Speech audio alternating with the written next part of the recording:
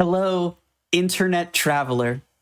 My name is Mallory Metroidvania, and you're here watching the marvelous Menagerie of Metroidvanias.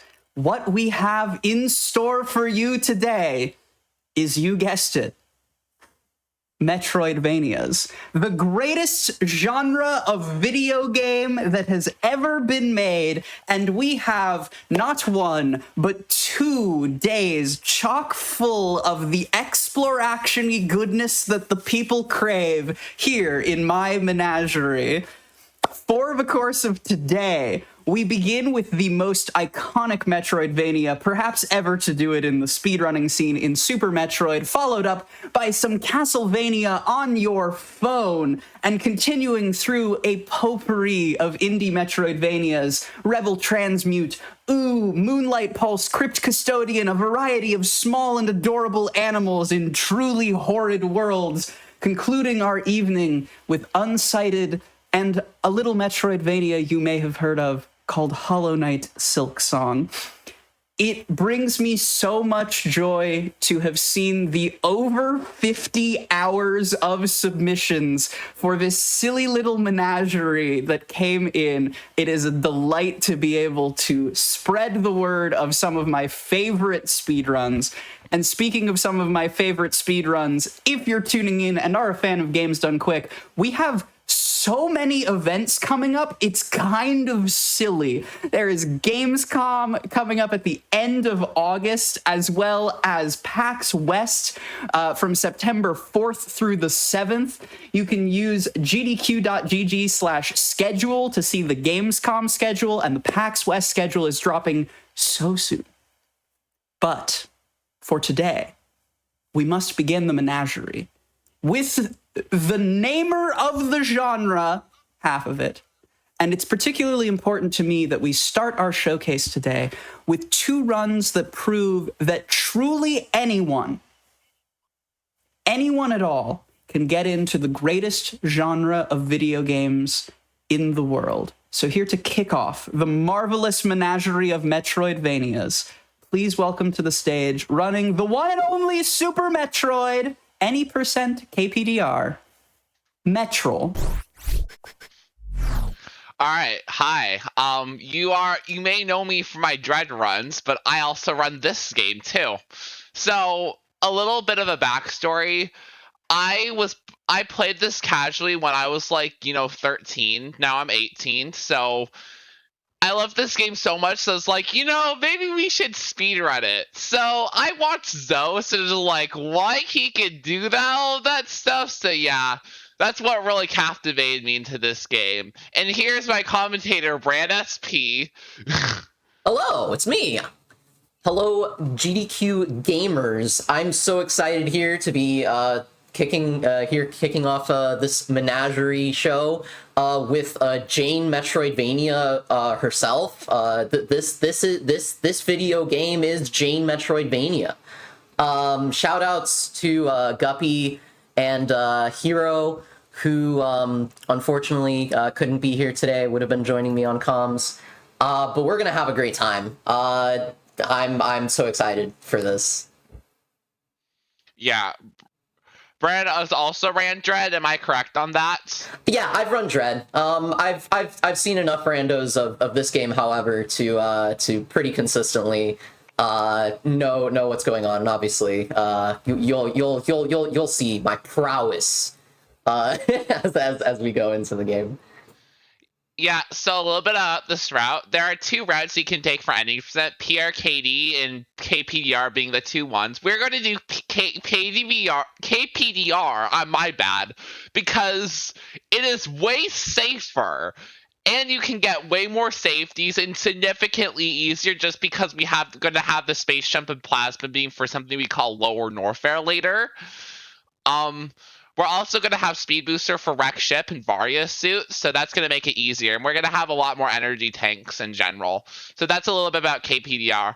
However, watching the run, you'll more likely understand what I mean by having Speed Booster for Wreck Ship or something like that. Okay, I'm ready to kick this off, because why would I not be ready to kick this off? Let's do it. Count us down when you're ready. Okay.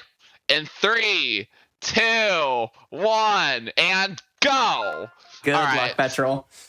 All right, we're coming in on Sarah's station here. The part that we sometimes, well, not any runners of the game, but that I personally sometimes forget is part of the run because I'm used to playing rando and they just start you on ZBs.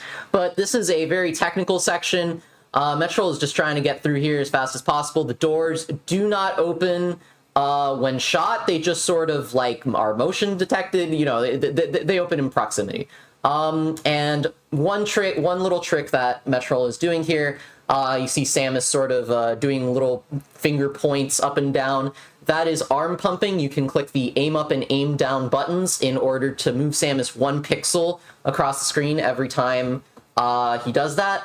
And obviously faster. So here we have Ridley. Ridley, very difficult boss. Ow, ooch, ow, took a lot of damage. Ow, bone hurty, ow. That's actually faster. You don't beat Ridley here. It is what we call a scripted boss fight. And now we have 1 minute to escape Ceres Station. Best Metroidvanias have 2 escape sequences in them. That's right, we get 2 for the price of 1.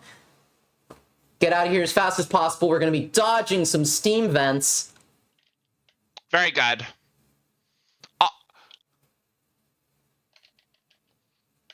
What was that? No game audio. Over? Do we start over? Yeah, start over. Okay.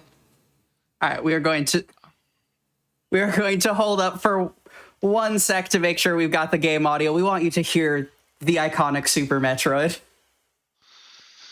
Oh yeah, that's totally fine. I don't mind starting over. Plus, it's nice not having splits for the record.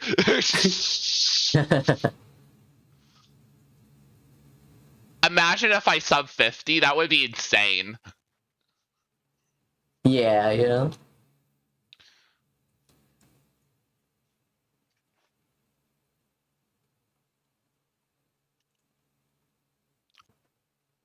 Oh no, yeah, that's my fault. I had audio on the practice hack.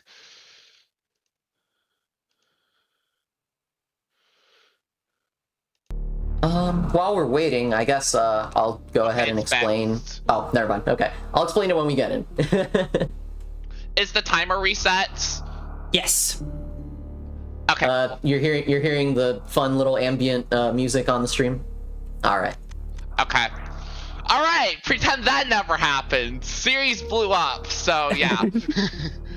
But remember all the fun things I said, because I won't say them again. I'll say something different.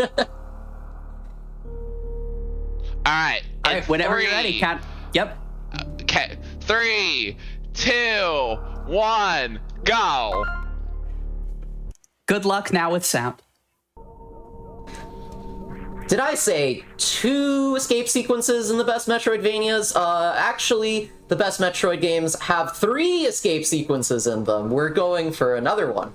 All right, so one thing I figure I should explain that we mentioned, KPDR, that acronym actually stands for the names of the bosses. If you didn't know, that's Kraid, Fantoon, Dragon, and Ridley. So basically the idea is that we're going to go get Various Suit. We're then going to go to Wreck Ship and get Gravity Suit so that we can go explore Meridia. And then last but not least, we do Ridley because Ridley is the hardest one. There are multiple ways of going through, as Metroid said. You can actually go to Ridley first, and there's all sorts of little fun strats for that, but that is very hard. And that's not the category we're running today. So we're doing KPDR, which is I would say fairly straightforward, but we'll be explaining it as we go along. So again, 1 minute to escape. All the scientists got killed. The Metroid baby has been taken. Maybe we'll see it again. It'll have a glow up later. Spoilers.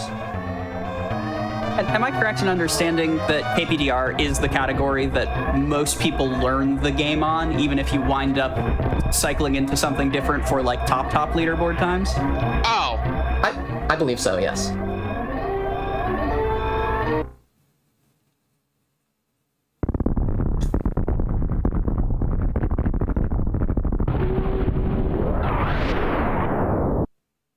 Fairly certain we've seen this route on GDQ before as well. Some of the numerous times that Super Metroid has been shown. It's got a bit of a history. We're mixing things up by putting it first instead of last here at this menagerie.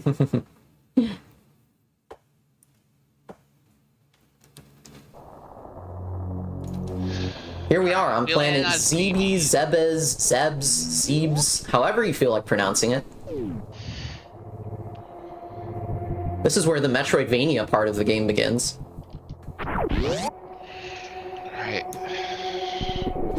Alright, so coming up here, we're going to get the first, like, you know, time-saving trick. There it is. Samus is, woo, rushing down there. That is Moonfall. We're gonna see it again real quick. Gonna moonwalk off a ledge, and that uncaps the fall speed and just makes you go real fast, zip down there. Here's the Mother Brain room from Metroid 1. Say hi, Mother Brain. So basically the idea is that moonwalking is a like secret control that you can turn on in like the advanced options of this game. And the idea is that if you hold the fire button down, you can sort of maintain the direction that you're firing in and still sort of walk in a direction. So, you know, the idea is that you do like this like really slow back walk. When we get charge beam later, the idea is that you can still sort of charge up your beam.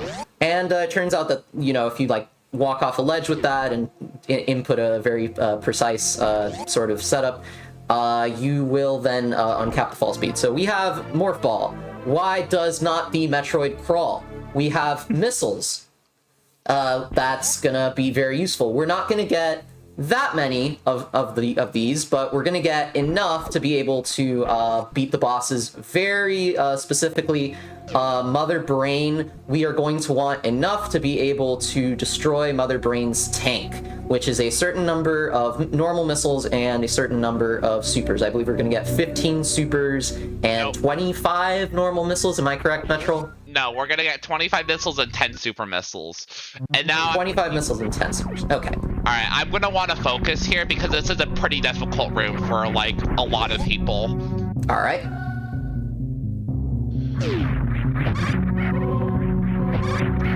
That's great.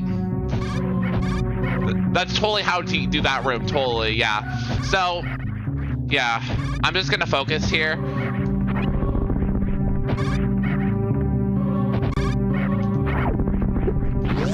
Right, that's that was perfectly fine. Nice recovery. Yeah. Thanks. So, I did this technique called ledge grabbing, so when you angle down and jump, the Samus will actually snap on the ledge. It's useful for really going fast. All right, we're coming up on Bomb Chorizo here. Not to be confused with a very delicious meat. This one does not agree with us, and in fact will fight us on the way down. There is a very funny way to skip this boss fight if you are a robot. You can arm pump really fast and hard, and you would be able to jump out that door. Yeah, almost casually. Yeah, sure, almost gonna get it. All right, Metro's standing on a specific pixel here to manipulate the boss. Gonna get Bomb Chorizo to jump backwards, get the missiles so we can shoot, and also in this position, it just sort of will not ever like attack us in a way that matters. And so we kill it. Nice, that was pretty good. So now we have Morph Ball bombs. Sorry, go on. So here's the thing about Bomb Chorizo. Bomb Chorizo has 800 hit points. We fire 5 P-shots at the start of the fight to get its HP down to 700, and then assuming we're at full health. Nice. Shoutouts to Alcatraz. That was Alcatraz. That's escaping the little pit there without actually using the Morph Ball bombs. It's you know, just a tiny bit faster. Yeah, so the thing about Bomb Chorizo is that the thing I said about the 5 P-shots, right? So then we fire 7 more missiles to dump his remaining health. And we're able to guarantee that we can kill Bomb Chorizo fast. That's all you need to go. What were you saying, Bran? Yeah, okay, so first we're shooting these guys to be able to sort of not take knockback through them as we sort of run through. I was saying about the E-tanks that we are going to need a total of 3. I believe Metro will be getting 4 for safety. And that is to survive the big Mother Brain Phase 2 laser towards the end of this run. With Varia and Gravity, we'll basically make it so that we only need 3 E-tanks, but we got the 4th for safety. Alright, here's Mach Ball. Is where you morph ball and maintain your running speed, and so we are able to get super missiles early through this room that normally would require you to have speed booster. Having the super missiles early will allow us to not fight Spore Spawn. Shoutouts to the fake big green time waster, Spore Spawn, a mini boss in this game. We are going to instead make our way to the real big green time waster. Shoutouts to Metroid Dread. We're going to be fighting Kraid. Well, there's a few intermediate steps before that. We're gonna go through Pink Brinstar, we're gonna take a little nice scenic route here, get the items we need, and then make our way over to Kraid's lair. Yeah, so the important thing is I'm going to be picking up one of the most important upgrades of this entire run, which you'll see soon enough. Also, they have a saying in the super... Yes, it's that missile thing, totally. So they have a saying. So they have a saying in the Metroid community. That trick I just did, is the weave is free if you do it right. All right, here's Charge Beam. It's the real, very, very important item. This is what allows us to, when we get our beam combo out, or not beam combo because that's a specific thing, but when we get our beams later, we're going to be able to charge up and damage the bosses. This is not Metroid Dread. You cannot just like damage bosses with uncharged beam fire. So we need to get the charge in order to make it so that our missile and super missile requirements are very, very lenient. We won't need them to actually finish off any bosses once we get those beams. Obviously, for the time being, they're still very helpful. Here's Red Tower, the bane of many speed people learning to learn this category. We'll be climbing it later. Right now, we were just going down. This is, I believe, the infamous Miiverse, why is there so much water room.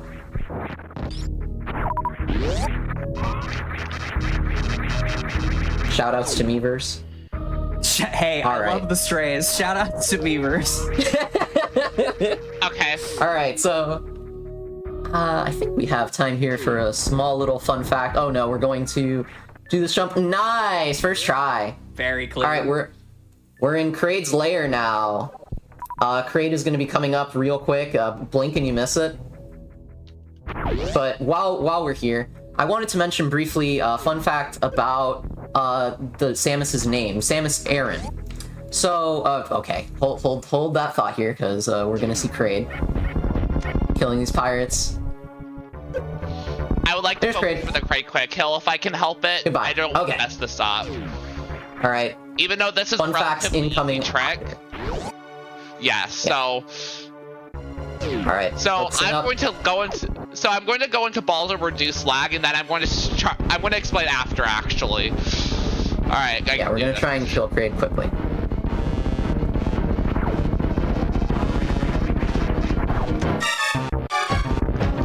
Very good. Nice. Very good. Alright, so we killed Kraid before Kraid went up, and that does this funny little glitch where the full part of the room doesn't load, and we got Varia. Very important. Halves damage. Lets us not take damage from heated rooms. Alright, so that fun fact I wanted to say about Samus's name. So, Samus Aran. Fun fact about the name Aran. So, there was a very, very highly skilled football or soccer here in the US player nicknamed Pele. Very, very old player. His full name was Edson Arantes do Nascimento. And the Arantes part specifically, it's believed, I forget what interview specifically this came up in, but there's actually a pretty good chance that Samus's last name is partially maybe a mistranslation, partially, but fully a reference to Pele, because like Pele, Samus is goated and can become and is very skilled at doing things with a small ball, morph ball specifically. Kind of going into morph ball, sort of running around. So wait, does Pele have morph ball? Is this deep soccer lore? Pele kicks morph ball, yeah. Shoutouts to my partner Madison, who specifically requested. They are a big football fanatic, and so requested that I put that fun fact somewhere in this run. All right, now we're gonna go shopping. Shopping. Nice. So, you saw me kill that Sova, and you saw me open the door. Very important. So, that door is a clear condition door, in that we actually have to kill the Sova before we leave the high jump room, not before or after. We have to kill the Sova. Yeah, sorry. Yeah, basically the door locks behind you when until you have killed an enemy in the room, but if you shoot the door, that lock will be disabled when we come back into this room, and so we don't actually have to kill it again. We'll just be able to leave the room, so slightly faster.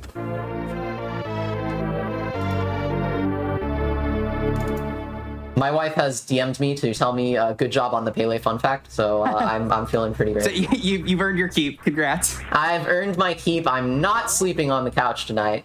Let's go. Shoutouts to my wife. I love my wife. They would never make me sleep on the couch. We're not actually married. I just call them my wife.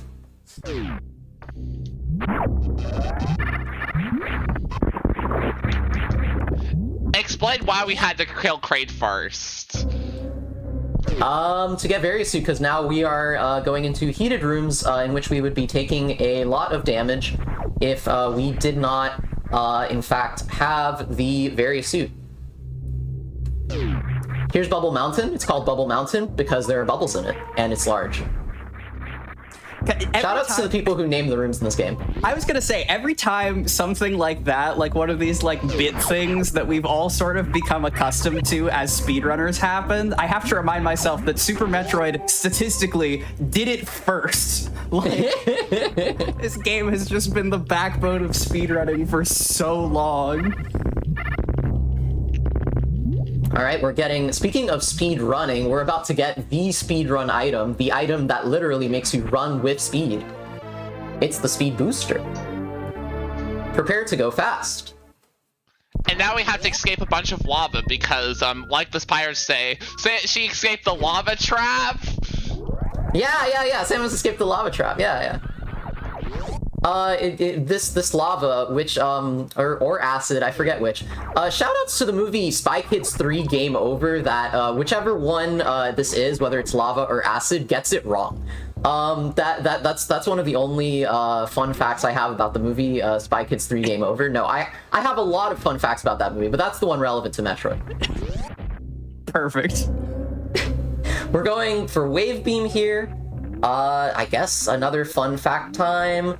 Yeah, sure. Okay, so Super Metroid is the first game that really kind of starts the like lore of the Metroid series. In Metroid 1, Samus still thought that she was a man. I'm sure that a lot of people can relate to this. But now that is very clearly not the case. In the Japanese manual, we get the inklings of sort of the idea that she was raised by Chozo as a child. Of course, by the early 2000s, we sort of have that one manga that it has never been officially translated, I believe, but that basically has the whole story of Samus being adopted after her parents were killed by Ridley. It's the stuff that's like now basically canon, but you know, at the time there wasn't very much lore. And a fun fact is that a lot of the lore in this series, a surprising amount, actually comes from the Nintendo Power Super Metroid comic that ran around the time that you know, Super Metroid came out.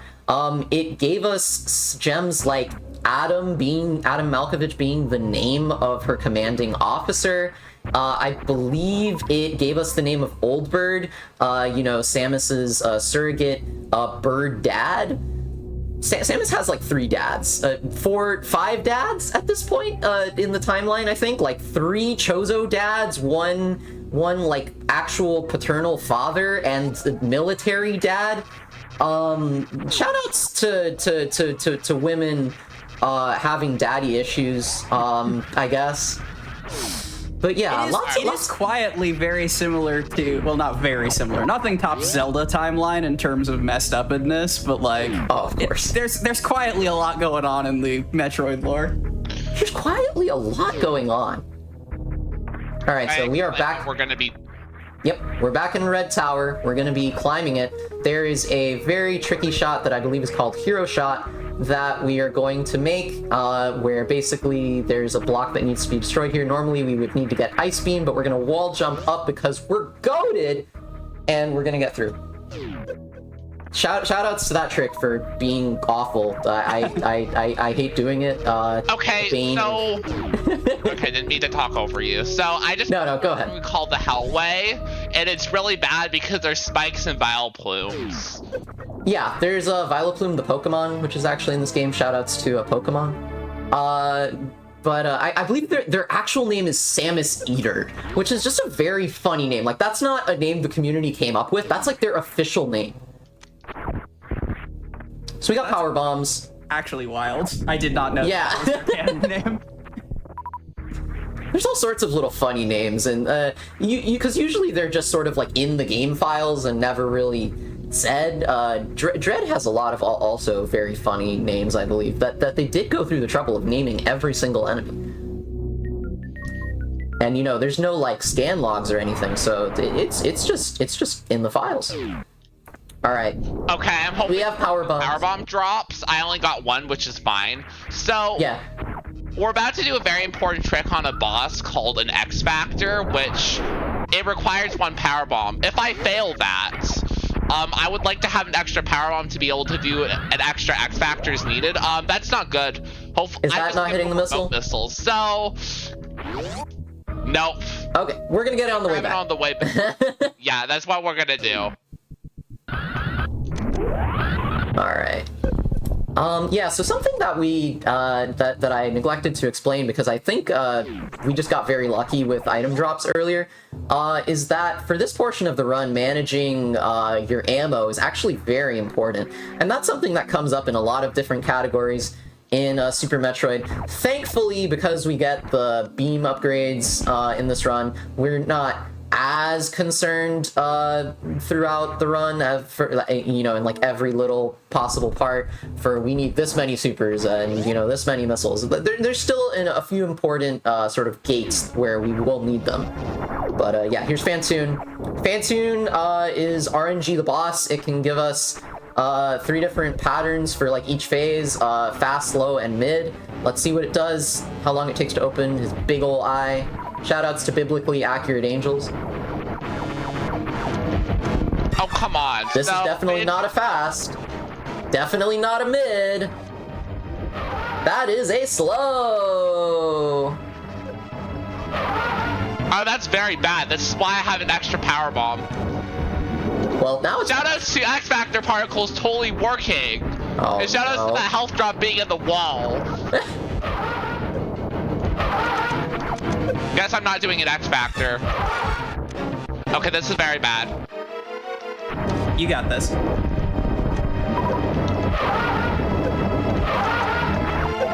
I could actually die.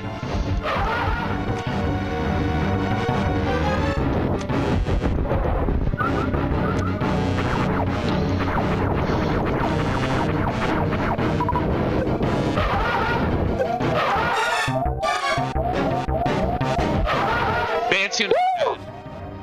Okay. Oh my goodness. Real heart pumper right there. Never any doubt. So, this is really bad. I have 0 missiles, and I'm going to get health bombed. Explain what health bombing is, because it's not good for speedrunners. Yeah, so basically, your Metro is very low on health. So the game says, oh, you need a lot of health. Please take all this health. Which, you know, I mean, objectively, we do need health in order to live. However, that also means we didn't get any missile drops. So we're gonna need to find missile drops because we have another gated room that requires us to kill everything in it coming up. Is there anywhere where we can? I guess we could you could super one of the funny some of the funny little nucleus guys. I Here's what I'm gonna do. So we have a room called Attic coming up. I'm just gonna use a power bomb, and then we're gonna use 1 super plus a shine spark. Okay. Alright, I got this.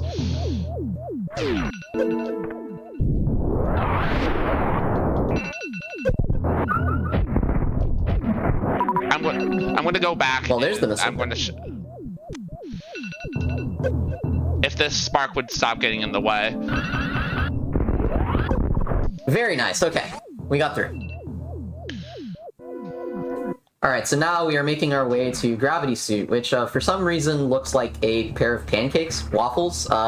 Send donations in chat, whether you like pancakes or waffles more. Do you like waffles? Yeah, I like waffles. Do you like pancakes? Yeah, I like pancakes. Do you like French toast? First reference. First reference. Go back to Spy Kids 3, game over.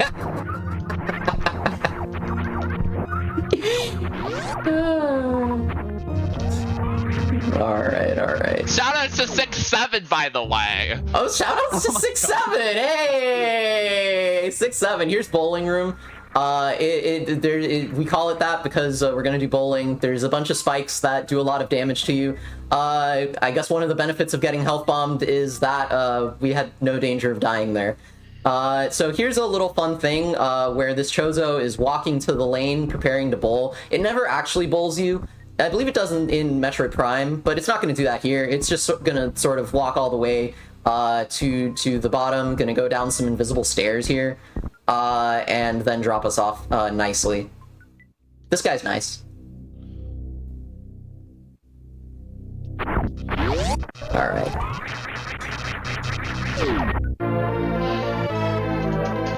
We got waffles. Devastated to report that the chat has come alive with pancakes v waffles discourse. Oh, that's great. I hope 6-7 made them also come alive. We got 1 or 2. I'm watching. Yeah. All right, get it on the way back. Oh, there we go. One other little fun fact I wanted to shout out, since it seemed like a good time. We're never going to see the Crystal Flash in this run. However, Crystal Flash, fun little secret technique that is in this game where you can basically trade your ammo for health. It requires 11 power bombs and 10 missiles and super missiles. And the idea is that Samus will retreat into this sort of fetal position and and the screen will blast this little like pink ball of energy as she slowly recharges her energy. And sort of the inspiration for that very likely is actually a little anime called Galaxy Express 999. Very, very ancient anime. I mean, it's not that old. It's like 70s, but very old anime. If you're familiar with the space pirate Captain Harlock, if you've seen Steven Universe and you're aware of the Lars of the Stars spin-off that's coming out soon, that is a direct reference to Captain Harlock. Space battleship Yamato, sort of in the shared universe of this Galaxy Express 999. It's a big train that goes through space, and there's a character in it who has a robot body, and she goes into the little fetal position and heals herself. So you saw me just blow up the tube with a power bomb. That's basically because that's required. Yeah, that gets us into Meridia. There is a little hint that can be done here in Meridia if you go through the normal way, going through from the sort of east end of Wrecked Ship to go into Meridia. But it turns out that it's just much faster to go this way. You can kind of access the important parts of Meridia way faster. I forget the name of this room, but it has a funny name. Or not this room, but this one. This is called Aqueducts. Yeah, Aqueducts. Okay, it wasn't that funny. I was wrong. But it's a big room. Big rooms are always memorable. So, important focus section coming up. I need to make sure I hit this X Factor trick, otherwise the run is literally doomed. Yep, yeah, here's Batoon's coming up. I'll give you quiet.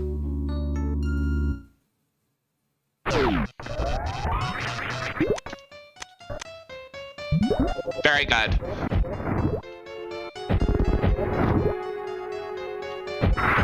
Okay, Botwound should be dead. Perfect, alright.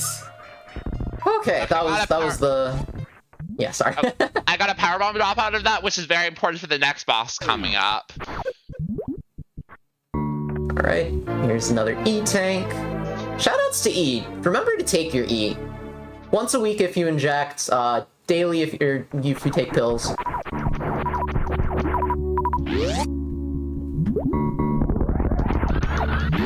I'm actually not going to do halfy here, because I learned that it's 3 seconds faster for me, and I don't want to risk it during a marathon, because it's a very, very, very tight trick. Yeah, basically the trick would be to get a speed booster through the door here and just sort of like zip zoom across the room. And you dodge all these lips on the ceiling and all these like slightly raised floors. Doing some fun little damage boosts there. Ah, the quicksand. That's quicksand. Oh, I hate Meridia. I hate quicksand too. Alright, we're coming up on, No, sorry, I'm thinking of Metroid Dread. Yeah, my mistake. This is Dragon. I'm just gonna say Dragaga. I'm gonna need a lot of focus on this fight. This fight is like one of the hardest. Alright. So, you can do explaining after the fight, but I'm going to go when the particles cross, and I'll explain what that means. 1, 2, 3.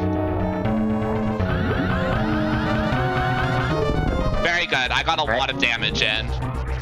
Very good, very good. For one boss, you can Shine Spark. That's very good.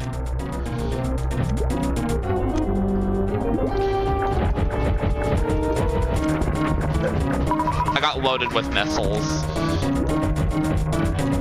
Okay, that was a very clean Dragon. Nice. Very, very clean.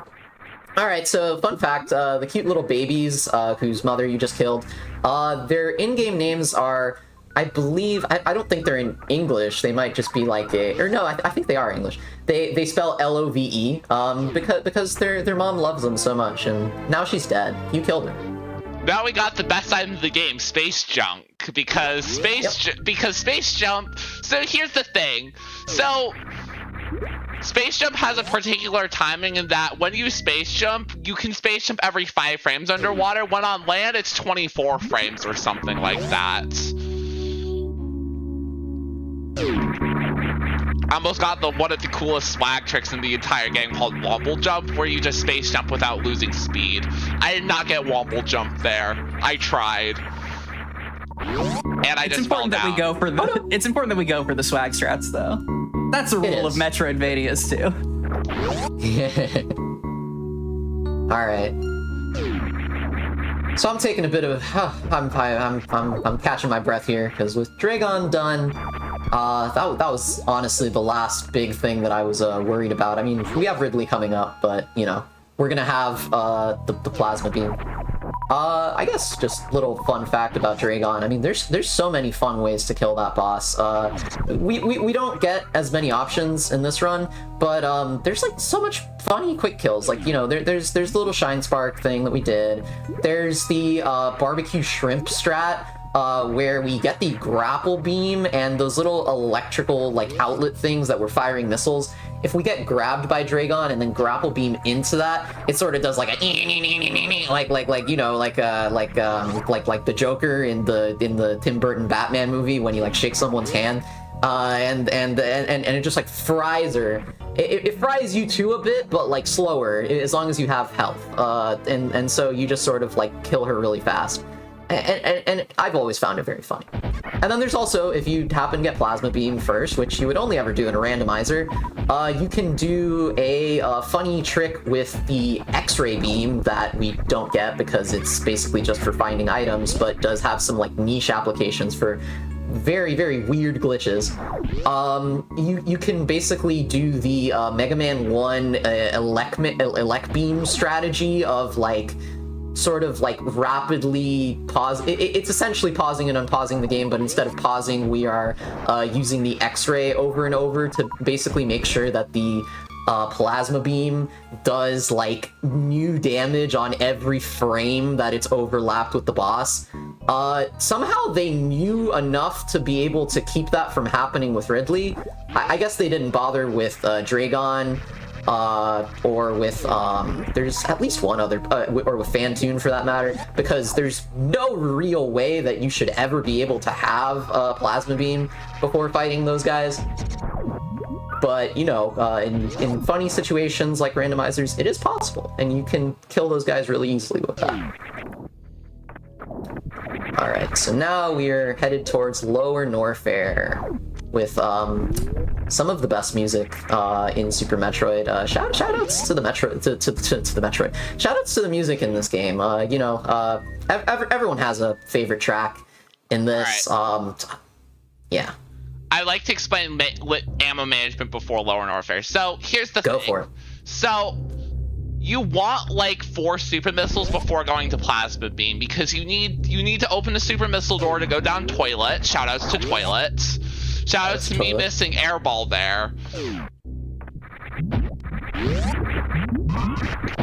Shoutouts to Ice Beam and Ice Beam.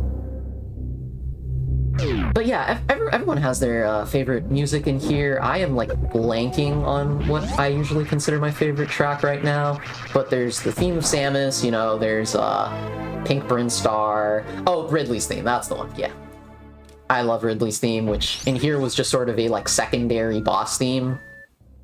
But because of Super Smash Brothers labeling it as Ridley's theme, it's forever associated in my mind as Ridley's theme. And, you know, it tends to play when Ridley shows up, even though Dragon shares it. He's 11 chat already for Ridley's theme as well. Yeah. Yeah, chat, tell us what some of your favorite music is in this game.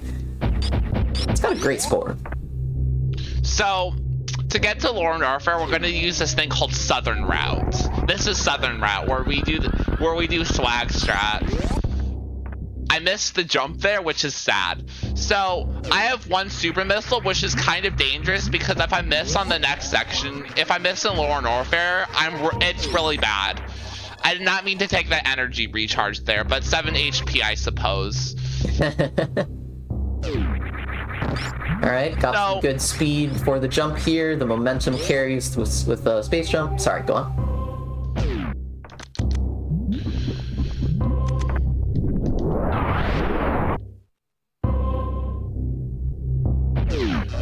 Should I attempt fast pillars? Go for it if you want. It looks cool. Okay, so we're gonna enter Lower Norfair, where you're gonna see me do a lot of lag reduction strats. So lag reduction strats are when we try to reduce lag. We're actually gonna do in this next room. I'm gonna see if I can get it. I did not get it because I shot down, and I don't know why I shot down, but I've been doing that a lot. Right. I don't think it's gonna work. What? Let's go! Oh my god. Believe in yourself. That's really hard. Datebayo.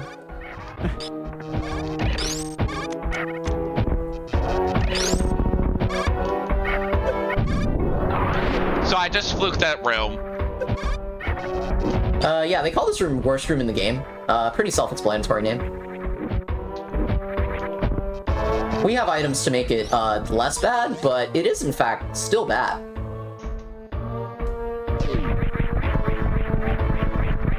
And this is the big room whose name I forget, but it's a big room with lava rising, and it stinks. It's amphitheater, I think. Oh, this is... Yeah, see, you said amphitheater... Or no, you said aqueduct. That's what it is. I got confused. Okay. That's amphitheater. Here's the key hunters that do like 10 more billion damage. Try not to take 10 more billion damage. So the plasma beam has a piercing effect, right? Yes. And stuff. you can actually shoot through enemies. Like, you can just shoot and then walk through them. It's pretty cool. Yeah, it sort of like turns off their hurt box for just a second, just enough time for you to swoosh on through. I'm very low on health. This is really bad, Yeah. but I'm going to be hooked up by the metal pirates anyways. Yeah. This is where I do not want to miss the super missile because there's a green door right there, and I wouldn't know where to farm a super. Yeah, I wouldn't know where to farm either. All right, here's the metal pirates. Very original naming. They have metal plating that you can only sort of deal with when they decide to do their little flying kick. Alright, I'm gonna need to focus for Ridley because I'm very much dead. Yeah. You can farm. You can farm. It's a marathon. That's not how I normally do that room, but I wanted to conserve health, so I decided I would rather play it safe. So, Ridley has two patterns. He can swoop or pogo. We want him to swoop as much as possible because pogoing is slow. And now we're going to do 20 charge shots. I will count. Okay. Come on.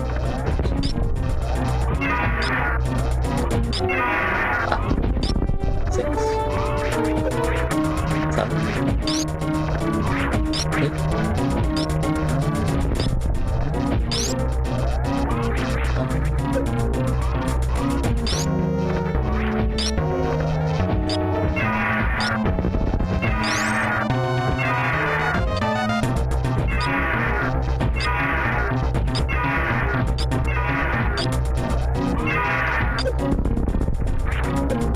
That was very clean.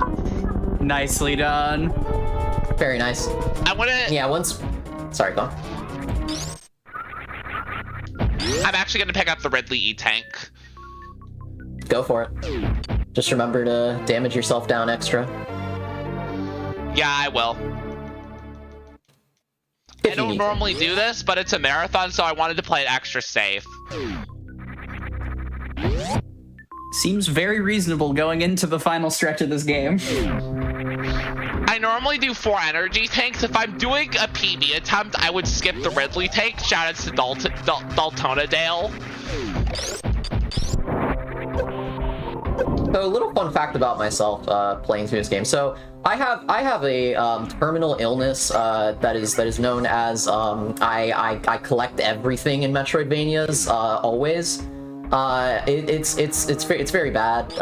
It means that I always experience things at the most prepared level, which is actually not that bad. It's actually probably good for my health, come to think of it. But when I first played Super Metroid, I basically got as many E-Tanks as I cared to get. And I actually ended up, like, I thought the final Mother Brain fight was scripted. Genuinely. Because I had so many E-Tanks, and, you know, I had, like, all the weapons and things, I was like, wait, you can die on that fight? I remember watching, like, the Nintendo World Championships in, like, 2015 or something like that, and being and seeing, like, a bunch of people die on the Mother Brain fight, and I'm like, wait, you can die on that? Now that I'm more familiar with the speedrun and I see, like, you know, you can go fight Mother Brain with a much lower health, I of course realized that, yeah, this is a very dangerous fight. The game is actually kind of hard. Like, a lot of Metroidvania, we started off the showcase with, you know, the more safe route of Super Metroid, Castlevania on your phone. You know, we want these games to be as accessible as possible, and we're saving the truly horrible stuff like low items in Dread and level 1 in Order of Ecclesia for tomorrow. But, like, no matter how you slice it, this is a pretty difficult game genre. Oh, yeah. Fun fact about low items Dread, since I'll be returning back for that tomorrow. It's interestingly, like, I'm so much less scared about things going bad in that run than I am here, because at least the game is nice enough to autosave. Like, if something goes terribly wrong and someone dies, barely any time is lost, really. Here, death happens. That we don't need. That's all, folks. We're cooked.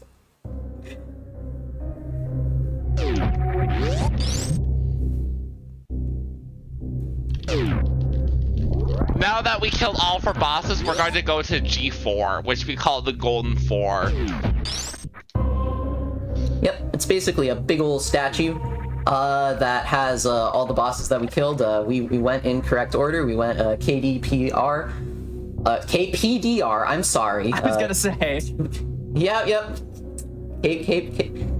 I think I got confused with something else. Alright, okay. Sorry about that, yeah. Yeah, so we fought we fought the K, we fought the P, we fought the D and the R. So now we're gonna go to the big old statue that basically is meant to be environmental storytelling. The ludonarrative resonance in order to I'm just saying words, but it basically says it's meant to hint you without actually saying any words, like, please go kill the bosses of this video game before you can come in here, and remember, this is a secret place to use for later. Haha. You know, it's sort of you come back there. That was suspiciously good. I do not remember the current voice actor of Mickey's name, but shout outs to him.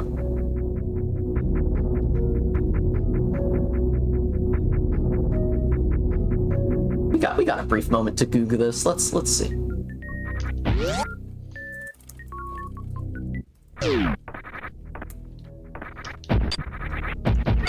Brett Ewan? Sure. Okay. Shoutouts to Brett Ewan.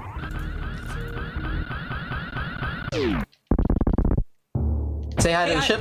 I have to say, I remember this. It's the start of the game. It's like we've backtracked or something in a Metroidvania. Crazy. Yeah. So, yeah, we get our little victory lap of kind of... Well, this isn't the victory lap. The victory lap's coming up, but, you know, penultimate lap.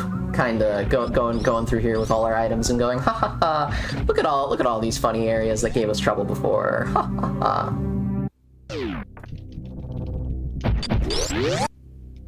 If we're just moving for a little bit longer, or no, okay. This is the read like donations. Then I will ask you the question that I plan on asking everyone this showcase. What is the greatest Metroidvania of all time? Obviously, there's pressure towards Super Metroid since it's on the screen, but I do want to hear your honest take. Metroid Dread.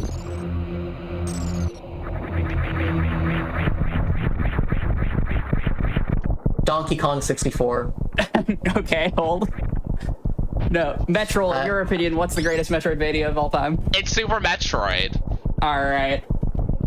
My actual answer is Dread, but... Alright, I'm gonna need to focus here because we're actually about to do really hard stuff called the Metroids. Hey, I recognize that name. Isn't that the person you're playing?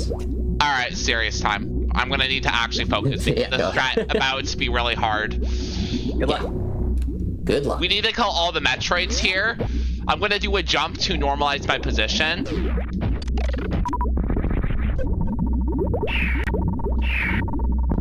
Very nice.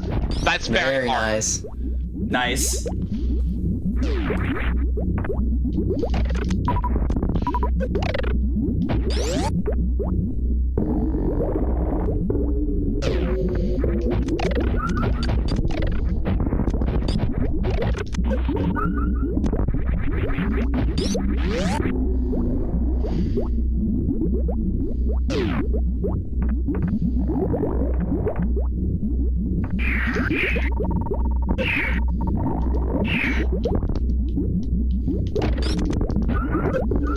Nice.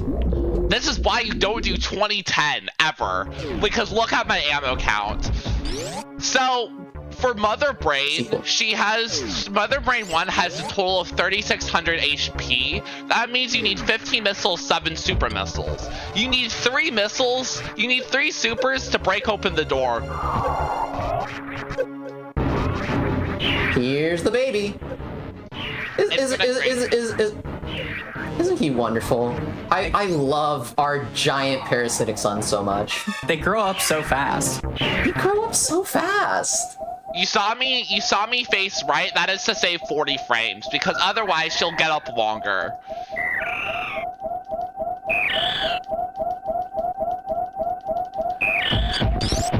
And now we're at 1 energy. Oh no, is the run dead? Brand, what should I do? Oh man, just do it hitless. Dread mode. Here we go. We're fine.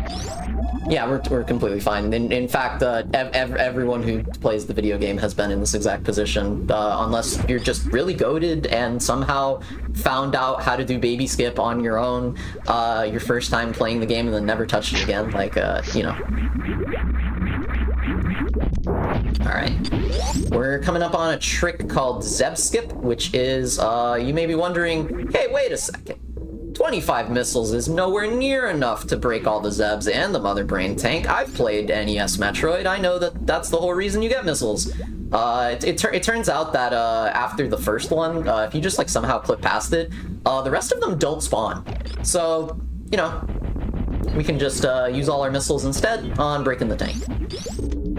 And destroy those annoying little Rinkas. Ouch, ouch.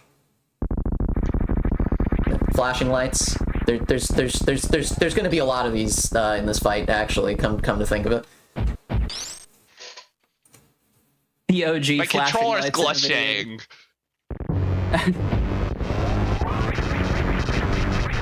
Oh my god, she's a dinosaur! We're gonna do 20 charge shots.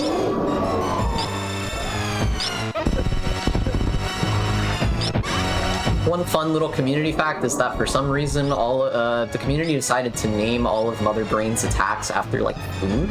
So like those are the meatballs. That's the ketchup beam she just fired.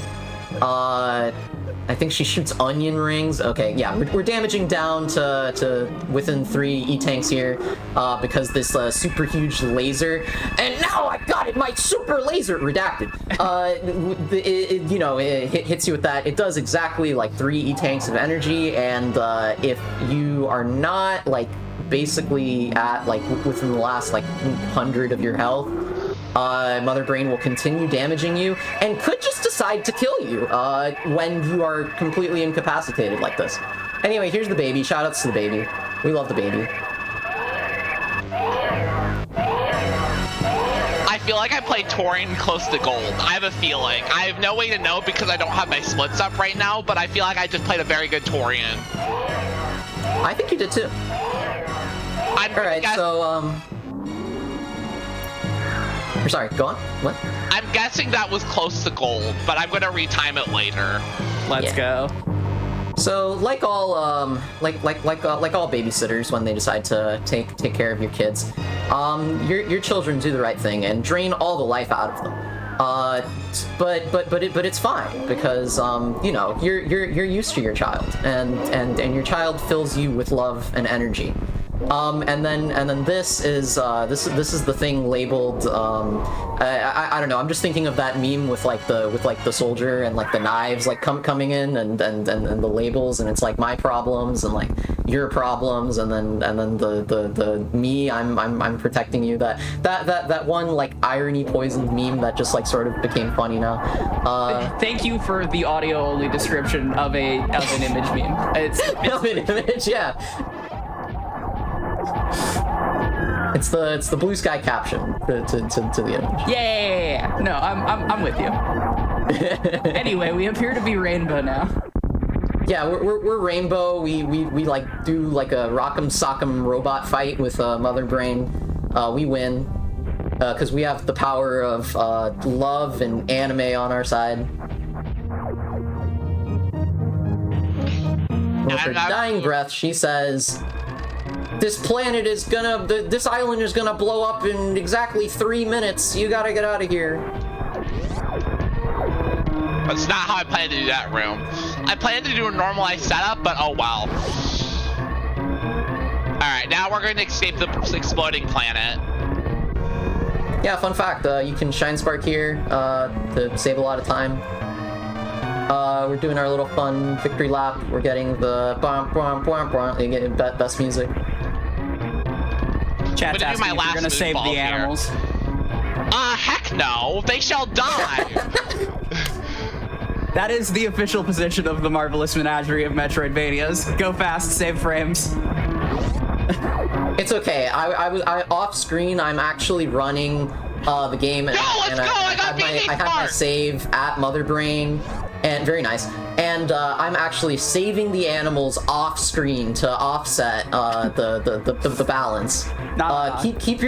Keep your donations in. I'll do it on a second save file after the run is over if we get it.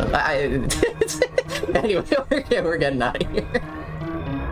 Time! Let's go! And time. GG. What's, out of curiosity, Metro, what's your RTA PB? 5029. All right, this is very close to that for a marathon setting. I'm waiting for the delay, but it's looking like about a 52 flat. Yeah, 52 flat RTA on that. Very, very clean showing. Very good. All right, chat, I want you to imagine a little pixel coming out from the exploding planet in a couple of seconds. that is the animals that were saved in my video game. While I was commentating, not looking at my video game, basically playing blindfolded. Incredible. GG's to both of you. I could not think of a better way to kick off this showcase than with the OG of the genre. Metro, Bran, if you've got shout-outs you'd like to give, the floor is yours. Otherwise, let people know where you're at on the internet and what you're up to. Once again, shout-outs to Guppy and Hero. Couldn't make it today, but we had, a real nice rapport. Had a great time doing practice comms with them. I tried to include the little bits that they had sort of talked about when they were doing the practice comms. Shout-outs to my partner. Shout-outs to the Metroid Dread community, who I will be coming back to represent tomorrow. You can find me on Twitch at Bran_SP. I believe on YouTube as Bran_SP. If you see a giant close-up of an eye, that's me. You can find me on Blue Sky at the @ is Seraph Pundit, Seraph like the angel. That's basically it. I mean, if you know me on Discord, you can say hi, I guess, but I'm not. Over to you, Metro. Fantastic. Thank you. So I feel like getting a 52 is very good for a marathon setting. As much as it would have been cool to PB, I don't think it would have been realistic. So I don't know how the run went. So here's the thing. I picked up the Ridley tank because I wanted to not be greedy, and because I had no backup saves, I didn't want to go die. That's extremely reasonable. Any shout-outs you'd like to give, Metro? I don't know. Shoutouts to Dalton Dale because he keeps telling me to pick up the Ridley E-Tank. I will never, except in a marathon setting. Incredible. All right, with that, the Menagerie is officially upon us. We have rung it in with the one and only Super Metroid, so we are going to take a quick break. And when we come back from the break, what would one half Metroid be without the other, Vania? When we come back, Castlevania Dawn of Sorrow Mobile Edition. So get up, stretch, and I will see you shortly.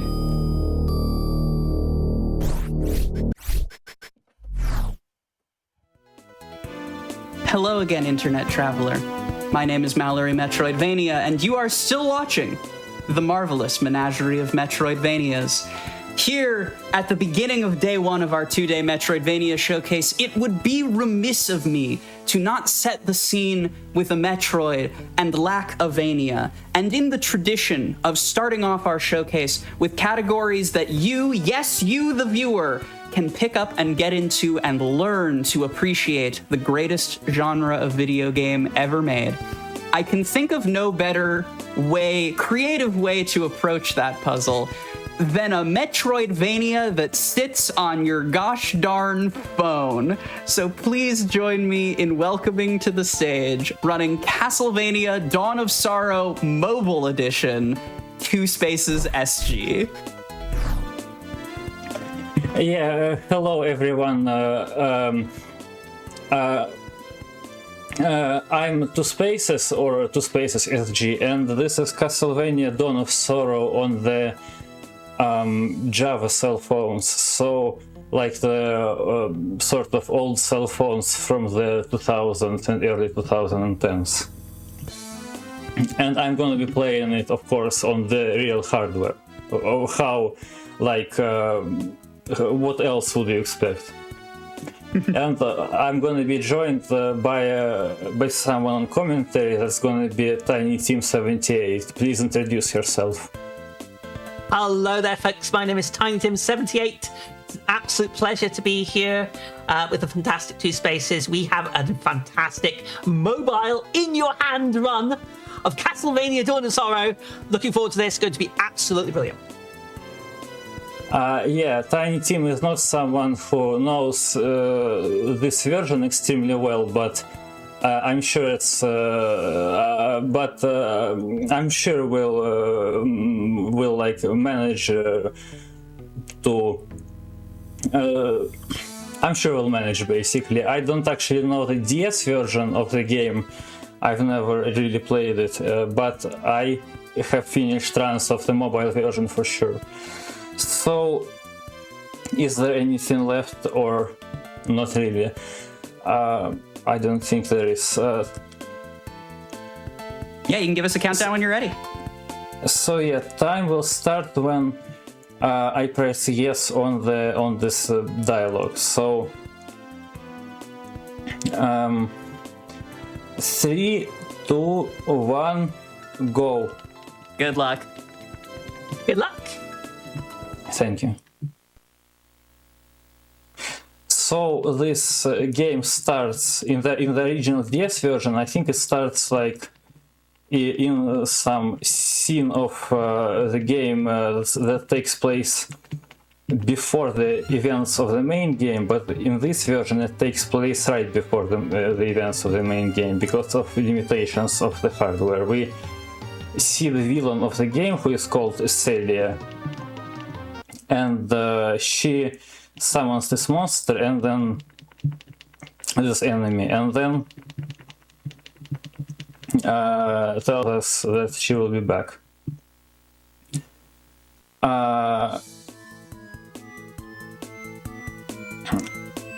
This is the first area, the Lost Village. So this is actually a very impressive port for the system's standards. So I hope to do it justice in terms of the speedrun, at least as far as the currently known tricks are concerned.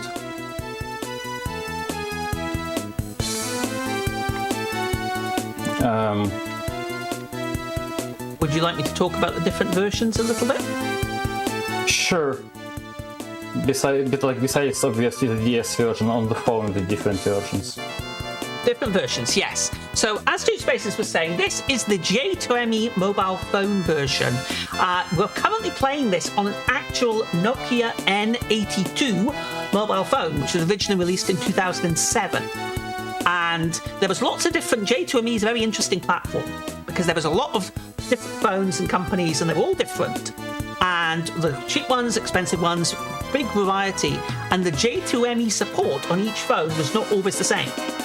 So as a result, what you would have is you would have different versions of the game for the different models.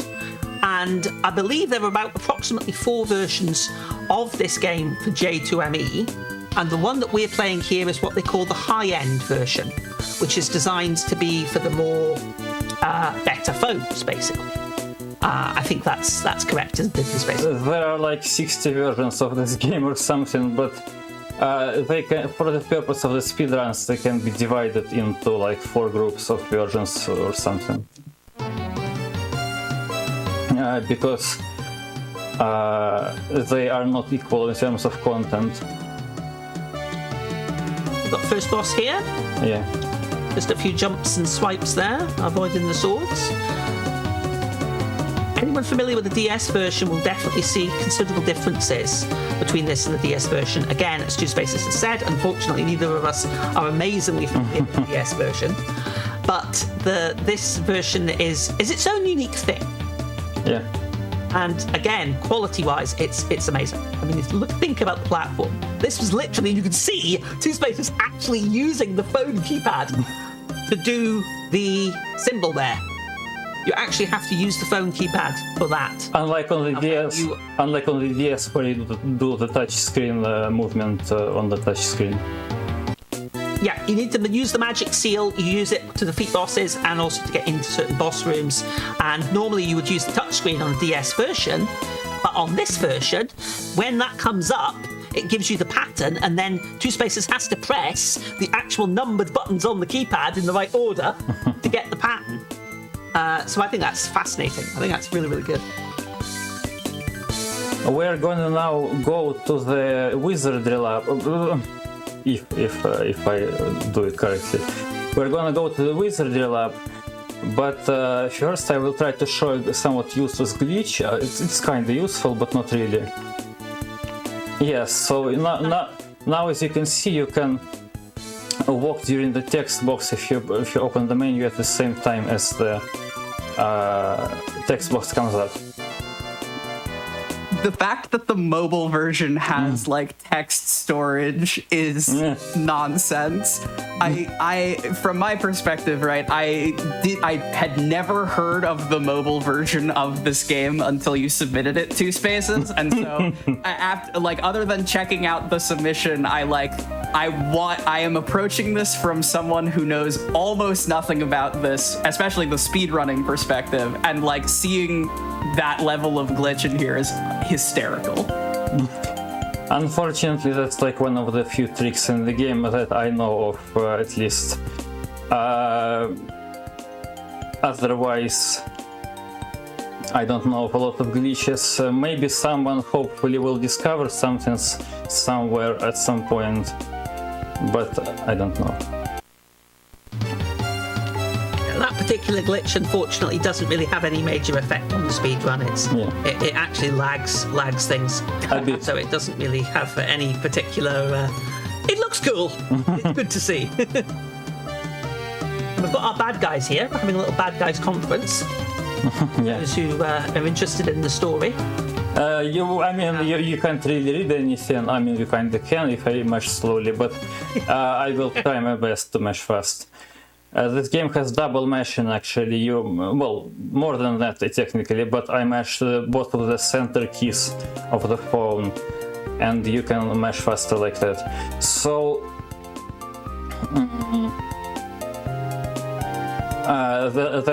those were Celia, as well as the two Dark Lord candidates, the Dmitry and Dario. We will see them again. A little bit of background on that for everyone then, for the storyline. Just a little bit of basic background.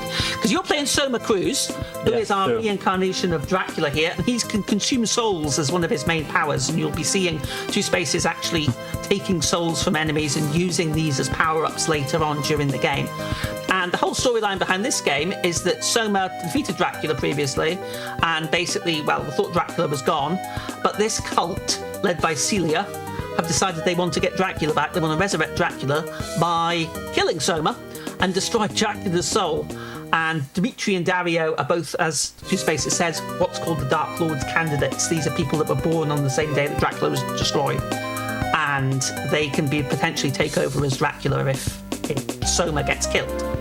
So that's the whole kind of story, really. I've simplified it greatly.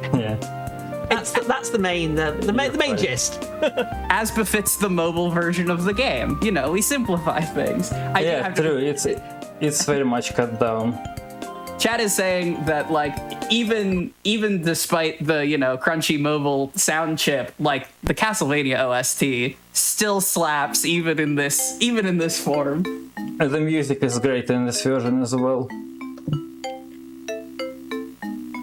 The music is very, very impressive. It's especially that tune in the Wizardry Lab.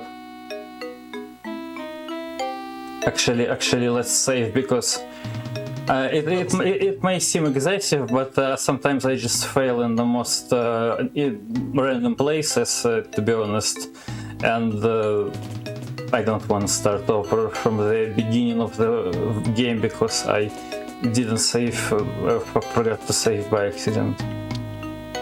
If you're playing this game casually, it's pretty forgiving in terms of the saves, etc. Yeah. But obviously, if you're speedrunning and you forget to save, then you're going to be, and something happens, then you can lose a lot of progress. So just for safety, we're going to take the odd save here and there just to make sure that we're keeping everything on track. Accident. This is one of the lag areas of the game. Like, I mean, the game has a decent amount of lag on the actual hardware, but it's noticeable here. But it's not a huge deal, to be honest. It's just what it is. Making games for the phones in Java was not easy. Yeah, Again, I just want to. Oh, sorry. Go ahead. I was just gonna ask, how did you discover this as a game and speed game? I don't remember. Well, Two Spaces, to give you a bit of background there, Two Spaces is, what can we say, a connoisseur of J2ME and mobile games. Has a great many deal of phones, get my words right, and has lots of different versions of phones, lots of different versions of mobile games, knows probably more about mobile games than there is to know. Certainly more than anybody else knows.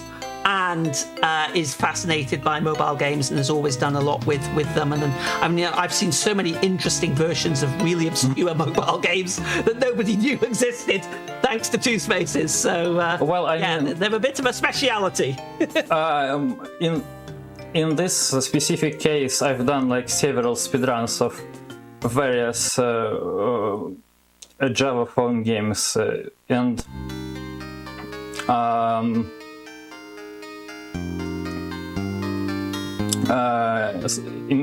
this is one of my newest speedruns, I guess. I'm trying to get a level up here because we will soon get a level up again after finishing off Dmitri. So it's just a tactical, I guess, thing to get an easy level up. Yeah, as with a lot of speedruns, the way that this game works is obviously you're going as fast as you possibly can, and as a result, I'm trying my best. Yeah, but as a result of that, you're underleveled. You're not picking up. You're not getting all the experience with getting. Oh, and here comes Dmitri for the first time. I hope I saved. I wasn't paying attention. I think you did. I believe you did, yes. Okay. I mean, he's not the hardest boss in the game, to be honest. He's got a lot of blood coming out of him, mind. Nah. He also has the fire.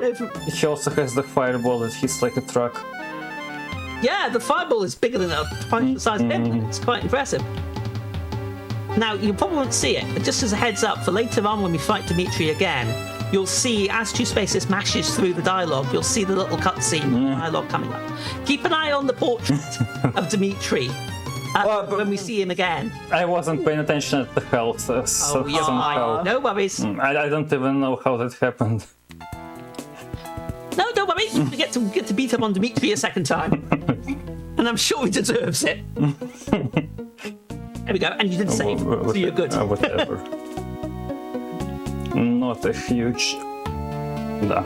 It will be a huge deal if I keep getting hit. But whatever. Oh, you're doing fine. You're fine. I'm not complaining, I'm just saying stuff. So anyway...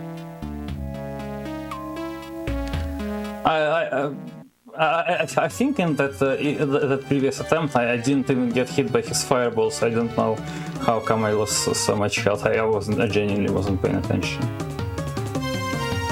It was genuinely just his melee attack. Go on.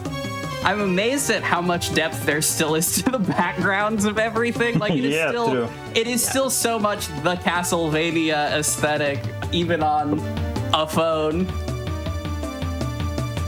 It's incredible from a technical perspective, isn't it? I mean, it's very impressive. Ooh. Constantly there. It's getting a bit tricky. There we go. You got him. I don't know what I'm doing. Double fireball, so rude. No, it's normal. I'm just... I don't know what I'm doing. I should have practiced. Oh. Oh, you're fine. You're no worries. Dimitri just playing, just making things hard today. We'll revenge on him later on. I spent all the practice on the final boss. I guess hopefully it will pay off.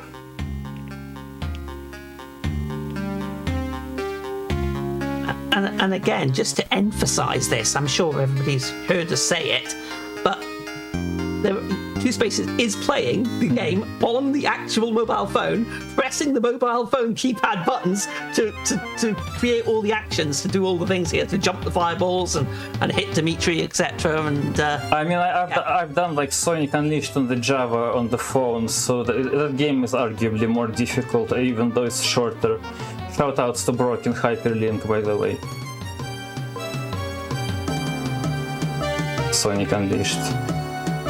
That game also exists. Yeah, I was there's a gonna Sonic say, Unleashed. there's a mobile Sonic Unleashed? What do you mean? there's a lot of mobile Sonics. How is he hurting me so much? I should probably do something. No, he's just being a bit difficult. Come on, stop jumping around, Dimitri. Slow down.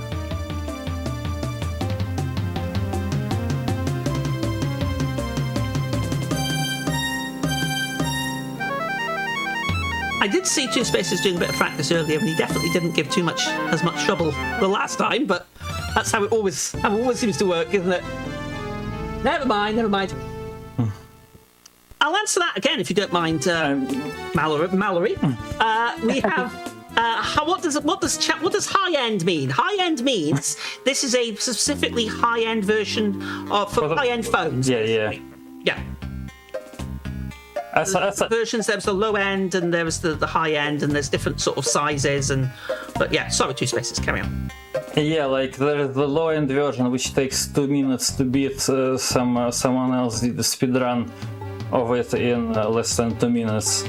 There's the two versions in the middle, which are linear. Oh, sorry, I must concentrate. Yeah, that's fine. No worries. No, as I said, there is the different versions of this game, and then again, something else somebody said that the actually doesn't copy it.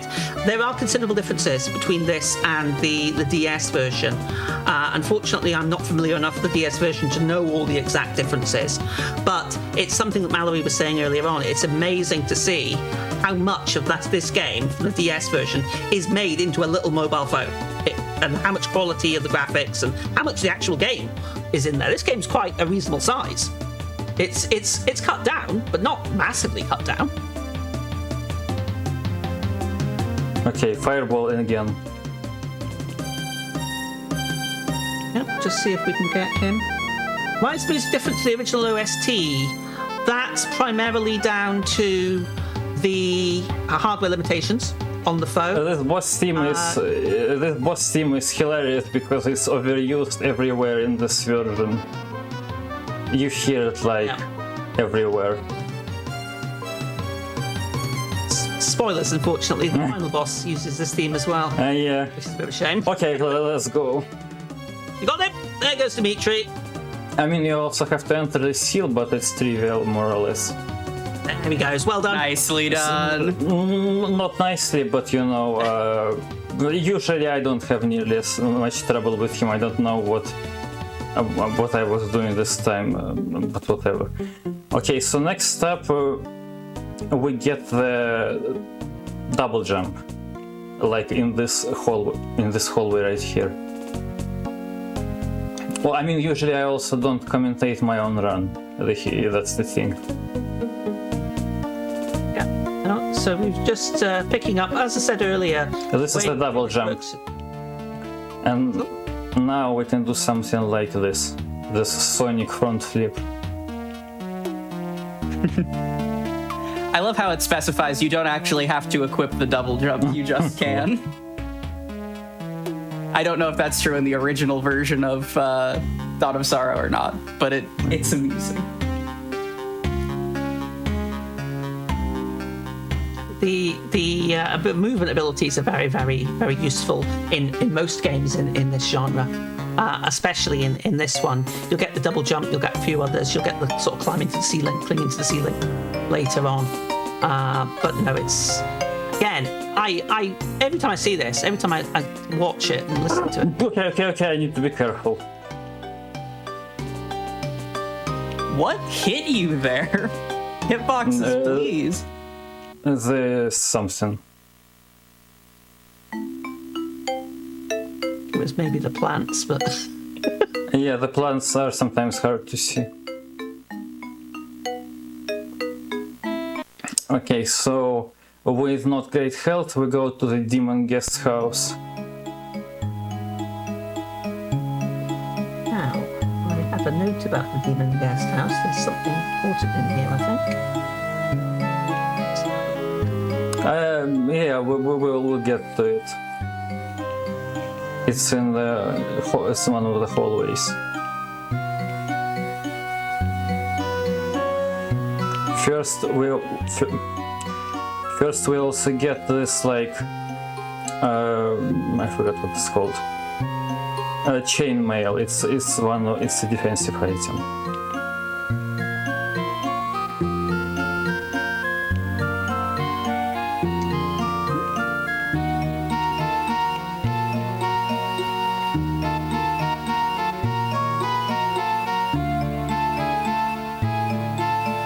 Considering the limitations of memory, etc., every area of this game has its own music. Obviously, the boss music's reused a lot, but every actual area of the game has got its own music, and it is really good. So this is the hallway with the bone pillars. I hope to not die here because it would be absolutely disastrous. I'm sorry, the bone peelers? No, I'm just like pronouncing it terribly. I'm sorry. Pillars.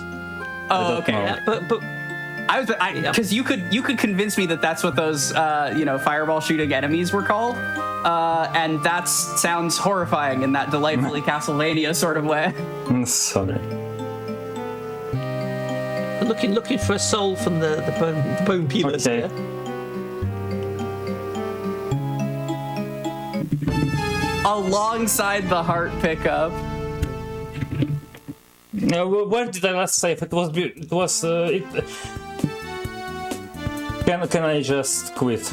But no, I No, You got fine. this. But Yeah, absolutely. but there was genuinely no save in the way. But that's the excuse I have. No, you're fine. You don't need an excuse. You're good. Oh, Let's just see if we can get it. hold on. I forgot I don't even have the double jump at this point. Like, I did not have. I did not actually try commentating the run and running at the same time. I should have done that. But let's go and hopefully I will be underestimated with some kind of perfect RNG. Oh, you'll be fine. No bother. And look, we get to beat up on Dimitri again. But let's not mention it.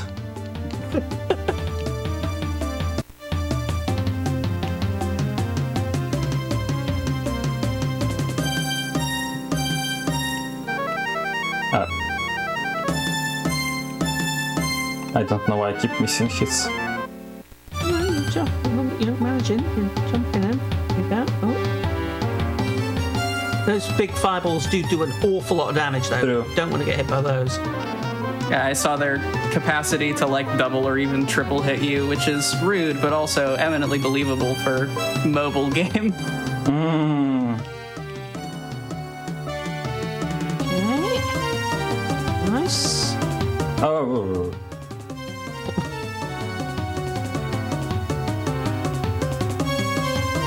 He's got the dance moves today. Oh, Come on. it's good. It's good.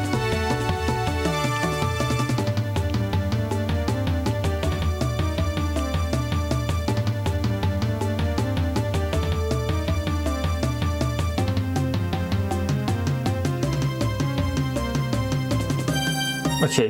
There we go. Very clean. So There we what, go. There you go.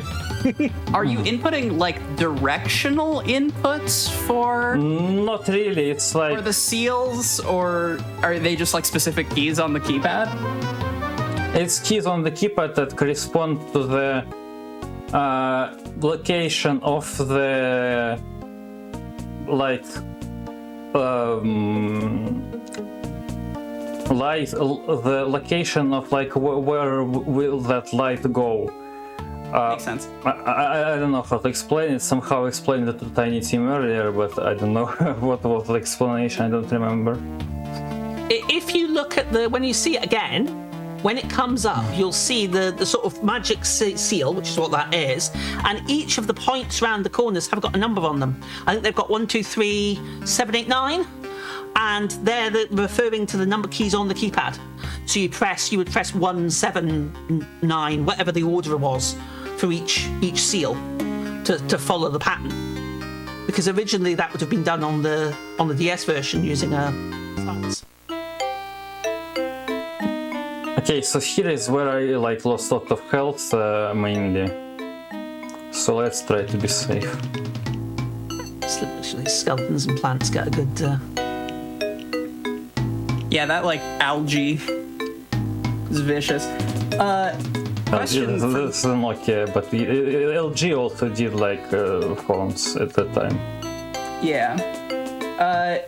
Question from the chat: how come Dimitri didn't copy your axe attacks? I assume that's just the boss doesn't in mobile. Yeah, he only shoots fireballs and jumps or something. What I don't remember what else he does, but he doesn't copy the axe or anything like that. It's just like one of many weird differences to chainmail. Because they had to simplify it greatly for the phone port.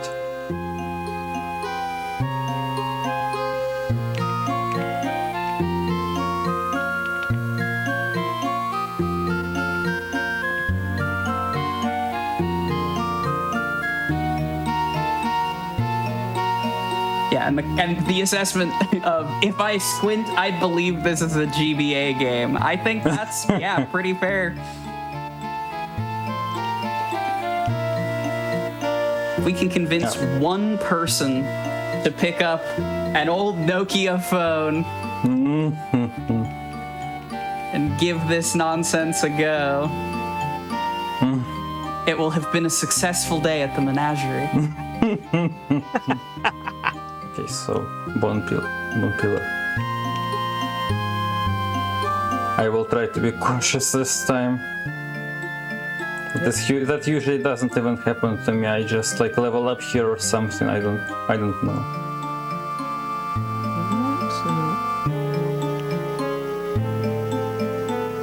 We're looking for a soul on these. Yes, sometimes the souls fall out randomly of certain enemies that like bleed green or something. So, or like have the green energy coming out of them when you hit them. So. And we need the fireball from the bone pillar. Unfortunately, the RNG so far isn't in our favor, but we will see. The bone pillar's being a little difficult here. The RNG is a big factor in this run. There are 3 major points where we're needing to basically grind for a soul. This being the first of the 3. Yeah. Oh, is that it? No, I just grabbed the heart randomly because I missed the throw on the axe.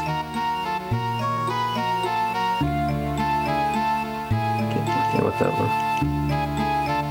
Someone in chat saying, I may have booted up Aria of Sorrow and started playing it just now. Does that count? Yes. Which Aria of Sorrow? The Java one or the good one? Because there is the Aria of Sorrow on the GBA, and unfortunately it's not as good as this, and also I almost died again or something. Not really, probably, hopefully. I'm getting like a very low amount of health pickups also for some reason.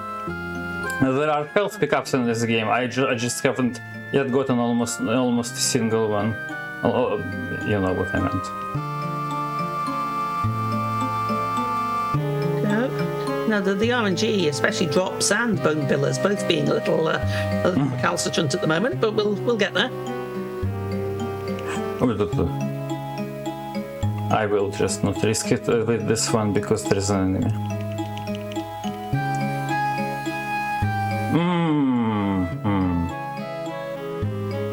Did you say? Have you saved before coming in here? Just to. I don't know where is the save here. There's probably a save somewhere. I just don't know where it is. I hope for a level up, which will replenish me. Good. Okay. Not okay, but you know. Okay, I will do the safe way. I will revisit the room over and over. That was not even it.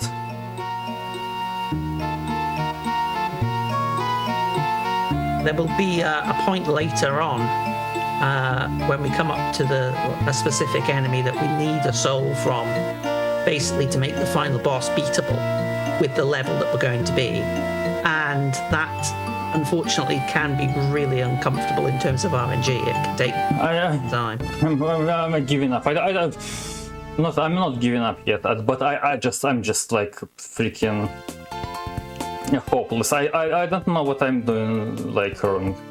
To not get any drops and not any even health drops. Normally there are a lot of health drops. We didn't put the game on secret hard mode.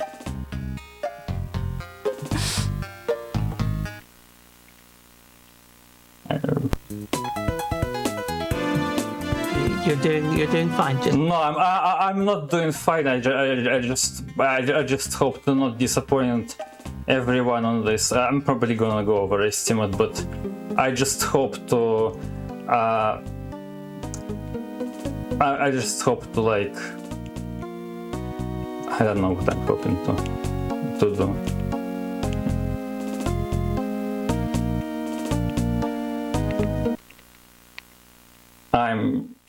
I'm just saying, I'm not a professional speedrunner, but my previous runs on marathons have usually been fine. I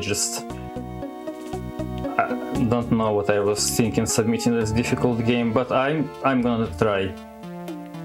I think we all agree the showcase of something this unique is absolutely spectacular. It is brilliant. I might have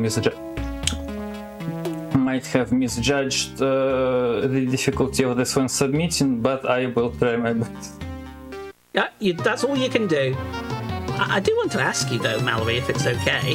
What do you think? Are you enjoying it? Oh, absolutely. Again, this is the wildest submission of maybe the entire set. I knew we had to have it. Well, okay. At least I'm glad someone's enjoying my fails, even though. I mean, I'm not suffering. I just hope I'm not letting people down. Is all. Absolutely not.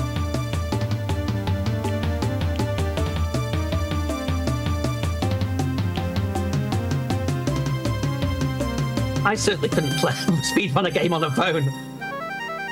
Yeah, I can't speedrun a game on a modern mobile device. They started porting so many absurd things to mobile too. Like there's like a Hades mobile port now. What else? I feel like, I mean, obviously the new Pokemon Champions is on phones. Phones have gotten too powerful.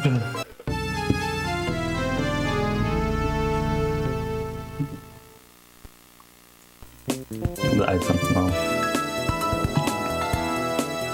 Keep going. That's all you can do. Your best. Just keep going. I'm doing my worst. Literally, I've not had a run this bad ever.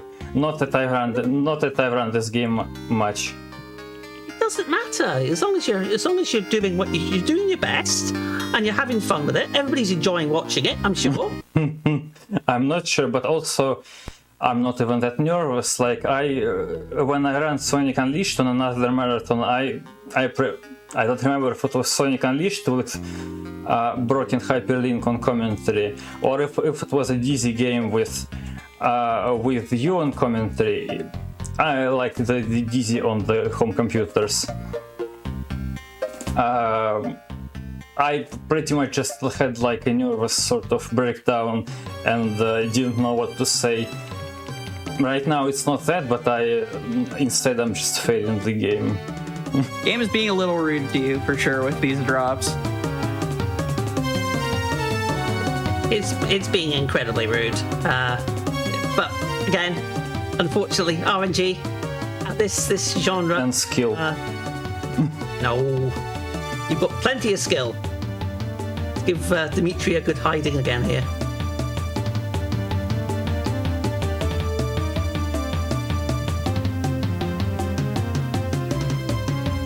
Because this is a tricky fight. Execution of this fight is really tricky. Because you're having to use the axe, you're lobbing the axe at him, and then you've got to jump over the fireball, which, as we've said, does a lot of damage. And then you've got to try and connect with the slash to get him as well. Okay. Jumps around a little place. There he goes. That was brilliant. He went down really quickly that time. That was great. Sure, but this is not the first time he went down quickly, at least. I mean, not. Why did they say at least? I'm going crazy over this, to be honest, myself, and saying random things by now. Anyway, we get the double jump or something. You don't need to equip it, as it says in the text for the double jump.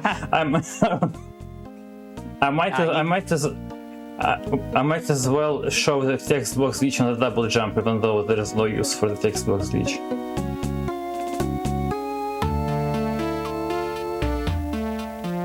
Yeah, at least I nailed that. By pressing 1, 2, or 3 in midair, are those all your jump button by default?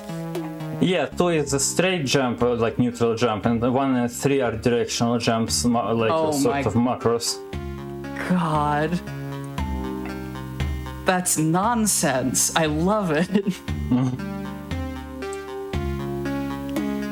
Yeah, the phone thing is so... Yeah. Wait. Let's go there. I still have the text box. It persists through fast travel. Incredible. I can see anything. Ooh. Okay, I need to freaking...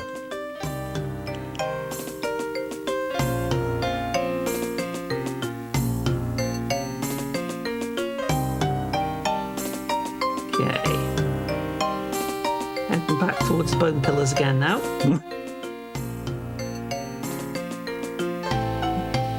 Well, we get to enjoy the amazing music. I mean, I'm not complaining.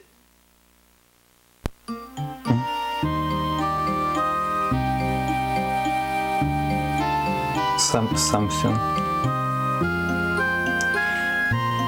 Okay, so oops. I sometimes just misdirect him there. Chainmail. I might have forgotten it by now, or at least once.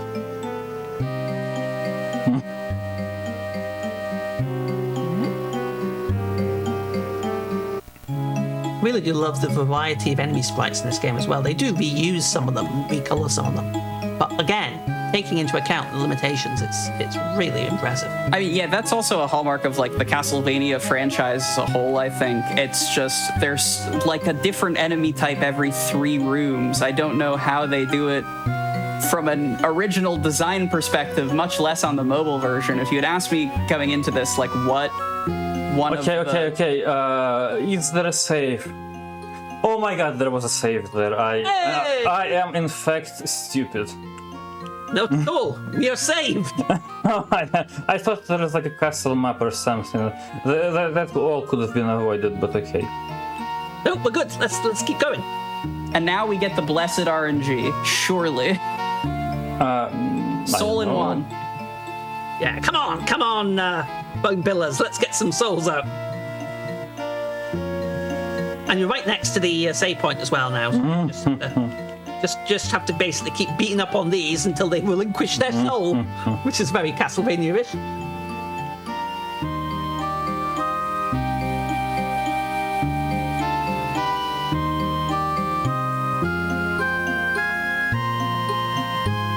So yeah, I guess jumping off of 1, 2, and 3 being your neutral and directional jump buttons, are you on like? Here it is, bone pillar. We got it. I don't know why I said that, but Bone pillar, there we go. Got it. Well done. it was just a reaction to your we got it. Oh, let's try for another bone pillar, I guess, because sometimes. Okay, let's not try for another bone pillar. Let's try for another bone pillar. Sometimes there's genuinely another bone pillar that falls out of the thing. Not this time, sure. I think I have to go up. It's kind of forgot at this point.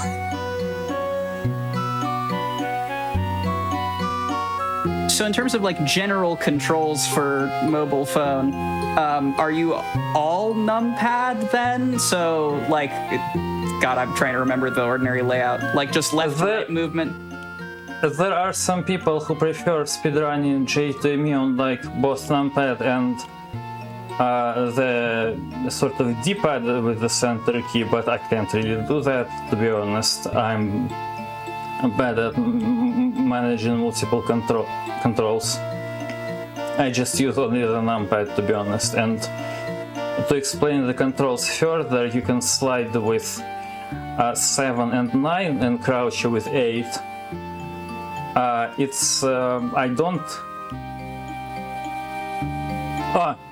don't know what Did was that it. hit you in the loading zone? I don't even know what hit me there, to be honest. Something did.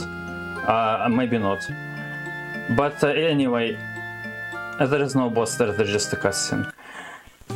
So...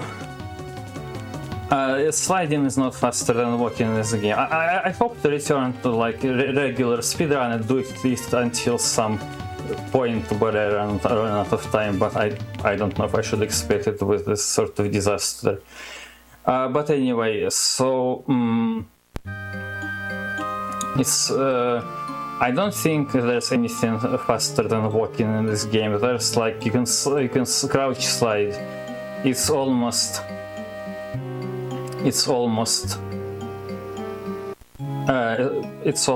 like the same speed as walking. It is a little weird to see a Castlevania game without spamming backdash like there's no tomorrow. There is a backdash, it's just slow in this game. Yeah.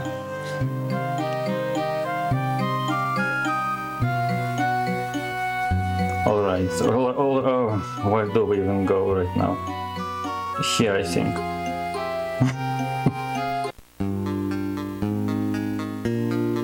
So we got the bat transformation. I hope I didn't forget it alongside all this madness.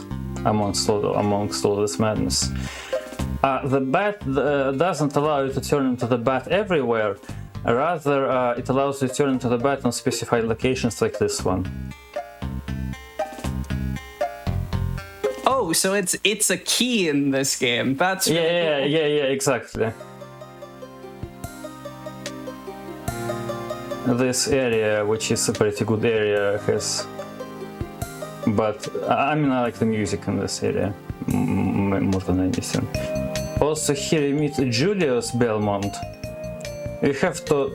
He talks to him automatically, and then afterward you have to talk to him manually. Like this. And he gives you Mina's talisman, which is just a thing that shows up in the menu that you have it. I think it makes it so that you get the best ending. I'm not entirely sure, to be honest. I only discovered I think you need it. I only discovered that this game, this edition of the game has multiple endings like yesterday. I thought it only has one ending, like, Wow. I don't know. So We'll be going for the quote-unquote good ending, I suppose, or full ending. yeah, because I don't know how to get towards the ending.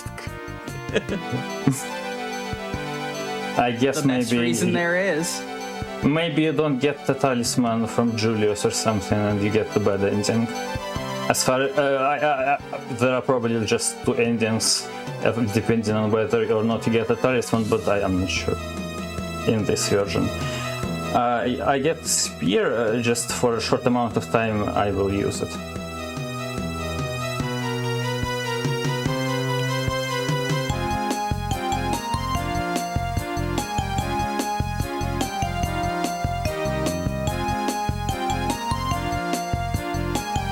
Oops. Ooh, Whatever. nasty. Are those small people? It's like hunchbacks or whatever they're called. Flea man. Yeah, Sure. sorry, flea man. Oh, I think they're supposed to be flea man. They're looking a bit small. Yeah, obviously, because this is small in general. There's a save point there at the top, but it just takes a while to get to, so I will just wing it until the next save point. This is just how it is. There is like a hallway with enemies here. Jump? Yeah. Jump succeeded. There is a next jump over the enemy. Is this where you get your imp soul? Yes. In this location, yes. Yes. Cool. But there will be another farming later on slightly. Oop.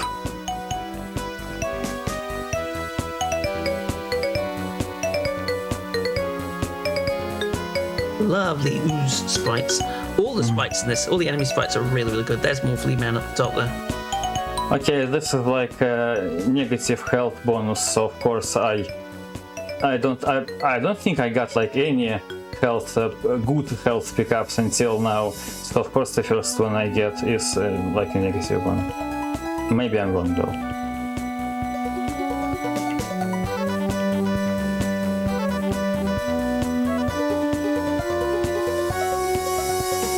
I'm just spearing these guys a wee bit.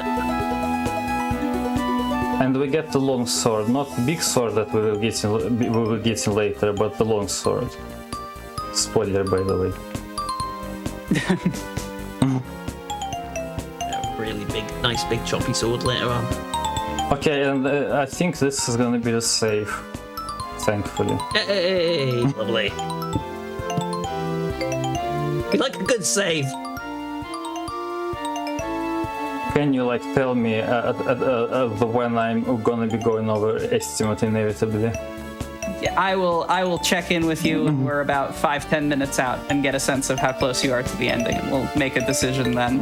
I am very glad to see this showcase regardless.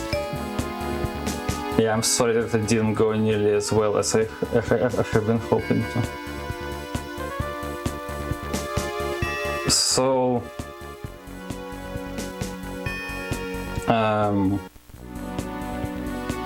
there's normally a strategy, by the way. Just randomly saying it here while there's not much going on in terms of like new unique things to equip items when you are outside of areas with music, because music lags the game when it loops. Of course it does. But like when it loops, the entire game pauses on the real hardware. But anyway, imps. Imp. Oops. Come on.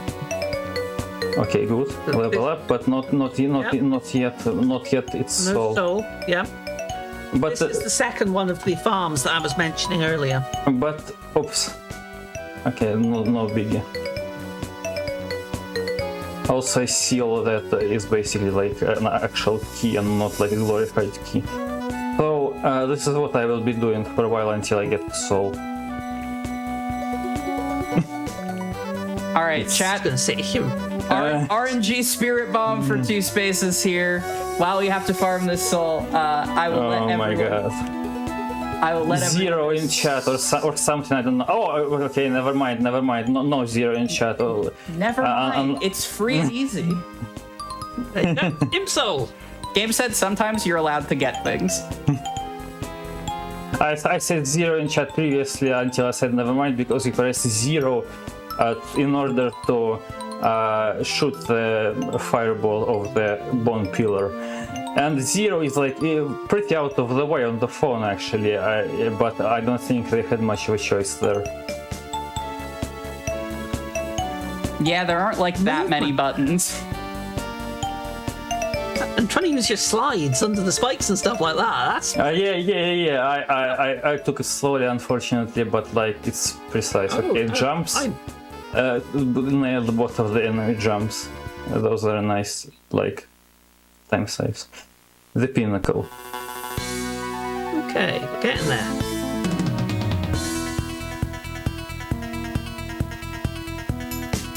Now we're gonna warp to the village, which is why we visited the warp point. Hopefully we visited the warp point if I didn't forget anything again.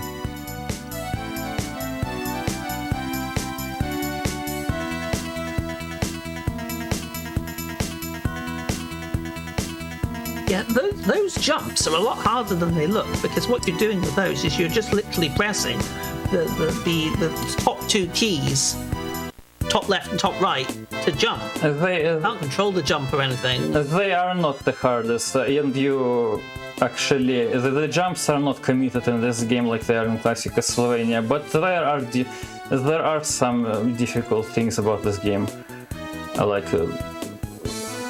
like some of those things. Also the big sword. Sorry for this. Like, slow down or whatever.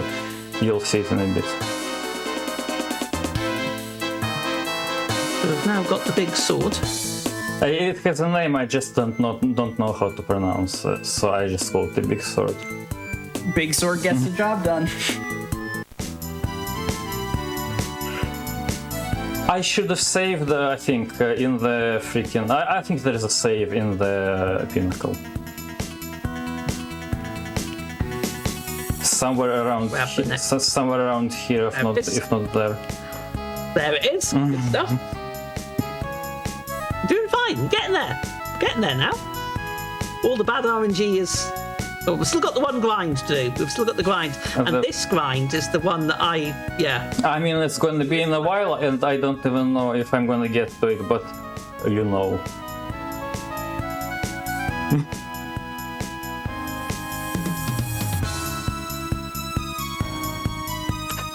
Yeah, oh yeah, that's the big sword. I don't think I've slashed it even until now, but I should probably actually check whether I've got it equipped and stuff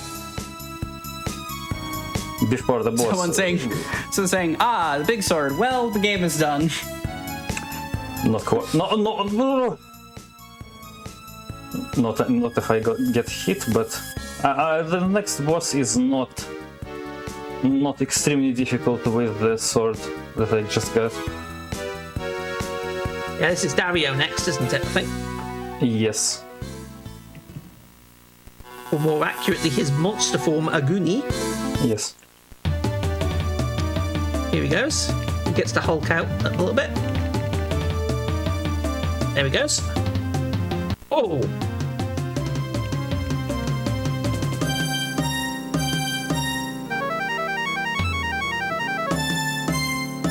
Oh. Like, I don't know if you saw there, but the entire phone lagged when the music was looping.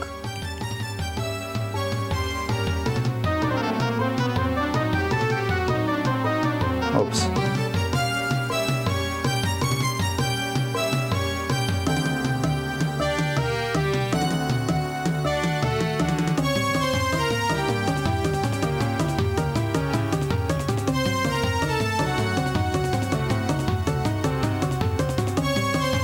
God, that hitbox is so big.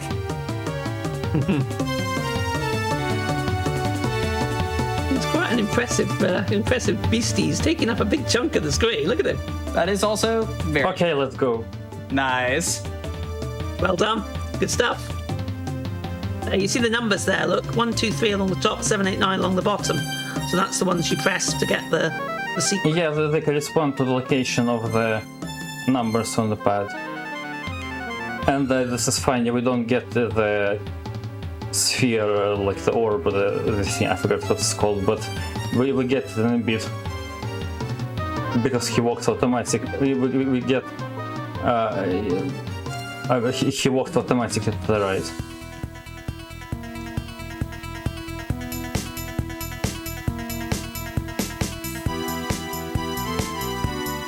And now we need to get to the Garden of Madness, I believe. But we don't need to go to the Garden of Madness. We need to go to the chapel, and from there to the Garden of Madness. And this is this thing that I forgot in my PB, which is like one of my first runs of the game.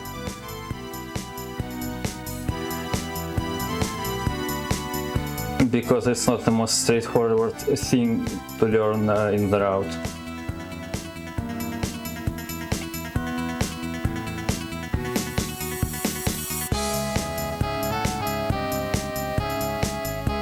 Not here.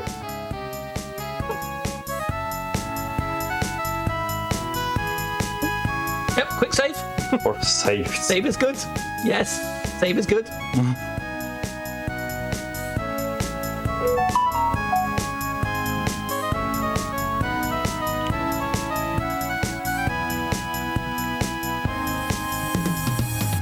Again, a little bit of snowflakes in the background there. The graphics for a phone are yeah. great. Ooh, chapel? Yeah.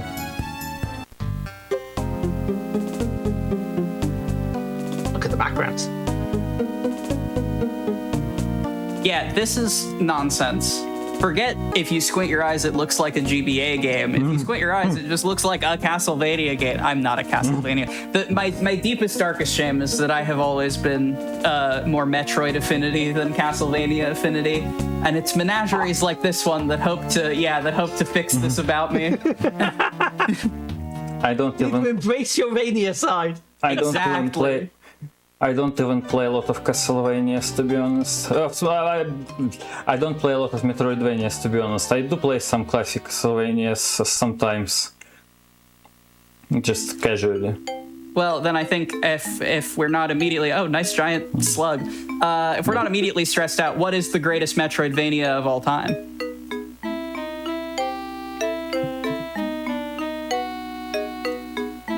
The Fantasy World Dizzy. Okay.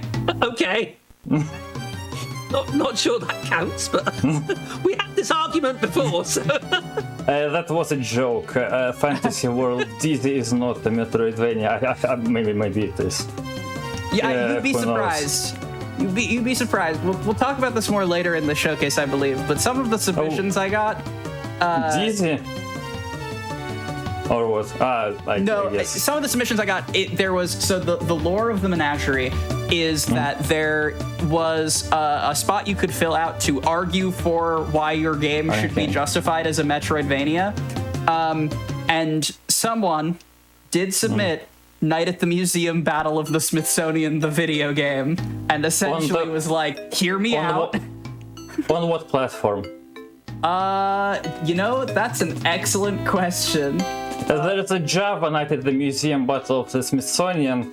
It's made by Gameloft. It has very Sonic Unleashed coded loading screens. Like, how to explain it? You launch it, it loads in a very visually similar way to Sonic Unleashed on the Java. It's hilarious in my opinion. Okay, let's save. I don't. doing all right now. I don't even. Whatever. But yeah, I thought it's really funny, how they basically probably used the same engine for like everything and didn't really cover it up very well. I mean, there's only so much you can do when the hardware is this crunchy.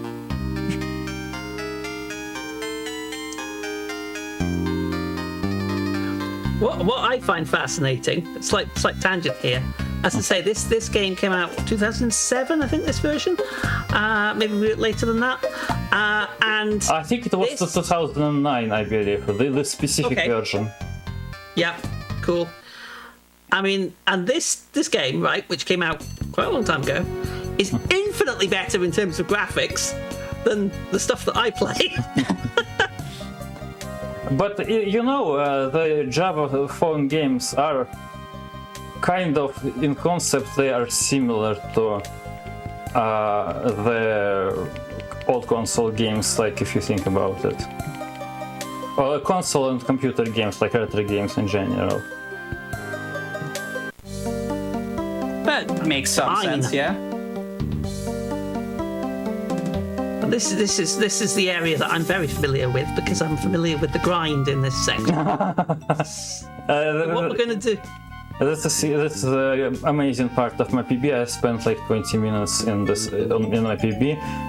I hope to not spend this 20 minutes in here at least to make up for the stupid stuff earlier.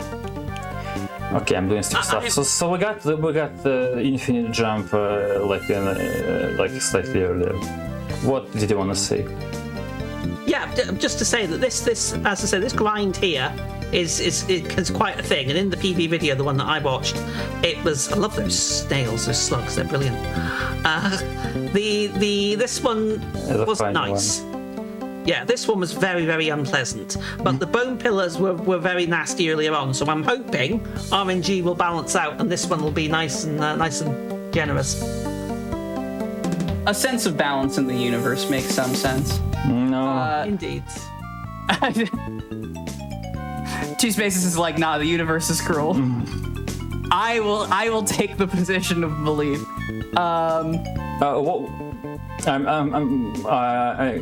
I always forget this layout. What is there on the left? A warp room, which we will not need. Whatever.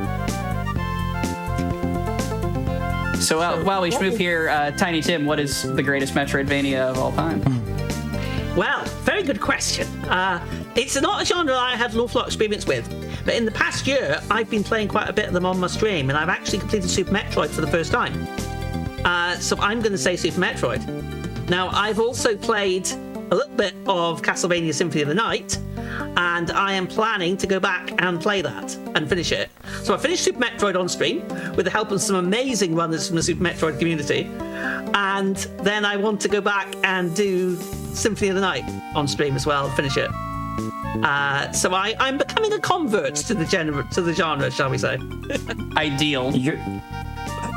First try. In one First time! Oh, wow! That was the Gaibon soul that we need for beating the final boss, and we got it on the first attempt. Oh. And Two Spaces isn't joking. On the PB video, it must have been, what, 30 or 40 attempts?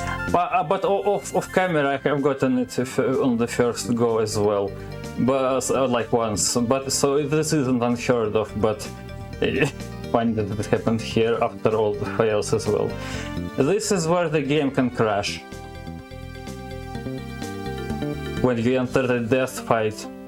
Spoiler, by the way, slightly. Yeah. This is pretty much the second last boss. Let's hope it doesn't. Okay, behave yourself. Okay, good. Yay! Right, but a death. I forgot to equip Gaibon. Did I even save after Gaibon?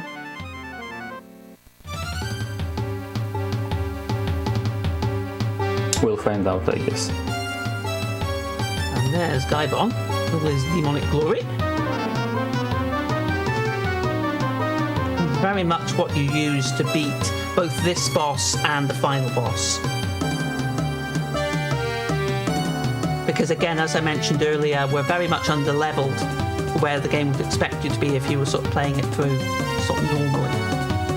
And you need the Gaibon to really do the damage on the final bosses. I didn't know that death could bleed though.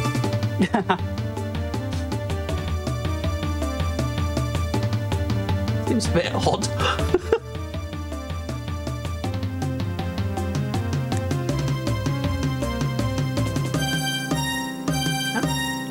One thing we haven't mentioned is the magic meter, which is underneath the health meter at the top of the screen there, does regenerate itself over time. So what's happening here is this is using... Oh. I got killed in like 2 hits or something. I usually get killed in 3 hits by death, but I didn't. He's fine. Give him another go. What I was just saying before he so rudely interrupted was... Gaibon. Gaibon, was he... when you kill the boss, you have to do one of these normally as well. So Compared to there with him, but compared to the fight itself, it's trivial. It's timed, I think, and you have to not make a lot of mistakes, but you know.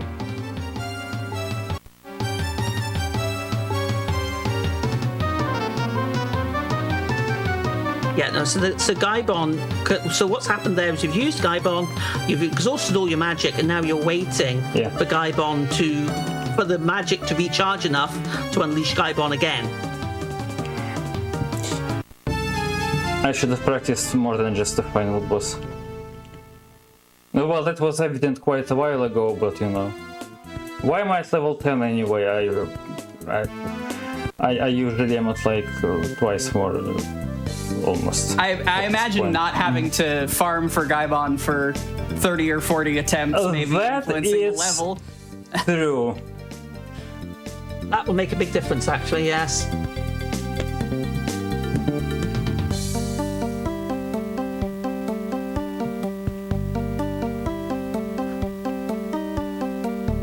Again, how you do those so quickly?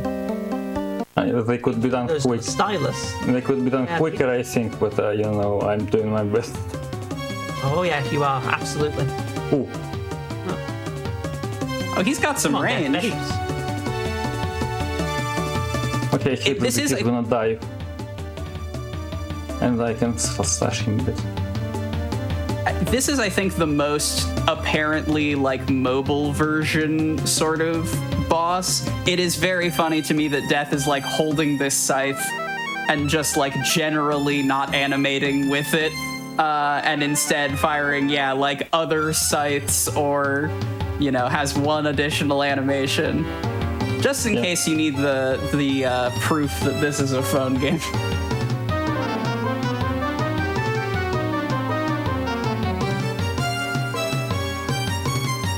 I think he's gonna die with me. Yeah.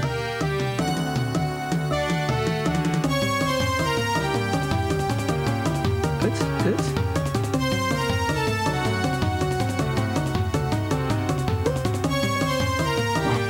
I'm seriously under-leveled at this point. The lack of the grind has really like I'm not used. And the very fast imp as well in the clock tower. That's so funny how one piece of the run giveth and one piece of the run taketh away. The bone. Sorry, carry on. No, go ahead, Tim.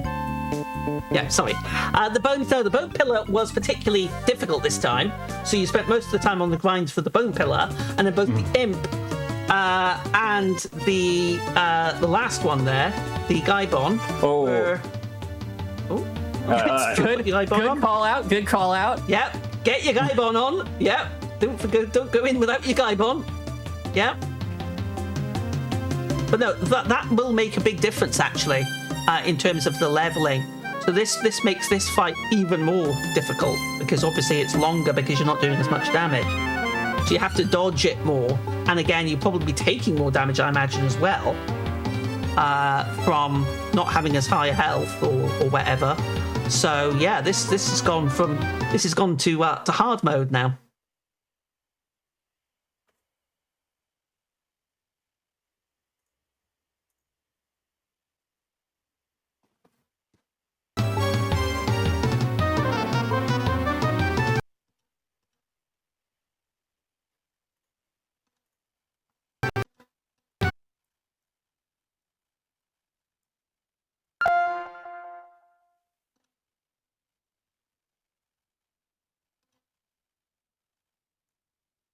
Yeah, me too.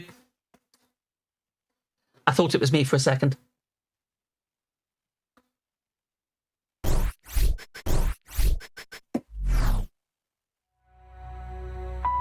Hello, Internet Traveler. My name is Mallory Metroidvania, and you are still watching the marvelous Menagerie of Metroidvanias.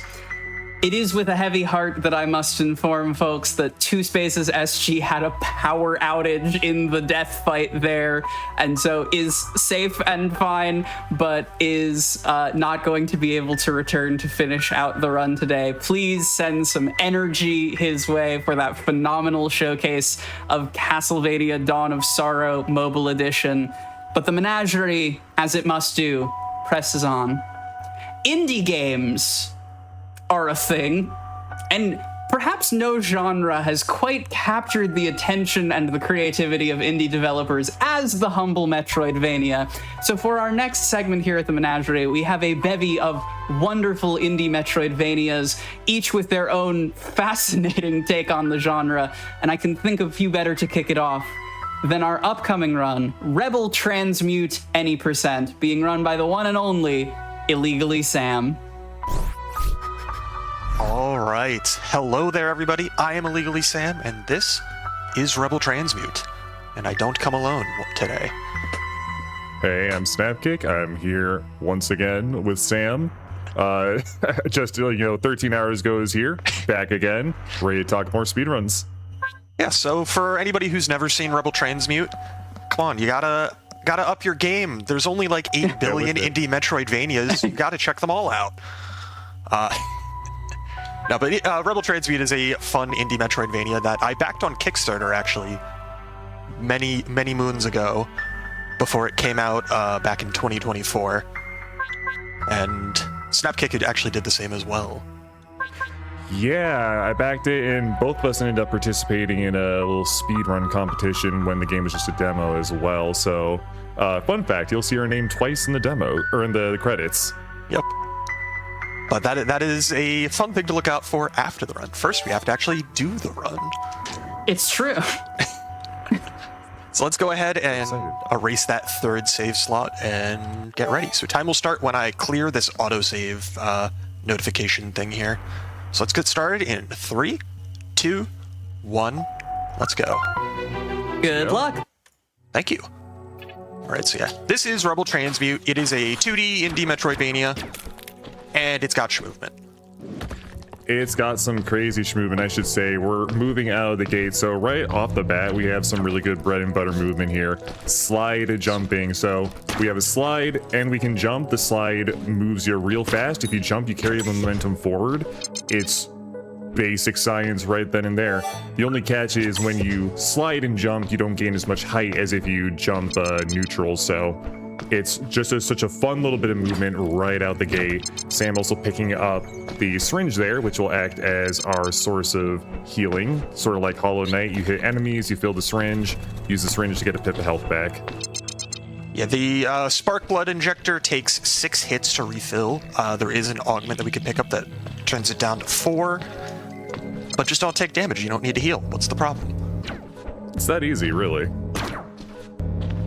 Yeah, this game takes a lot of inspiration from a lot of Metroidvania staples, including, but not limited to, Hollow Knight. Nier Automata. Yeah, Nier Automata, everybody's favorite Metroidvania. Hey, you see, I was gonna say, we're starting the discourse off early. Now hang on a second. I mean, there's dungeons, and I think there's upgrades. That counts. It's sci-fi, that makes it like Metroid. I'm just thinking upgrades in general, but yeah. We can do our best Iron Pineapple. A Metroidvania is a game that's kind of like Metroid. Kind of like Metroid, I think you move in it. It's like jumping. Jokes aside, this game does actually take from Nier Automata because it has a augment system, which is similar to Charms and Hollow Knight, or just Nier Automata in general, with its whole deal with equipping and unequipping things with the slots. And this game kind of takes more from Nier Automata in that sense, but Hollow Knight's a bit more on brand. Yeah, you can remove some basic functions a la Nier, which is why my brain immediately went there, despite, maybe not being a Metroidvania. We'll debate that later. But for now, we're moving through the tutorial section here, hitting a bit of story elements along the way, grabbing the key to open the door. Something to talk about early on is your weapon. You'll notice very short range laser gun, and it's very, very pivotal to the run because it works in sort of a weird way. When you hit something, both you and what you hit get knocked back a slight distance, And naturally, as the perceptive you might have noticed, this translates into pogo jumping. But on top of that, it pushes you in all directions. This ends up being used and considered a lot in the run, and it's one of those things that's a little weird to get used to at first, but it ends up being very intuitive and helpful to movement. Speaking of, time to go to our first boss. I hope you like counting. I will let Sam do some counting here while I explain. There is a glitch that we'll try to go for here, see if it plays nice with us today, where after, I think, 26 or 28 hits, the boss will go into a second phase. All right, good RNG. Is in the corner, and there we go. Just get stuck down there. And that's the second phase. Nice. It's one of those classic tricks where this only saves time if the boss gives you good RNG and does it quickly, but it's funny, so I always go for it. Exactly. Just like that, we have our first upgrade. That's one of the least important ones, but it is required for progression. Your first upgrade is the ability to break those little bubbles you see around us, which previously we could not do. Yeah. So it does not actually augment our damage at all. It does actually increase our blaster range a little bit. So now we can hit things from slightly further away, but that does not matter too much in the long run. It is mostly just to break that one block and then we can move forward. But this is one of the more interesting parts of the run because this is where we get to do quarry skip. Yes. Quarry skip works in the classic way of it just works, we don't know why. Because if we go into the corner here, hold down and left on the D-pad, jump up, we get hyperspeed. Yep, one of those things just found by a community member, and no real clue why it works. Not really any other places we found great use for it yet, but in that exact circumstance, it gets us past a gap that essentially lets us skip this entire level area straight to the end here. Yeah, before that was found, we would have to like bait one of the enemies over the edge and then jump off of them, and it's just, that was miserable. Oops. Those floating guys are very annoying.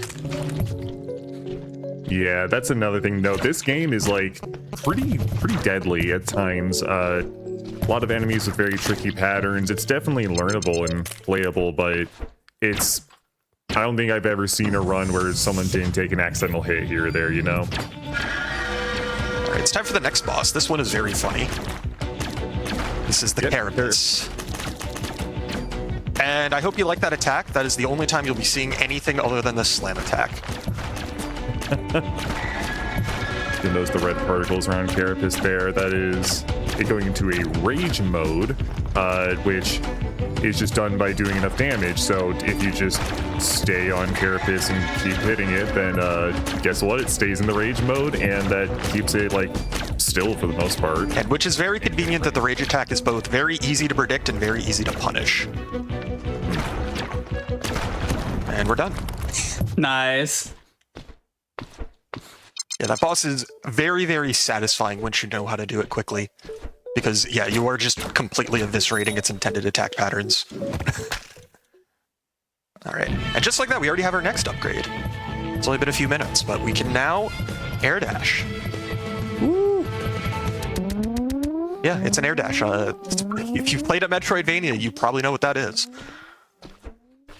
Nothing fancy, but it is a good piece of movement, and it will definitely play a lot of important parts in our movement kit from here on out, naturally. Yeah, because before our basic movement was slide on the ground, jump to maintain that momentum. Now we slide on the ground, jump, and then air dash to just maintain the momentum for slightly longer.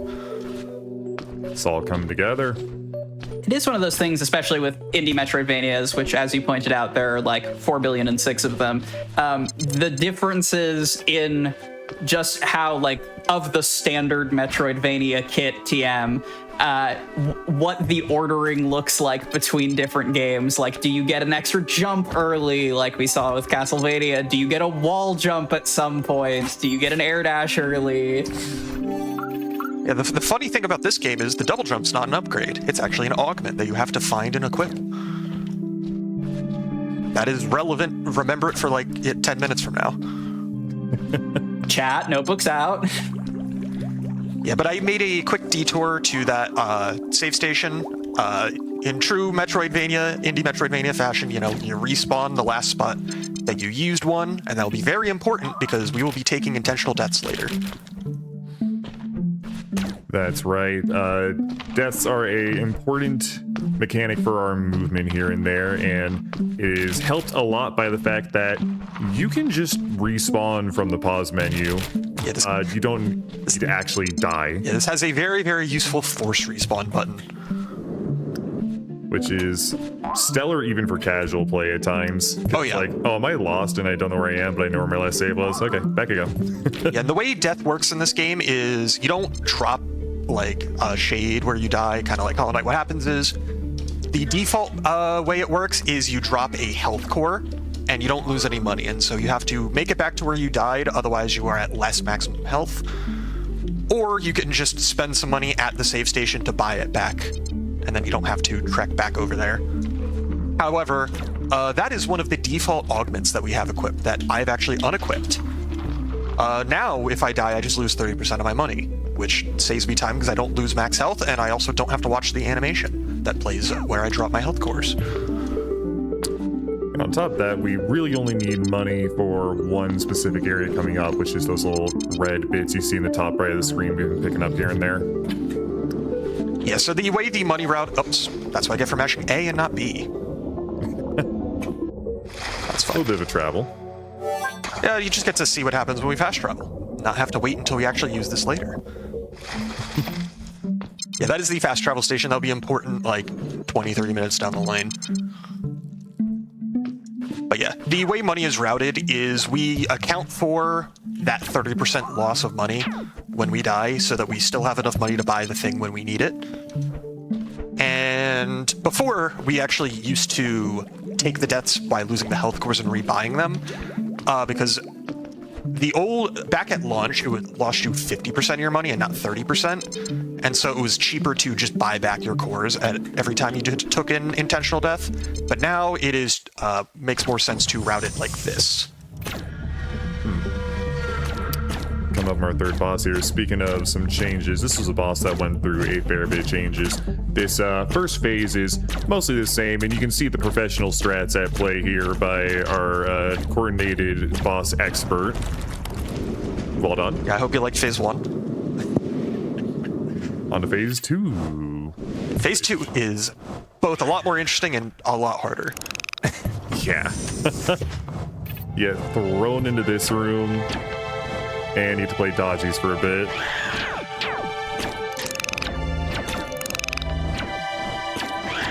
So, Moth here is going to drop down and give us a chance to hit it every now and then, and after... Correct me if I'm wrong, is that for a certain amount of time? It used to be a certain amount of time, now it's a certain amount of hits. Right. I can't believe I forgot that. But yeah, after a certain amount of hits, boss goes up top, you gotta climb your way up and hit that little bit there, and that wind is meant to knock you all the way down. It normally does a very good job of that, but if you hit the weak spot just right and dash at the right time, you can stay up top, saving you the trip of having to go all the way to the side and all the way back up again. It's very well done. Yeah, we always knew that was possible, but we didn't really lab out a good way to do it consistently, but recently we were able to figure that out, and so now we can save some time. Oops. That's what happens when I miss. It's fine. We're fine. Fine. Alright, so there we go.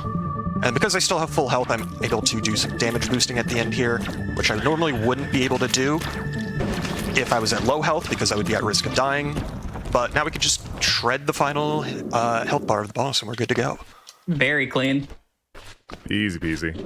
Yeah, that boss fight can go very, very wrong if you're not careful, and the trek back if you die is very unfortunate. But now we get our next upgrade, and this one is not a movement upgrade, allegedly. This is a damage upgrade, because this gives us the ability to shoot bombs. Yes, famously something that's never been used for movement in a Metroidvania before. Bombs. Never heard of that. Unfortunately, it doesn't augment our kit yet, but it will. Instead, we get to just do some minor sequence breaking. So the bombs are capable of breaking a few objects. You'll notice in that room we just left, forced respawn from, good demonstration of that there were some coral-looking blocks. Those can only be broken with the bomb. And this platform here, which just mysteriously appeared along with that one, was always up above us, but it was caught on a ledge like that one in front of us there is. So the idea was you shoot up because we know it's there, and a bomb breaks the piece of coral holding in place and just comes down to us. Saves us an entire climb just if you know it's there, which we'll see once again here in just a moment in this room. This guy got in the way. That guy isn't getting in the way. That's fine. We want to kill a few of these guys for money anyway because we have to wait for the platform. Because this platform takes a while, but it is faster than going to the next room over and doing a wave fight.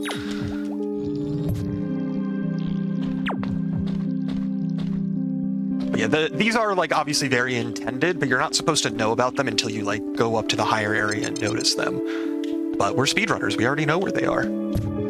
Exactly. This game has a handful of really cool knowledge checks like this that make speedruns and replays very, very satisfying. All right, this room is kind of annoying because I have to like knock these enemies out of the way. Yeah, these nondescript OC do not steal jellyfish. Yeah, these are Troid Mets. Troid Mets, you're right. My bad. Yeah, they sort of bounce back at you and explode once you hit them, so gotta bait them out. And now we deal with their mother. Yeah, this is the bloat specimen. This is a very annoying boss fight because most bosses in this game don't experience knockback from your weapon. This one very much does. Especially when it's going light blue like that, it goes crazy with it. Becomes very hard to manage, and in speedrun context, it's, I'd say, even harder to do fast. Probably one of the hardest bosses to do fast, in my opinion. Oh yeah, no, this boss is very difficult to be good at. If you play it safe, it's not like too bad to get through consistently, but if you want to do it quickly, it's rough. Because you start having to like juggle it against the walls and the ceilings, depending on what its pattern ends up being. They respond to something in chat. This game does have accessibility settings. This game is pretty hard, but if you want to make it easier and more tolerable for you, or just more comfortable for you, whatever, how you want to say that, yeah, there's really good accessibility options. Yeah, you can turn off environmental damage, you can give yourself extra max health, stuff like that. Also, if you thought we were schmoovin' before, what if we could schmoove but vertically? What if schmoovin' went up? It's never been done before. Science has yet to figure it out. Whee! Except, wha-bam. So, this is a bounce. The bounce normally looks like that, or like that, a little less like that, like off that enemy. You see the height we get there. But what if instead we used it to go really, really high by abusing coyote frames and jumping at a very specific time after hitting the bounce on the ground? Yeah, so basically the way it works is, yeah, we're bouncing and then jumping a little bit after we bounce off the ground, and that just stacks the jump height with the bounce height and sends us absolutely soaring. And I mentioned earlier that the bomb wasn't useful for movement yet. Now it is, because while the super bounces with the coyote frames were not intended mechanics, bomb bounces, by bouncing off of a bomb that is on the ground or an enemy, is intended. And that also gives you extra height. And even more fun, you can combine the two, which we'll see some very good use of here in a little while.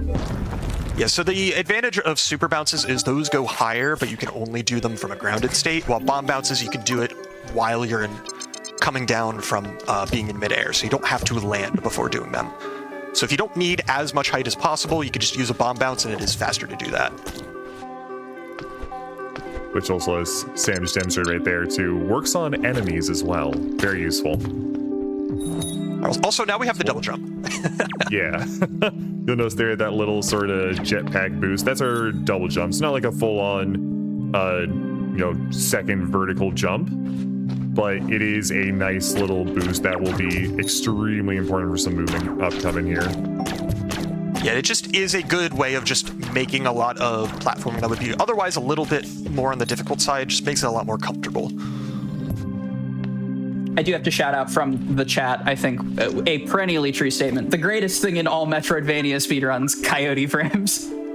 Hey, man. Yeah, Wile E. Coyote is the hidden hero of Metroidvanias.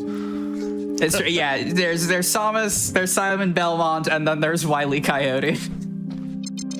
The 3 pro tags of all time. So just picked up another upgrade there, which will be applied in a little bit, but it is a very cool damage upgrade. Yeah, so this entire detour that I made right here is to just augment my damage output. So that is why I've been collecting money this whole time, is to get a damage upgrade. That increases my damage by about 50% or so, a little bit less than that. And then this is Wave Blaster, which turns our main blaster shot into a shotgun spread. And the way it does that is it just adds extra shots in like a cone shape. Each of those extra shots does 25% damage of the main hit, and there's 4 of them. So if I hit an enemy with every single shot, it now does twice as much damage. Combine those two, and we're doing about 3 times as much damage as before. Exactly. This is when we start to kind of shred through things at a much better pace, which, you know, bosses will still take their time, but it makes things like that. You saw how long that detour was, still worth it.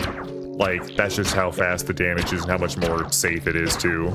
Yeah, it's like, in addition to the increased damage making all of the future boss fights go way faster, it just makes things so much easier because you don't have to be nearly as precise when trying to hit enemies, and you'll still be able to do damage to them.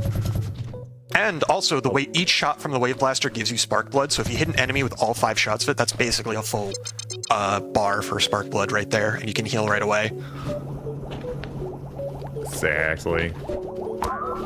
Moving on to, well, as I was about to say, probably the most difficult sections of the game, at least casually, and I would say some of the more difficult spots in the run. One spot in particular is the hardest part, I guess if you call RNG hard, followed by an extremely hard actual trick, to be fair, is the mines.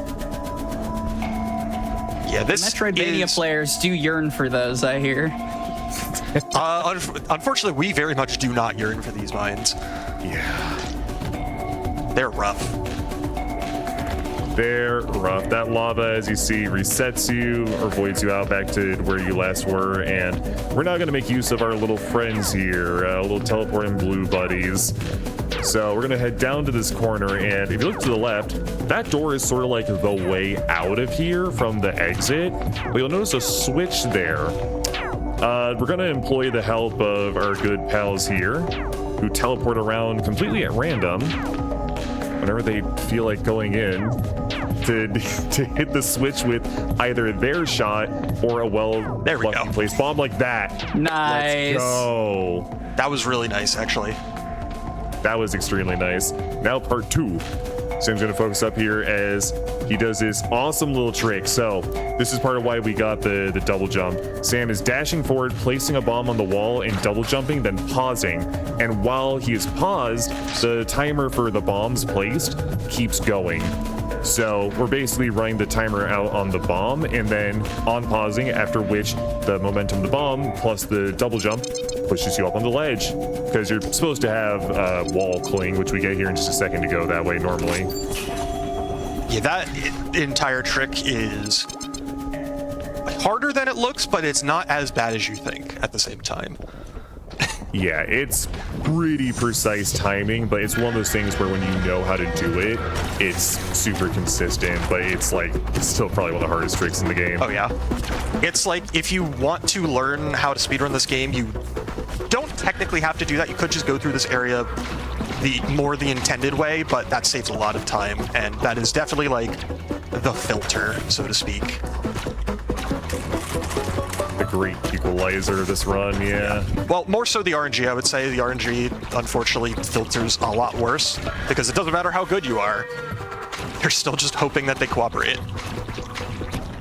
All right, that's phase 1 for the drill down. Don't blink or you'll miss phase 2. A demonstration. There's phase 2. Power. And done. That's what happens when you get a bunch of damage upgrades.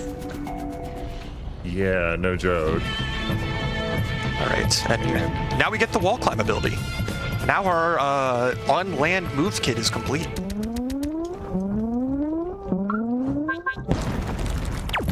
And back we go. All right, and now that we have our full on-land move kit, we can finally start making some progress towards the actual win condition for the game, which this is an indie Metroidvania. We have to do the 3 things around the map to fight the final boss. Classic. In this case, it is reactivating the 3 subsystems, which will open the door to the final boss. A cool little bit of movement there. You can kind of see that's like just barely grabbing the edge of the wall there to make it past, and up another little bit of neat movement there. Up, perfect timing on the enemy. So that enemy's position when you come in is pretty random. Yeah, it's either basically it starts going to the left or it starts going to the right. If it goes to the left, it's in the right spot. If it goes to the right, we have to wait. Exactly. So got on a good cycle there. Was able to bomb bounce off it, and then a really good example of a super bomb bounce to get all the way up that room, just completely destroying the movement here. It's fantastic. All right. But if you thought that the mines was over in terms of difficulty just because we cleared mine skip, yeah, no, this part is also very difficult. Oh boy. So this is the climb up of all time here. Yeah, this is just basically, in the speedrun, it's like, oh, you know how to bomb bounce, you know how to super bomb bounce, do it like 8,000 times. Oh, but it looks beautiful. This is what the people talk of when they say the word schmovement. Dead on, and Sam has it down pat here. Look at that. Yeah, I will definitely take credit for doing that perfectly, and it was not a fluke, I swear. No, that room is legitimately like one of the hardest rooms to do cleanly, and I was not expecting to do it cleanly. Now for the head in a jar. Yeah, this is probably the best boss fight in the game. Yeah, from like an experience perspective, for sure. Because it strikes a very nice balance of like platforming while still fighting the boss, in addition to how fast you can do it is directly tied to how good you are at the game.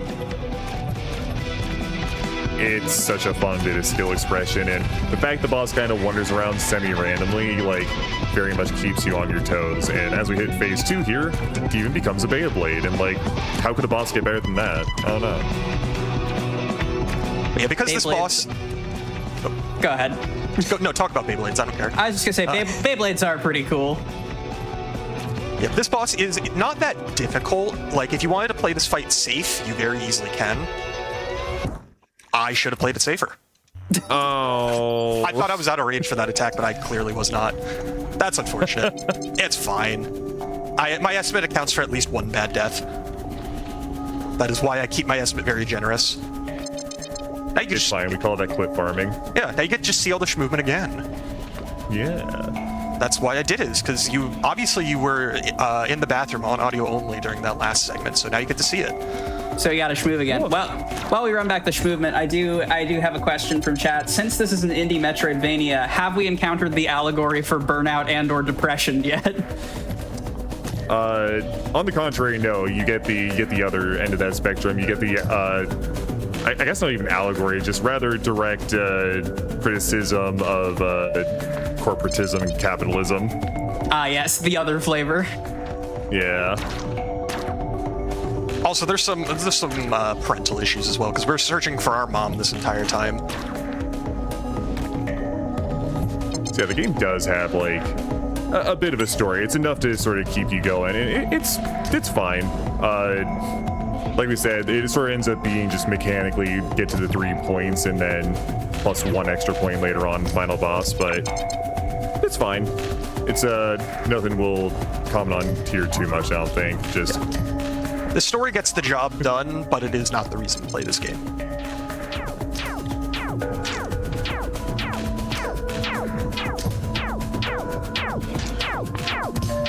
Alright, not going in with full health, that's okay, because phase 1 is very easy to play safe, and so you can heal, which I will be doing.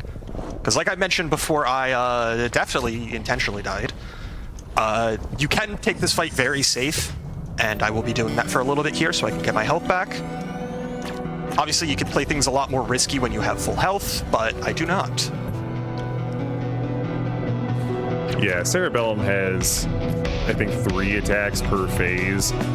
First phase here, he has those little bombs he drops on top of you that chase you around for a bit. Second attack is lion appears and he dashes at you, and then that one right there is sort of like the moth's shots appear in the spinning pattern around you. Then second phase, it just adds in Beyblade and modified version of this bomb attack and the shots. They're just a little faster, so super predictable. Very easy to keep on top of once you know what you're doing, which it's true for basically all the bosses in this. They're very learnable. They're definitely hard the first time you're doing them and you're sort of panicking and learning, but you know, to talk more about the strengths of this game, if you like exploring and you like learning and you like sort of puzzling things out for yourself, this is an awesome game for that. Just a lot of the boss fights are very clean and fun to learn. The actual exploration, probably some of my favorite in any Metroidvania. It's a super open, non-linear map that is really enjoyable to figure out. Some people get horribly lost in it and find that frustrating, but I adore it. Yeah, this game does not hold your hand, and that is both a positive and a negative, depending on who you are. Alright, but now that we've defeated the boss, you notice that we did respawn immediately, and that is because the boss doesn't give us an upgrade or anything. It literally just opens a door that we need to go through, and that's the only way to open that door. So we're going to take this... Cerebellum, very cool. We're going to take this trek over here one last time. Thankfully, I got good RNG every single time. Nice. Because this is where that first subsystem is. Behind this door that was locked until we beat Cerebellum. There's actually 2 doors we have to go through for that end, too. The one at the lab. Yeah, so the unfortunate thing is that because of that door, we have to fight Cerebellum. But the fortunate thing is we get to show off Cerebellum. Yeah. Alright, but in order to reactivate these subsystems, we have to go over to those terminals, hit these 3 buttons so that they're all active at the same time. Very basic thing when we know how to move fast. This one is actually genuinely a little challenging casually, but obviously it's very easy in a speedrun. And now that we've activated all 3 switches, we just go back over to the terminal, activate it one last time, and there we go. That is 1 of 3 complete. If you would just ignore that very wave fight shaped room right next to it, you don't have to worry about it. Oh, okay. Yeah, the one with like the walls that clearly look like they close in, that's... I don't think that's anything. I don't know. We'll never find out. Science that one out. Yeah, each of the terminals does have a wave fight that you're supposed to do on the way back out, but because we have the power of force respawn, we can just skip all of those.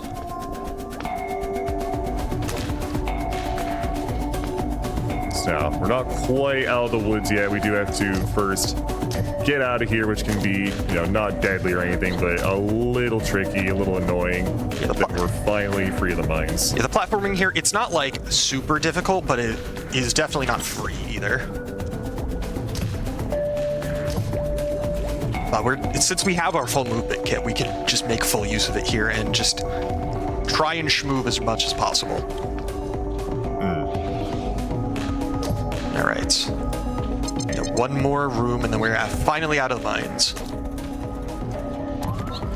This might be like a consequence of this being, you know, a very small speed run, not completely explored, but I really enjoy just how freeform the movement is. It kind of feels like, you know, you're taking the same paths, but you, how you get from spot to spot can kind of change per run, and there's not really any right or wrong way of going about it. It's just sort of whatever gets you through at that moment as fast as possible, and it all feels good. Yeah, it's very much a case of, like, very popular speed games have like, oh, this is the fastest way to do it, but like the most important thing is just you do what's fastest for you, and because of that, everybody is going to start doing these differently. Exactly. It is genuinely one of my favorite things about smaller indie game scenes is that there is a lot of like creativity between runs, a lot of like identifiable style among runners where it's like, oh, so and so does the movement like this because it hasn't been like it's not so rigid in its optimizations. It's very cool to me every time. All right, that save station right there, that is going to be our hub for the rest of the run. We are not going to use another one unless I want to be safe on the final boss. Yeah, that exact room right there is very useful because it has a transport room to the left, like the one Sam accidentally took earlier on, and then that subway train you see there is actually functional, but you first have to get to the rooms that each subway are in to go back and forth between them, but that will be of use. Yeah, these subways, they're not like too terrible to get through quickly, but there is definitely some nuance in some of those sections. Yeah, specifically, I think the enemies are what give it the biggest trouble there, like the guys who throw down the black holes, for instance. Also, we're just going to open that from the backside, no biggie. Yeah, it is definitely doing this area as intended. Completely. Yeah. So the way this area is structured is you're supposed to go to the right, interact with the terminal, which like opens up a bunch of valves, it changes the water level in a bunch of rooms, that kind of thing. And so by just going this way instead, we can avoid that and go straight to the boss of the area. Because while our underwater movement right now is very limited, our next upgrade will change that. Yeah. Because I did mention our on-ground move kit was complete, but not our move kit as a whole.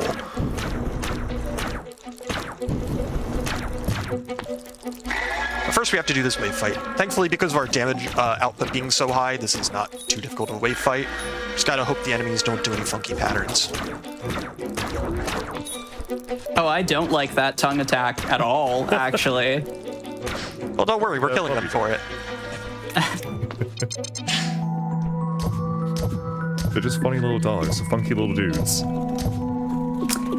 A weird dog is a staple of the Metroidvania genre as well. That was not my favorite weird dog.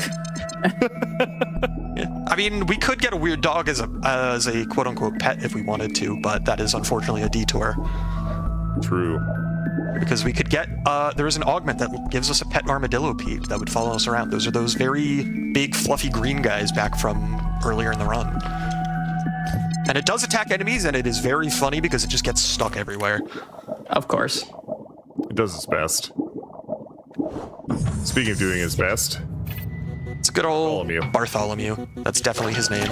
And it's also a complete joke of a boss.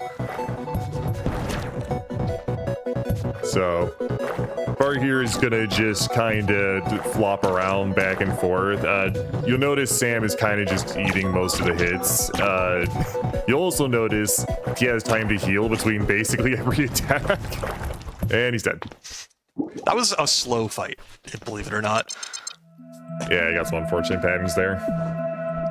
Yep, that boss is very much not intended to be fought with all of the damage output that we have, and even if he was, he would still be very easy because you have so much time to heal. I will say that might have been my favorite song that we've heard so far, the Bartholomew fight.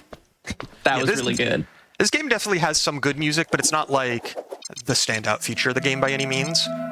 But it has some very nice ambient tracks for all of the areas around the world, and then some of the boss tracks are very good. Personally, I'm a fan of the Cerebellum track. Same.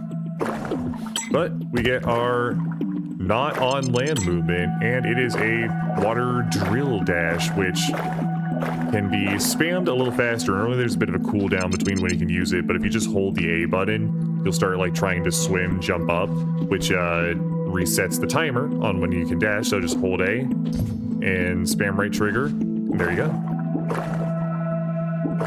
Yeah, because of this, water movement is genuinely very fun in this game. It's really fluid, like no pun intended. That it just kind of like, yeah, once you can get it going real fast, it feels nice. And this room actually has a bit of a mechanic you're supposed to use. It's a bit of a hidden mechanic with the swim upgrade that gives you like a water shine spark. I'll let anyone who's interested explore that one for themselves, because it's real fun. But we have bomb bounces, so, you know, off we go. Yeah, that is the only place in the story where that is even intended to be required. There's a few collectibles where it's required, but yeah. Whoops, I accidentally did it for a second there. Alright, but now we have to take a small detour before we go to the third subsystem, because for story reasons, we can't actually access the third subsystem yet. This is not specific to which one we left for third, it is just whichever one you do third, this happens. And so we have to take a detour to the labs. While we go there, thinking about, you're mentioning augmenting our damage during that fight. The augments in this game are really, really unique. And my favorite part is, like, they're hardly balanced. You find some, like the ones we have, that are just very strong and applicable in a lot of areas, and there's some that are kind of just cool and useful in certain situations, but it sort of lends itself to a lot of player expression where you're like, okay, I like this idea, I want to make it work. And there's a few here and there where it's like, oh, you know, I feel like I've seen this in different ways, but there's some that are just very unique, like the armadillipede, that can just change entirely how you approach situations. It's super neat.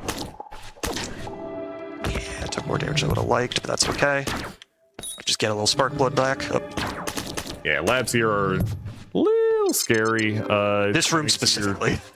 Yeah, right here. You can see those green shots are tracking him like crazy. All right, thankfully there is a safe spot right here, so I can hit this guy, get some spark blood, heal, and then go after that, because I've already died once this run, I'm not going to play it risky. Normally I YOLO this room a lot more. But this is not a PB attempt, I don't need to do that.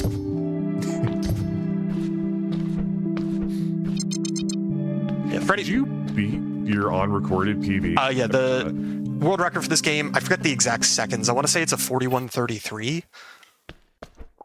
is world record at this point, which I set very recently, like a couple months ago. Congrats. But thankfully we have this handy dandy in-game timer at the top. It makes it very, very easy to tell what your time is. Also, sorry, I brought that up at a moment right where something very funny was happening. You'll notice Sam went skyward for a bit there. There's a whole platforming section you're supposed to do there where, like, you get near the platforms and they appear. We know the exit's just to the right there, so whee! Right, this is why we opened that fast travel station earlier, so that we can come back to this area, because this area is actually pretty close to where the third subsystem is. And while we move towards the third subsystem, I have to ask you both the question: what is the greatest Metroidvania of all time? I thought we just talked about it, Nier Automata. I haven't actually played Nier Automata yet. It's on my list. Mine too. Don't tell chat. Personally, I am always a big Hollow Knight enjoyer. I felt that might be the case given the comparisons earlier today. I'm even wearing a Hollow Knight shirt right now. I'm a bit of a heathen. I actually have a lot of qualms with Hollow Knight. It's like, on an objective level, a pretty good game, but to me, my favorite has for a long time been Toho Luna Knights. Ooh, all right, let's go. Getting some variety in the question. You love to see it. I'm a Luna Knights enjoyer, but it is not even in my top 5 personally. That's fair. It's one of those ones where I absolutely recognize that it is not like amazing in how it's designed. It's very linear, but the combat in that is so fun just because it's time stop knife throwing simulator. Yeah. If I want to call out one that is not Hollow Knight, I'll call out Iconoclasts.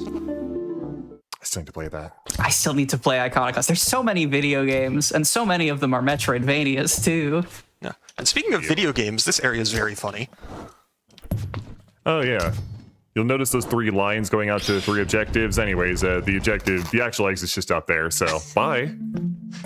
And if you thought that was funny, then we get put into another platforming challenge. We can just force respawn and skip it. And now we can go fight the final boss. It's that simple. I feel like if you want to get some interesting takes, you could ask people what Metroidvania has the best music. That's a level of fighting that I'm not willing to start, frankly. I mean, because the correct answer is The Messenger. That's not a wrong answer, but I don't think there are wrong answers. I was gonna say Toho Luna Nights again, but that's the Toho music bias at that point. No. Yeah. Toho music is generally very good. It's true. All right, but now it's time for the final boss. As we skip a few cutscenes, it is time for a very, very on topic, the corporate AI hive. Because you can't have an corporation game without having the corporate AI being evil. We named our final boss Corporation. Kill it, sir. Yes, sir. Yeah, phase 1 here is actually very simple mechanically. The challenge is doing it quickly because it's very easy to accidentally take damage. So it's just kind of teleporting around a lot and doing its attacks a whole bunch. Yeah, this is probably like, I think casually speaking, the second hardest boss fight in the game, but it's also one that's really satisfying to learn and probably more satisfying to get down fast, even more so. Yeah, this fight is the prime example of once you learn it, it's very easy to consistently dodge. The challenge is learning it. Because now, in phase 2, it grows legs. Oh, that design is sick, though. Yeah, the challenge here is that, like, basically none of the attacks, except for the giant green laser attack, has, like, a guaranteed safe spot to heal. So if you take too much damage and you don't know where you can heal safely, then this fight goes south very quickly. Exactly. It's just as much like a willpower test as it is a dexterity test here, because you have to not panic. You have to know exactly when it is safe to heal, and better yet, just don't take damage. All right. And then I am playing it a little safe here, not going for any damage boosting or anything, which I could do to help speed things up, but I don't need to. And then it has its Desperation move, which is actually very bad for it because you can very easily just punish it like this. And then now I will do some more damage boosting because it's already dead. And time will come up after I skip the final cutscene.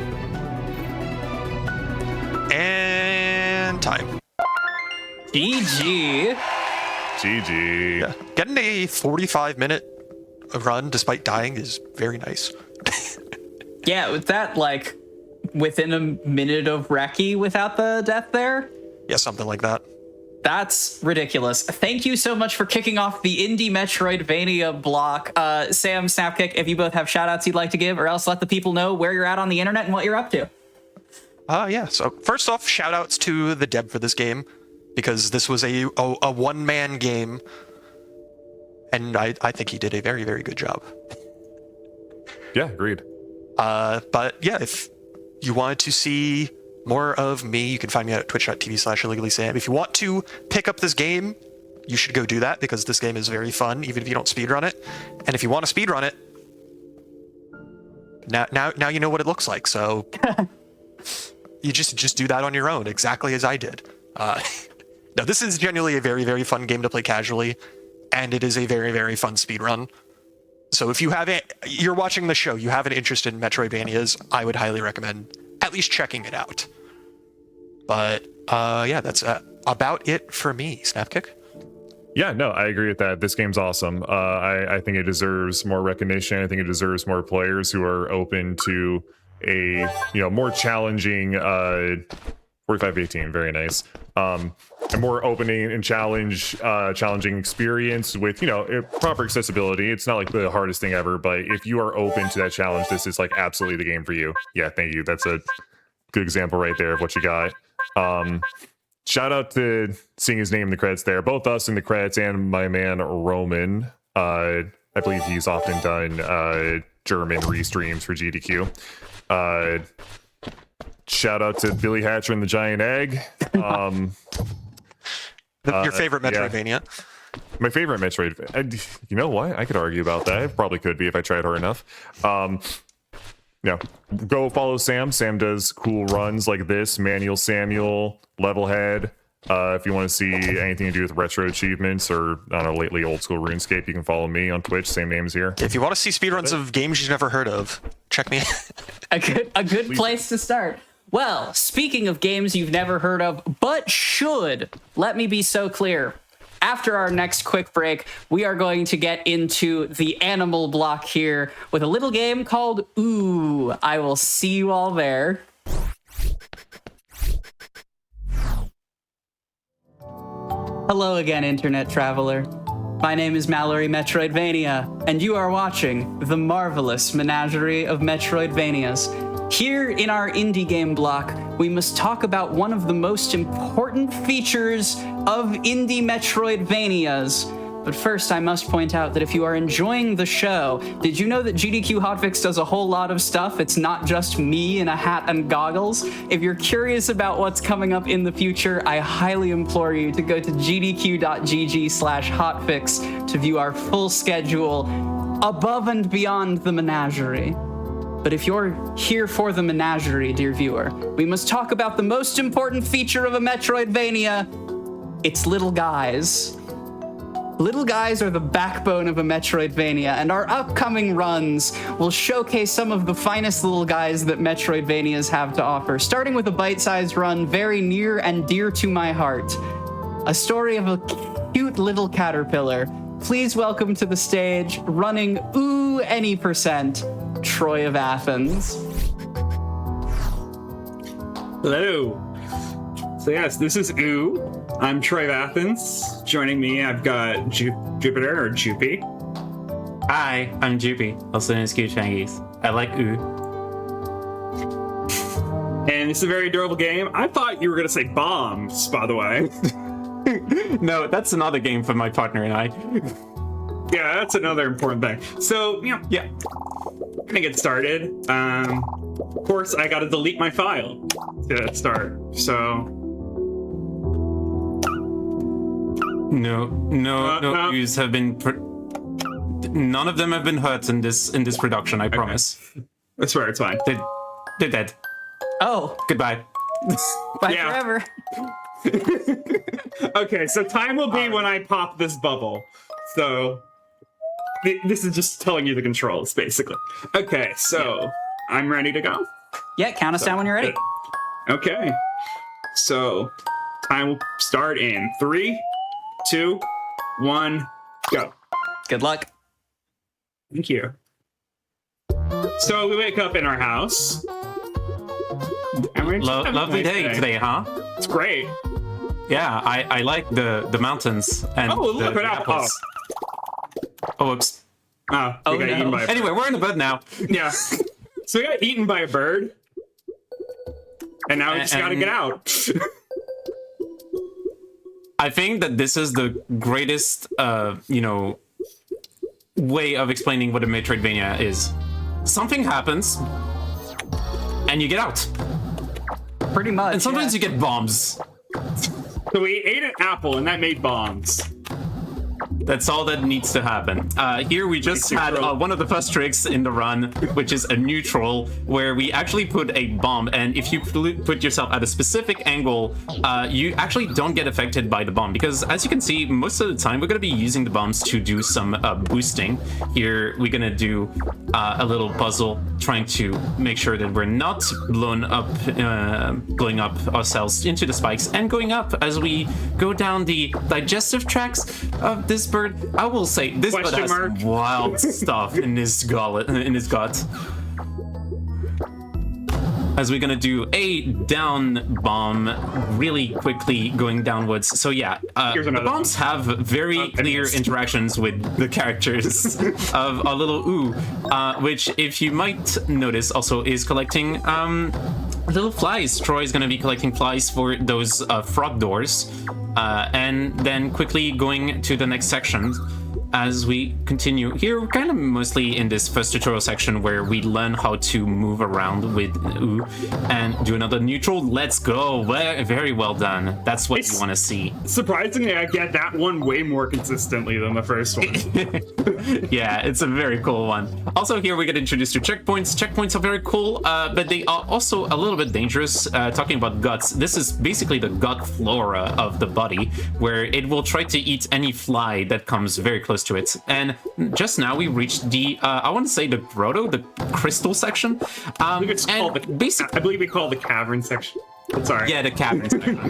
And basically, this game is divided in a few sections that are gonna like go one after the other. And normally, you would kind of go around, try to understand how the game plays. But we already know how the bombs interact with our characters. So we actually don't go into the entire tutorial section on the side, and we reach immediately the forest, which is why this run is very short. If you actually want to see more than just the main I would say the main esophagus of the bird, you can technically go onto the side rooms, which is the category called all normal rooms. There's also some very cool secret rooms that I'm not going to talk about because solving them is like God, if they called it a Metroidvania, that would make sense. And I don't know if Mallory accepts that term. Metroidvania is an interesting one. We talked a little bit about like the knowledge, just like knowing the layouts of things. I don't know how to feel about Metroidvania as a genre.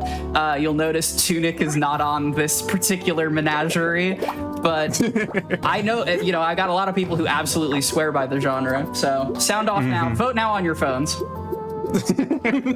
Yeah. As we were going through the forest section, you can see that we're dealing with switches here that can be held down by either the main body or the bomb body of Ooh. As we're now going to go down and wait for the bomb to actually go down the shaft and onto our head. This is one of the coolest things about this game. Did you know that this entire bird is still alive all the time? Every screen is active at any point, and so it makes it possible to just hold a bomb in somewhere super far away and still have it explode, which is incredible. And as we go through the run right now, we're gonna reach the observatory, which is a very cool place. I like this place. It's so pretty. It's so pretty. Nice neutral. By the way, I never mentioned it. That's a 3-frame window. Yeah, Wow. that is a very close window. Don't worry, this is not even the hardest trick in the entire game.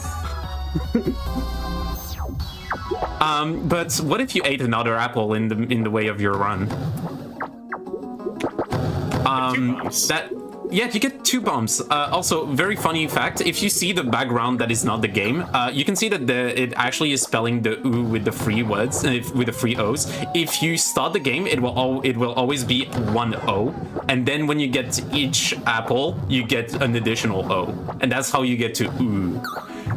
Which is super cute and absolutely adorable. And if you're not playing on if you're playing not on full screen, it also happens in the name of the window. So it's a super the name. I didn't know about the window name. That's sick. Yeah, no, it's super cute and I love it.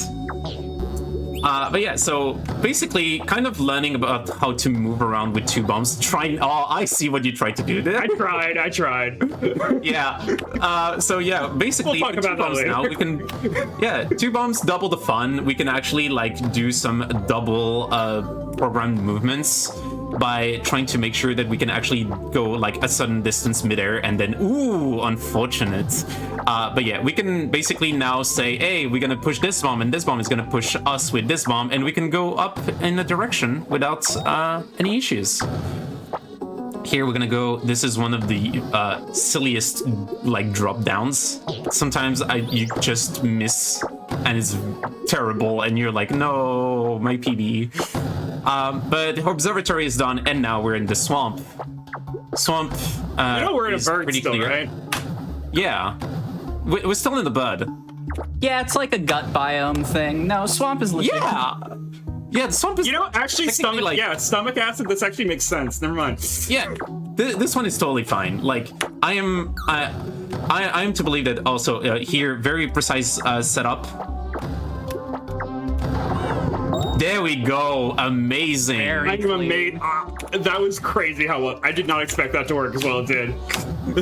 Yeah, so this is a very high level setup that I don't even do in my runs. But yeah, you can just ignore most of the setup here and continue with the double bum movement and going down into Discovered by a pass, by the way. Yeah, discovered through the task by I want to say Pika, who I believe is in chat. Absolutely I'm not watching chat. This game is super size. Oh, first try, let's go. So this, what we just saw, is the start to the infinite bomb jump, which let us quickly go through the cave. And now we're in a very posh area of the gut. For some reason, we have reached the mansion. Because everyone knows someone's stomach definitely needs candelabras. Only the finest for birds. Bird, now make sure that your bird interior is very well furnished. So here, this is a little funny setup with the mansion here. We're gonna try to put a bomb here next to the teleporter because in the mansion, we're actually learning about something extremely important. Did you know that teleporters inside the bird keep momentum? It's true. Hey, what? Just like that. Yeah.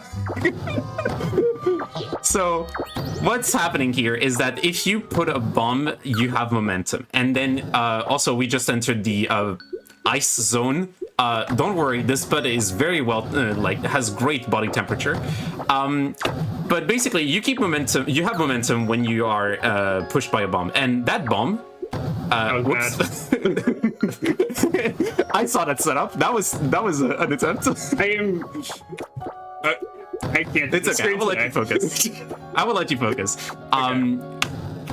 Quickly, momentum is stored when you enter the elevators and the teleporters, and so that means that you can actually push yourself in very weird positions when the game has teleporters next to, for example, another fly.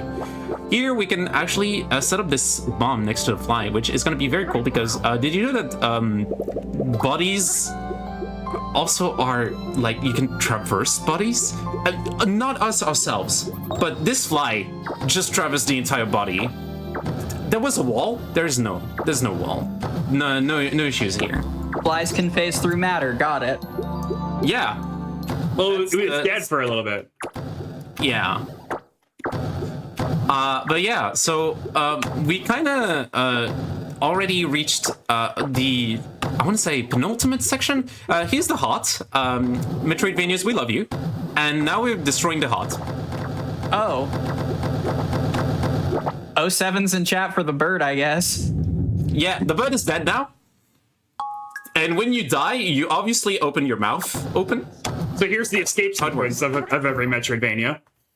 Yeah, so escaping from a bird is a very tough task. We're gonna need the help of another fly before we get there. Thankfully, there's one right here in the cabins. We can just grab this one here because for some reason the escape sequence is blocked by a frog door, and so we need to actually do this this setup like this and grab this fly. Alright, going up, and now we're gonna actually reach the actual escape sequence of the Metroidvania by going to the door, and you can hear that the music is pumping right now, which is great because we're gonna reach the other IBJ in the run, which I don't know if we mentioned this before, but this is a frame perfect and pixel perfect trick, which is gonna happen live on your screens, and it's gonna be great, and I believe in Troy doing it first try, right? I'm definitely not putting in all the tension on you. Thanks for that. You're welcome. Always here for some fun tension moments. So here, a little bit of a trying to get another fly before we actually continue on. Another frog door is awaiting us. And here is the placement for the IBJ. So I'm going to quickly explain. Basically, what's Troy trying to do is to basically leave the bomb for one frame and 1 pixel.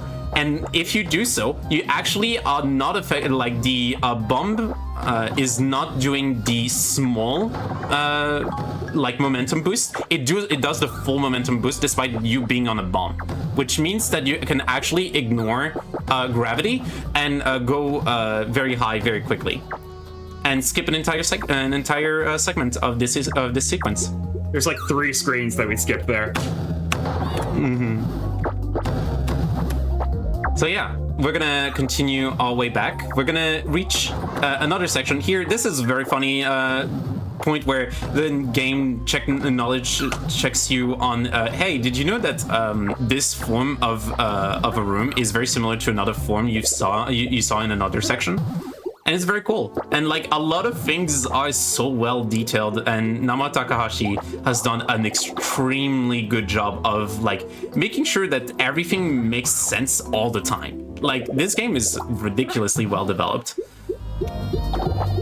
All right, here we had another switch section, which, like I mentioned before, the bed is alive all the time, even when it's dead. So the switches work totally fine. And time is gonna come very soon. We're literally 1 screen away. Time comes when we are exiting the mouth in 3, 2, 1, time. GG. Yeah. Yeah. Wait, we're in the air. How the bird I thought was dead. Okay. Well, we get to see the bird explode now. Just like yet again, every Metroid game has to have the bird explode at the end, or wherever you're in.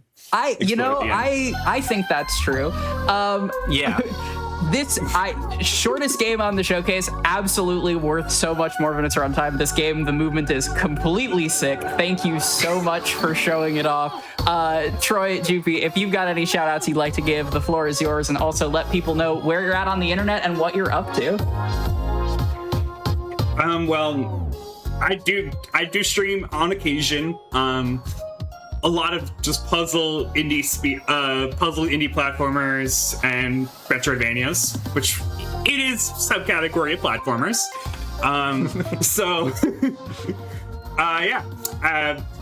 Come watch me there if you want to. Troy Bathen's on everything that I'm on: Blue Sky, YouTube, and Twitch. Yeah. Thanks. Hi, I'm GB, also known as Q-Thangies. I have, I think, like already 2 marathons ready in September. Watch me at Flame Fatales. I'm gonna be running the greatest polycule puzzle platformer you ever seen. That's all I need to say. That's one heck of an introduction. Thank you both so much for kicking off our animal companion block here at the Marvelous Menagerie of Metroid. We have a bit more. Sorry. Oh yeah.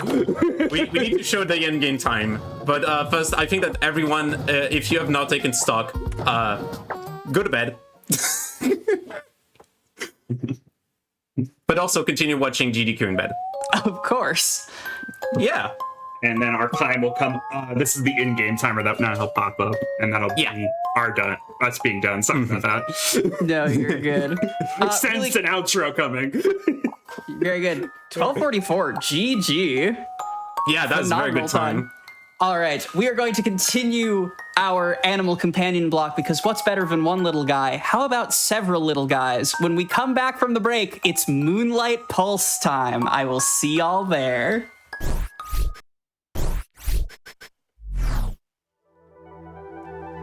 Hello again, Internet Traveler.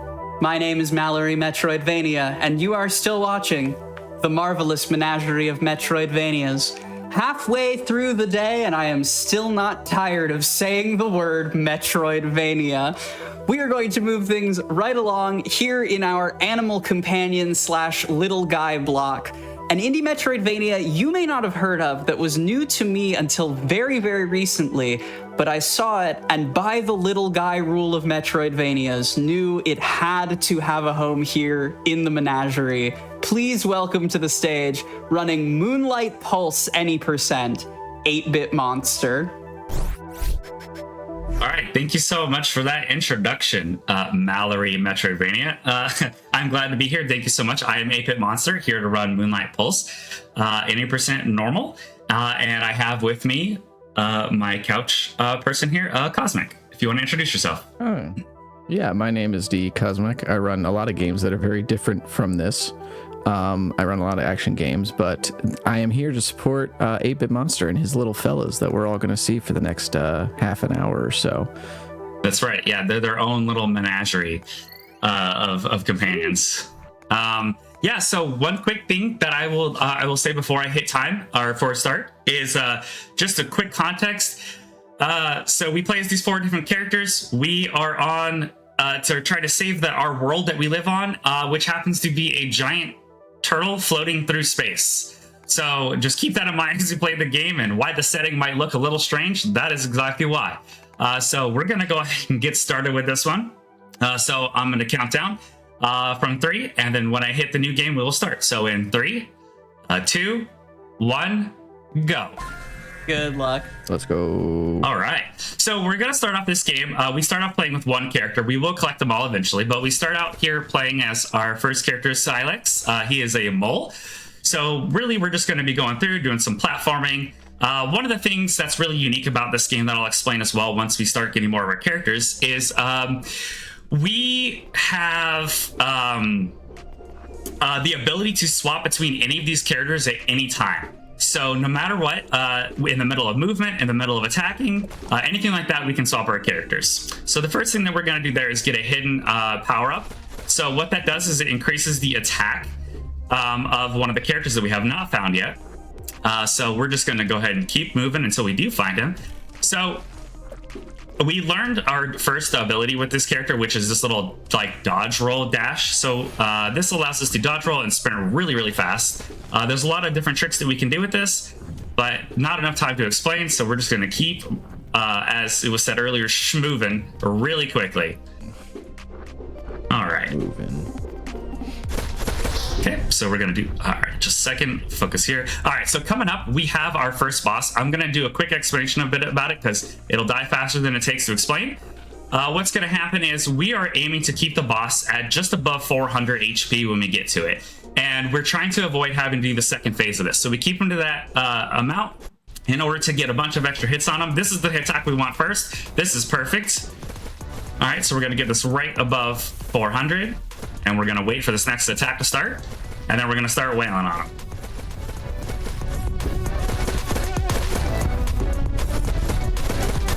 Yeah, and then he's gonna get right on top of the head here. Try to, come on, got it. Okay, Very good. Let's okay. go. So with that, one thing too is you'll notice that the screen's kind of like transition, and then things happen, but you don't know what. It's because there's cutscenes that get skipped automatically. So we did get our next character. This is Laguna. This is my favorite character in the game.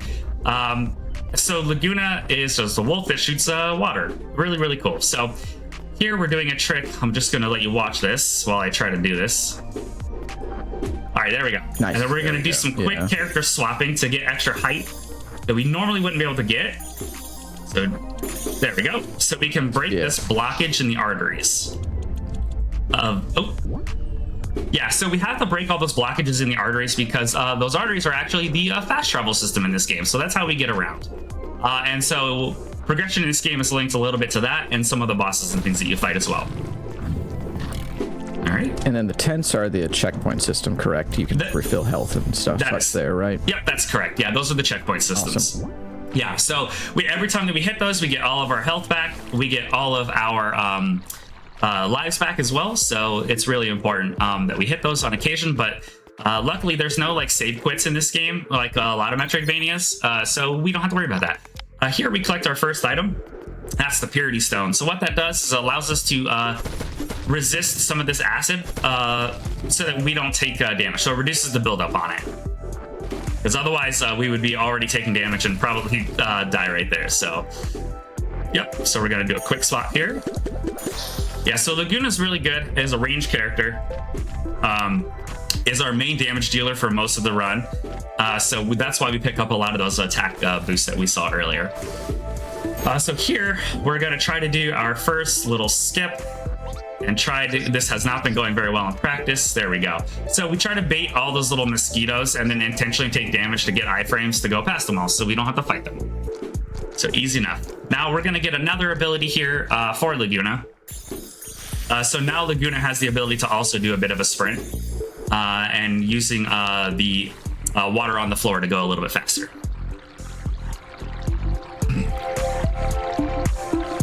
Laguna always has like the air dash available as well, right? The one that you can like direct in different ways. Well, sort of, yeah. So it's like where he'll do like a little, like, here, I'll show you, like this little wee, and then that's just like a little wee. Yeah, it's like a slight little jump in the direction you're facing. Yeah.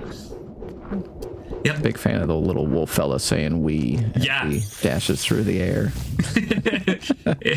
It's my favorite. Yes. So we get our next. This is probably the best, our most useful ability in the game. So now we can charge Laguna's attacks, which create these little like water balls, and you can use that to trap enemies and objects for puzzles. And so this allows us to basically skip fighting everything here. So we come through this area a couple times. So we're just gonna mosey on through. Ooh, try not to get hit by all these. There we go. Sometimes the enemies don't like to behave. Okay. Yeah, so a little bit more backstory too about the game is so these characters, I did mention they're trying to save the turtle that they all live on. So they are in a group of creatures called curatives. So they're here to act like, you know, curatives, agents and things like that to protect the body of the turtle from all the infections and monsters and things like that. And there is a big bad guy that is currently trying to basically take the entire life force of the turtle. And so we're out to protect that from happening. And so that's kind of the gist of the whole story here. All right, and we're gonna do our first game of Operation ever. It is the best game of Operation ever. Yeah, with cute little animals. Would make Operation better. Yeah, that's true. It would. Yeah. Yeah. Yeah, I feel like if Operation had a mole and a wolf, yeah, definitely an improvement. There we go. Okay, my brain forgot that I had to switch characters again there. So we do a little bit of a character swap there to get extra height, to get right up on that bridge, so we can just skip having to go get other abilities to get up there. So there we go. Easy part skipped. So now we're moving towards the second boss of the game. So when we get there, you'll see what he is. I won't spoil it. It's pretty cool. Oh, I'm gonna get hit here. Oh nope, we're gaming. Okay, we're gonna do another trick here because we don't like doing puzzles, and we just use some of that same movement abilities. So get up, and there we go. And now we're gonna fight Pippin, the mosquito. So this is not like the Pippin from Lord of the Rings, unfortunately. Not a hobbit. Kind of mean, and took out Laguna, which is not good. This is not going well. I wonder if he wears wigs. Also, something. Oh, that was really strange. Okay, we took a mistake. Sorry, I was like thrown off by something that just happened. Yeah, so we're gonna have to run that back for a second. Apologize. Yeah, so I don't know, for some reason when I took that damage right there and it swapped Laguna out, I was like permanently slowed, and I was not moving. Oh, weird. Yeah, that's never happened before. Hey, yeah. I was worried we were gonna miss our quota today, you know? Yeah. I've done plenty of, you know what, let's take the safety, just in case for some reason something happens again. Yeah, you know, I've done quite a few runs for hotfixes, and I've never really had one of those until now, so there we go. All right, so we're gonna try to get out as much damage as we can here. So there's two phases to this fight. This is the first part. We just kind of dodge a lot of these attacks and all these little blood bubbles that are being shot at us, while Pippin will slowly steal blood from the artery there. And once that gets powered up all the way, enters phase 2. Our goal here is to try not to really see much of that phase. It is a little dangerous because he gets a lot stronger. All right, there we go. And we're nice. That was a stylish finish. All right, now we're gonna get, yeah, it was a stylish finish, wasn't it? Okay, so we get our next ability, which is the wall climb, like a wall bounce for Silex. So really good ability. We're gonna use this a bit, and now we're done using it. And yep, say goodbye to Silex. Oh. Yep, Silex is gone. No. Okay, so what? I know, it's very sad. Now Laguna, remember that quote earlier about the undertones of, you know, the sadness and depression thing in your Metroidvania? Well, this is that part of the game. So Laguna is very sad and upset. So Silex, basically what happens in that cutscene that we don't get to watch is a parasite crawls into Silex and takes him over, and he becomes evil and is no longer a part of the team. So now Laguna is on their own and has to try and continue to save the turtle. So yep, this is why Laguna's the best. However, this is a very tough section of the game for the run because without having another companion with us right now, another character, we have no lives. So if we take a death, it is a game over, which is what we're trying to avoid. And this is a very tough section. There's a lot of ways to get one shot, so we have to be very careful. So we have to bubble these two specific enemies because those little silver version of these enemies cannot be hurt by Laguna. You can only bubble them. So we have to bubble them so that they don't shoot us with that laser and kill us very quickly. Now, we're gonna do the only puzzle in the game that we have to do, which I'm very tired of this puzzle and I wish there was a way to skip it, but there is not. Oh, and I started shooting that the wrong way. Okay. Scoot this over. There we go. Sometimes if you accidentally shoot that one too many times, it goes too far over. You have to do this all again, and it's really fun. Okay. Yep. And one of the things coming up too is like the run will get is going to get a lot more exciting with the movement tech here coming up, because we're going to get our next companion here pretty soon, and then it's going to open up a lot. And this is why I love this game. So. First thing we're gonna do here is the arena fight. So there's a few of these in the game. You know we're in these arena fights when the background kind of changes color, because time and like space has been warped by the big bad. So we can basically actually wrap around the screen. So like I can shoot shots through the screen. You can see that over there. However, we don't really utilize that in this part. So, and I did say we couldn't attack these enemies, but if you push them into those spikes, you can deal damage. All right, moving on. So we are going to be working towards our next character right now. We just got to get through a couple of spots here. Yeah. Any guesses as to any chat guesses as to what the next companion is going to be, creature-wise? I'll take guesses. Vote now on your phones, chat. You have like seconds. Yes, it doesn't take long. Yeah. You may have already seen this character.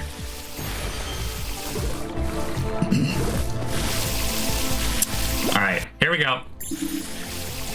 We got Charlotte. Okay, so Charlotte is a sheep that is very reminiscent of the Metroidvania genre, specifically Castlevania. A little bit, she has a cape, she has a whip, she can grapple onto things. Yeah, so definitely some inspiration there from Castlevania with that character. She is really good. She actually is the highest damaging character in the game. But in order to do the most damage with her, the way her whip works is if you hit with the very tip of that whip, it's going to do the most damage. It's going to crit automatically. So that's very difficult to do consistently for some fights and enemies. So we usually use Laguna anyway to do the damage, like I had mentioned earlier. Also, Charlotte has opposable thumbs, because if you weren't aware, sheep have opposable thumbs. So she can climb up on the ledges, which is her main function. So today I learned. I was gonna say, hold on a second. Yeah, this is anatomy lessons with a. Yeah, we already learned about the gut biomes of a bird just moments ago. Now bringing you such classics as sheep have opposable thumbs. Yeah, exactly.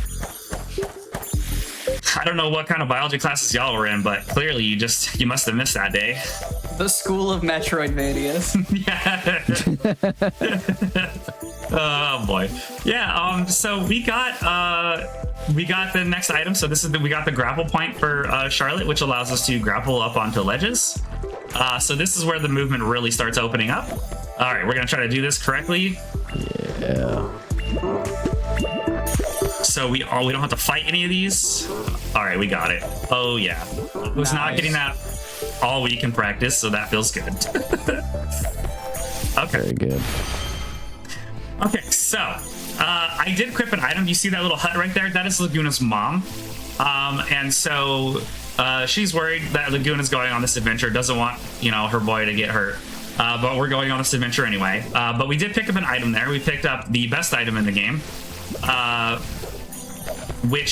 Okay, can we not? Thank you. Nice save again. Yeah. Yeah. Oh, I spoke too soon. Anyway, so that item, what it does is it allows Laguna's bubble to actually charge faster. So now you can see it like charges much quicker than it was doing before. And that is very, very useful. It helps with a lot of those arena fights I was mentioning, where we're going to shoot that bubble wrapping it around the screens or to bubble a lot of enemies in quick succession. So very, very good item. Okay. So what we're doing next is we're heading towards Charlotte's, like where she lives on the turtle. So she was like, "Hey, I'll come help you, but I'm really worried about my town. Can you come with me and help save them from the enemy that kind of harasses the town?"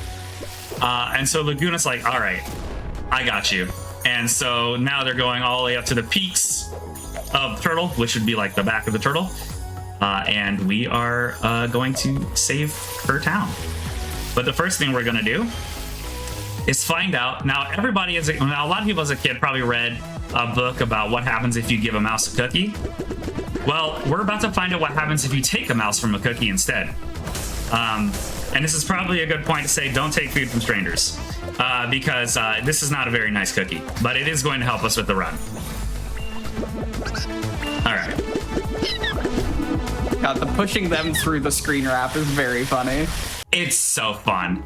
All right, so we're gonna take this. We're gonna take this spoiled cookie, and I'm not gonna spoil what we're gonna use that for. Haha. I'm here all week. All right. Actually, no, I'm not. Maybe like another 20 minutes. It is notably the weekend, so. Yeah, it's true. Yes. I will be here the next 2 days tops. Yeah, and then I have to work. Okay, so we also did get another ability for Laguna. So Laguna can now turn into this little ball, you see? What this allows us to do is to bounce on objects and enemies so that we can get up to higher places. Oop. Oh, I'm gonna miss the cycle because I missed. Yep. Yeah. All right, we gotta wait. Yep. So it's really good ability. This one here for some movement. Okay. Oh. Notably, too, it did 0 damage, so he could just keep doing it as long as he wanted to. Yep. As well. All right. And we're gonna do a cheeky little skip here instead of going all the way around using that ability. There we go. All right. Like I said, that's one of the cool things is like the constant character swapping in between all your movement in this game, which is what like makes it so much fun to play this game, in my opinion, casually and as a speedrun. It's just really fun. All right, so here's where the cookie comes in play. You'll see that I equipped the cookie. We are no longer going to use it. You can hear that noise. That is the crit with the whip by hitting it with the very end of it. You can see all the damage I'm doing to the boss right now. And now this is where the fight gets a little weird. Oh. Yes, Yeah. I didn't want to spoil this, and so this is what the cookie's for. And just go ahead and keep an eye on the screen, and why you shouldn't take cookies from weird mice. Oop. Oh, my brain, oh my gosh, I'm having a... Yep, hold on. There we go. This is another biology lesson. You break into people's hands, and you can just go right into their eye. I'm not sure this one's as scientifically founded as the sheeps with opposable thumbs, but... Yeah, I don't think so either. So yes, we're just gonna beat up the boss. Because we had the spoiled cookie equipped when we start this fight, it actually poisons the boss. And so you can see all the damage it just did, so that speeds up the fight considerably. And you'll also notice, yeah. So you equip the cookie specifically so that someone else eats it. Yes, correct. Yes, because in this wonderful world of creatures living on a turtle, we feed a giant moth some cookies. In in the world of little fellas living on a big fella, we take a small cookie from another little fella to give it to a little fella that turns into a big fella. Correct. And, Yeah, I've and read that this makes the children's boss book fight before. faster. Yes. Yeah. Yes, it's great. It's a timeless classic. Oh boy. All right. So we did get another ability. You notice they come really quick. With the abilities in this game, it's not like a lot of Metroidvanias where like you go like, hey, there's like this cool statue that you get this ability from. Why does the statue have this weird ability just in its hands? Yeah, that doesn't happen here. The character's kind of just like an anime. Every like 3 episodes, when they come across something really hard and they don't know how to, get past it, they all of a sudden just learn how to do the craziest things you've ever seen. Yeah, that's what happens with the abilities in this game for all the characters. So Charlotte is now able to glide by infusing electricity into her cape. It's pretty cool. You might recognize this area again. We come through here a couple times. Just gonna mosey on through. Well, I do want to make a joke about like backtracking in a Metroidvania, and I probably will at some point again. For someone who has not played this game casually, like just already in the little backtracking you've done with like where the blockages are in the fast travel, it has already given me that like good feeling of like, wait, I recognize this. I know what I'm supposed to do here. This genre's good. Yep, it's one of the reasons I love this genre so much, and like just casually and also like speedrun wise, I'm trying not to get hit by those things. These are the worst enemies in the game. But yeah, it's like, that's what's so fun about Metroidvanias. It's like you constantly go back and through areas and you're like, ooh, I can do this now. Oh wait, and then there's this. Yeah, and also like as you go back through those areas too, you have a lot of times you have new movement abilities. So like the way that you progress through the areas is different, and you can go faster. There's things that you can like that you might have had trouble with before. You can just like, oh, I can skip this now. It's so much fun. Like, this is not revelatory for a room full of Metroidvania enjoyers. Nope, but I just think it's neat. Yes, that's pretty neat. All right. Yep. Yeah, so those things, I always forget what they're called. There's a specific thing, like with glass. I think they're called like Prince Rupert drops or something like that. And they're like super duper strong, except for like they're really weak on that very tip. And if you barely hit that, it breaks, and so that's what those enemies are designed after. They're annoying. I really dislike them. If you get hit by that, it does like all your health and damage, and it's a one-shot. So we try not to really kill him if we can avoid it. All right, there we go. So that's some usage of like wrapping around that screen with the bubbles. So very, very useful. Okay. So now that we're done with that, we had to hit a couple triggers there. So, oops, I missed that. That's fine. We are now going to be going towards our next character. And so I'll give you all more time. All right, now what's the next character we think we're going to get? You got maybe like 20 or 30 seconds to figure it out. I want to see some more guesses in chat this time. Vote now on your phones. I should really bring this up earlier, but I always forget. It just goes by so fast. Yeah, there's a lot of movement happening in this game. Yeah, it's very rapid. Yeah. All right, here's our next character. This is our dog. He's in a mech with a flamethrower. Yep. Would you believe I did not never see gets old. Dog in a mech with a flamethrower as a guess? You're telling me that wasn't on your bingo card? Oh man. Yeah, he's not a great character in terms of usefulness in the run. I mean, we have to. He's part of like the triggers. We have to get him.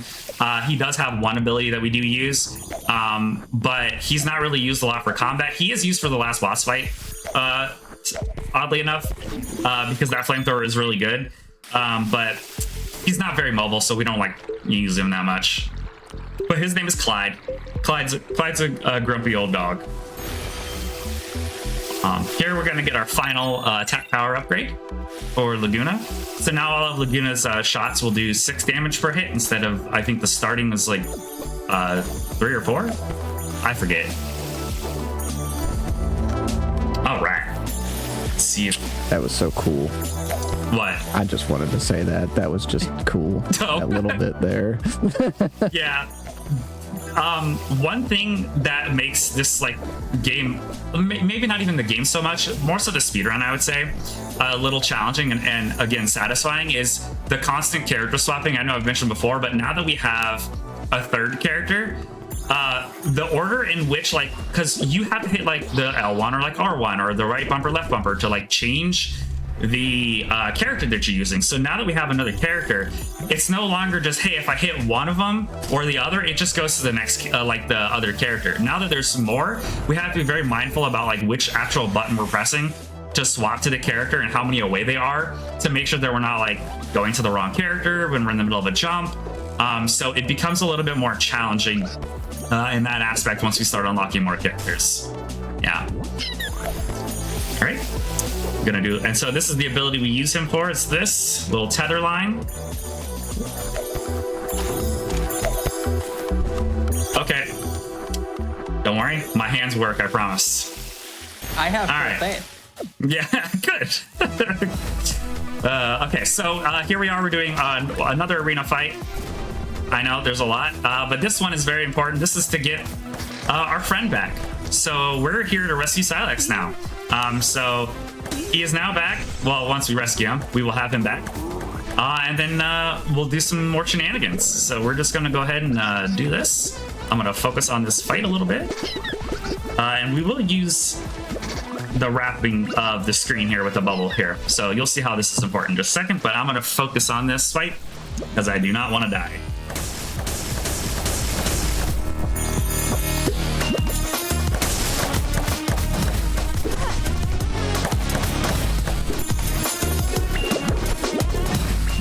I really want to call him like Shadow Lex or something. He does look like Shadow from Sonic. Ah, dang it. I got greedy.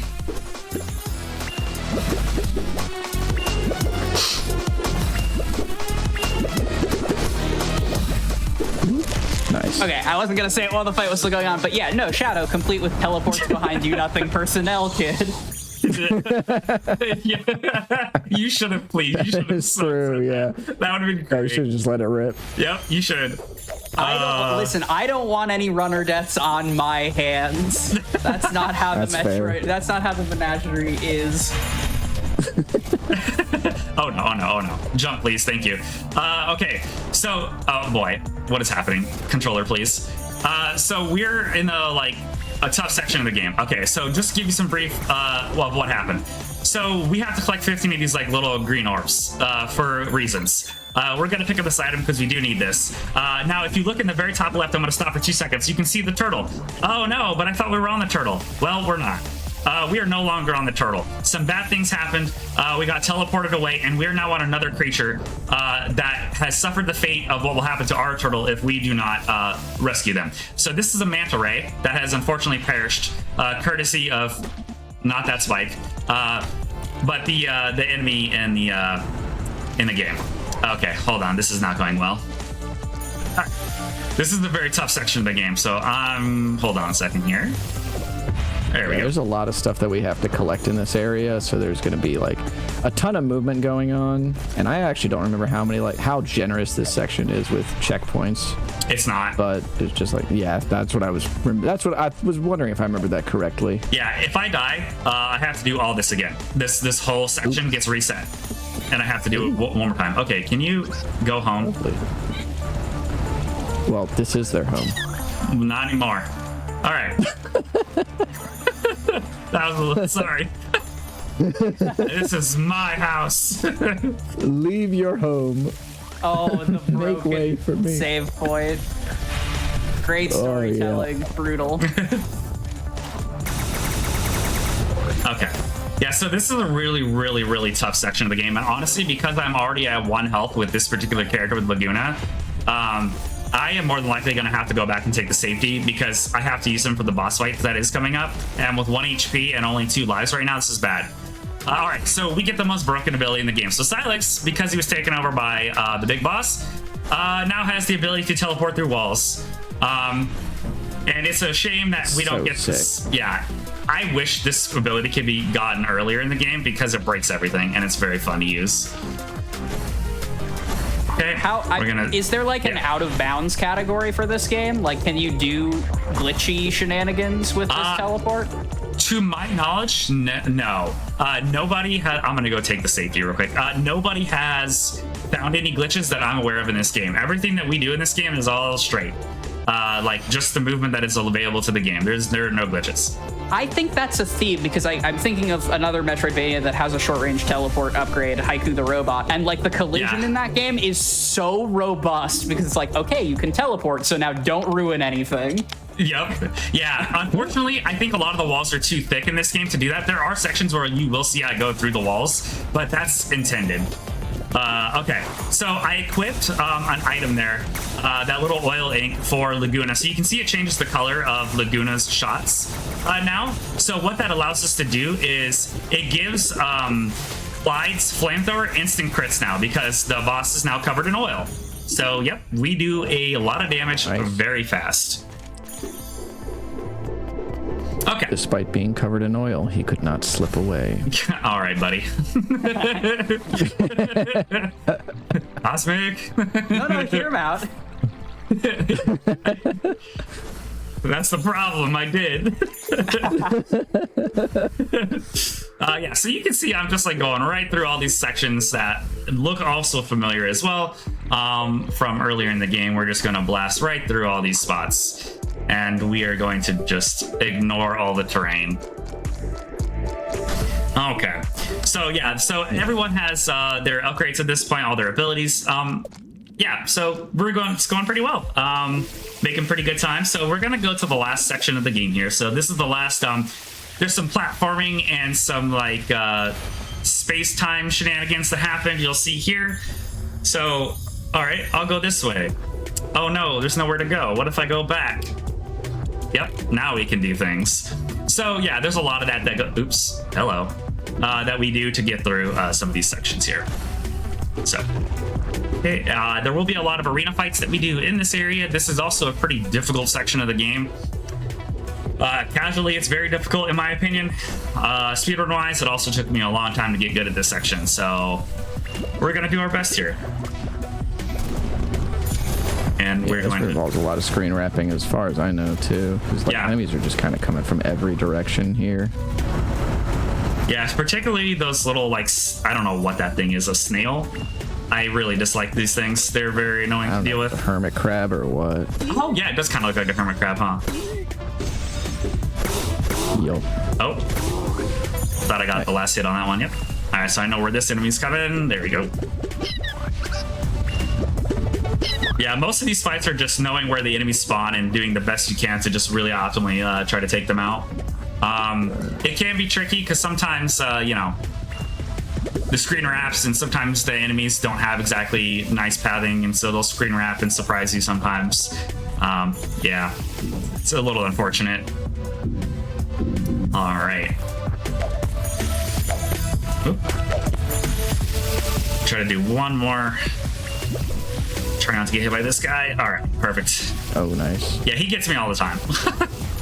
Oh no! Not even no! close. Okay, this is the okay. You know how I said earlier those bubble things are the worst enemy? This is the worst enemy. As you can see, there's nothing I can do right now because this thing has me tethered. So I just have to wait until Silex dies. Wow, that's brutal. They're the absolute worst enemies in the game. Never want to get caught by those. You get caught by those, and it's just you can kill them before your character dies, but I'm not going back down there. So I'll just yeah, he can oops. This is fine. Fortunately, we have a lot of lives here, so we do. We can afford some of the character deaths. Yeah. Yep. All right, kill these. You can see, so we're going to utilize this trick with the oil and the flamethrower here on the final boss coming up in just a moment. We are almost done with this game already. Okay. All right, so here's the praying mantis. It is going to be very large, which is not normal. So prepare yourself. Oh. Yep. Yeah, I don't think I've seen a praying mantis this large. Nope. It's pretty impressive. Yeah, so the other thing that you'll notice, which I'll explain once the run ends, because this goes by really fast, is we are fighting on top of the turtle's heart right now. So you can see that there's like damage numbers also coming up on the screen. So we're literally on top of the heart right now where we're running. And so every time the boss does an attack, it hits the heart and it does damage to the turtle. So you can lose in this game by losing all your lives or by the turtle also dying. So we have to be very careful and quick with this fight to make sure that we are not letting that happen. So I have to constantly swap between to reapply the debuff for the oil. So that's why I'm swapping characters a lot. All right. These do attacks some dodging. so cool. Yes, it's so cool. I love this game. The screen And tearing. we're about done. As soon as the screen fades, all right, time. Sorry, it goes by so fast. Nice job. Yeah, that's Moonlight Pulse. I hope everyone enjoyed watching this run. I love this game. Please go play this game, support it if you like what you saw. It's just fun casually. The run's really fun too. I would love to see more people run this game. Yeah, and here's our turtle. Here's home. The turtle's name, by the way, is Arrowask, and you can see that's the health pools and those percentages. So, yep, we got to be careful not to let that happen. So, yeah, this is one of my favorite games as a speedrun. It's very, very good. I love this game so much. I have a whole sleeve of tattoos, and I have a Laguna that as part of that tattoo, like you can even see right here, got my little buddy. Stays with me forever now. So yeah, thank you so much, Mallory Metroidvania, for inviting me to be on this show. I really appreciate being able to be a part of this for one of my favorite genres and to play one of my favorite speedruns that really pushed me into speedrunning. So thank you so much. Kazik, you got anything else? Good stuff, man. Yeah, this was a lot of fun. Thank you for having us on. Appreciate it. Incredible. Thank you both. Chat, energy one more time for Moonlight Pulse, one of the finest collections of little guys you will see in the Menagerie. But we are not done with our little guys block. For you see, dear internet traveler, we're going to take a quick break, and when we come back, our final Animal Pro Tag game of the evening in Crypt Custodian. So get up, get a small drink of water, stretch, and I will see you for more Menagerie.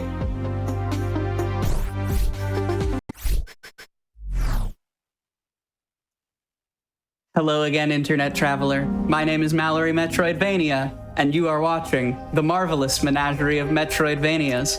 We are coming up on the end of day one, but to conclude our little guy block, a Metroidvania very near and dear to my heart, a solo dev Metroidvania developer, perhaps beyond compare in Kyle Thompson. I don't think any more words need to be minced. Here to run Crypt Custodian any % easy. Please welcome to the stage, Silent. All right. Hello, everybody. My name is Silent, and we're going to be doing Crypt Custodian. This is a cute, charming little Metroidvania about a cat named Pluto who is on a journey to escape the afterlife. Joining me on commentary is King Samson, if you'd like to introduce yourself. Hello. King Samson. I also speedrun this game, and I'm just happy for y'all to see Silent showcase it. It's a great game. Yeah, I love this game so much. It's a really good speedrun, so happy to show it off. All right, so I'm gonna start this intro cutscene, and then I'll call for time at the end of this cutscene. So we're doing any % easy difficulty. The main difference there is that the bosses just have like a little bit less health. There's some more healing opportunities. It's also just faster, so in typical speedrun fashion, we go for whatever is fastest.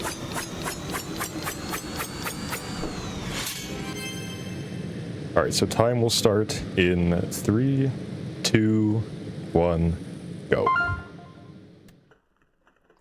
All right, so at the start of the run, we're gonna wake up in this mysterious world by a character named Pip, who's like, "Hey, what are you doing here? Like, the palace is that way. You should go check that out." But there's like a bunch of like statues and stuff in the way, so we gotta find a way to clear those first. Go ahead, Samson. I'd say he also informs us, I think, that we are dead. Yeah, that too. That we are in the afterlife.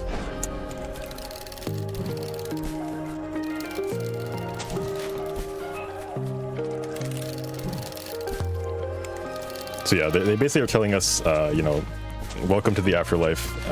Kendra, who is the kind of like guardian of the afterlife, will judge you and determine if you are worthy of entering the palace or not. There we pick up the broom, which is our trusty weapon for this game, as the title might imply. Crypt Custodian. We fight with a broom. So here we're going to meet Kendra, who's going to review our life and determine if we are worthy enough to enter the palace or if we will be banished forever. And things look good until she realizes that we just broke a bunch of her things outside, even though we really had no choice, but kind of unfair if you ask me. But we are being sentenced to be janitor of the afterlife now. Did you notice that Silent's smashing these piles of like rubble on the floor? That is trash, and we are actually cleaning up the afterlife, but that's also the currency in the game. So there are 2 items, and only 2 items that we need to buy with the trash. So we need to get a total of 2,601, I believe, trash, in order to buy the 2 items that we need. Yeah, so we're doing a couple of skips here by jumping and then timing our dash attack at the very end of the jump. We can cross some gaps that are like just a little bit too far out of our reach. And that lets us get this key and also open that shortcut a little bit sooner than we'd normally be able to. We're supposed to use that key to open that door, which would open the staircase, but we're going to do a little bit of like a clip to just get on the stairs anyway. One thing that's kind of nice about the keys in this game is they are all universal. So we're supposed to use that key to open that gate there, but we can just kind of bring it with us and use it somewhere else that will be a little bit faster.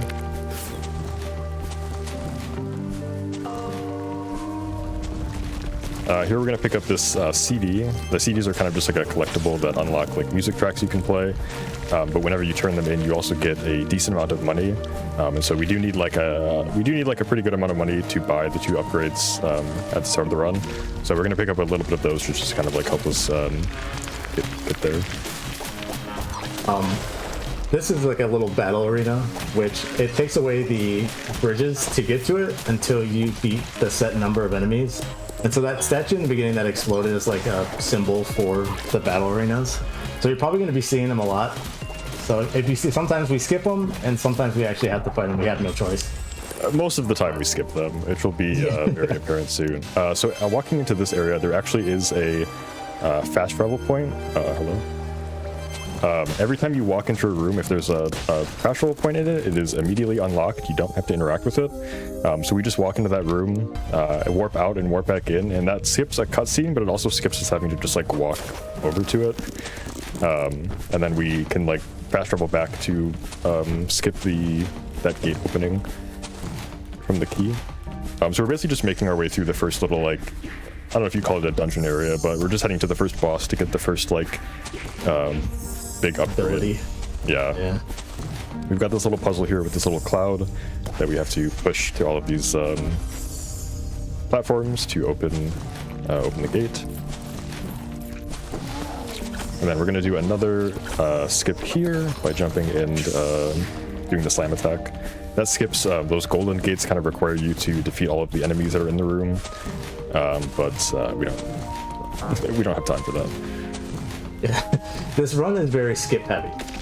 Yes. Like Silent said, a lot of these battle arenas we will be skipping. A lot of gates we kind of just skip right by. So even bosses we skip.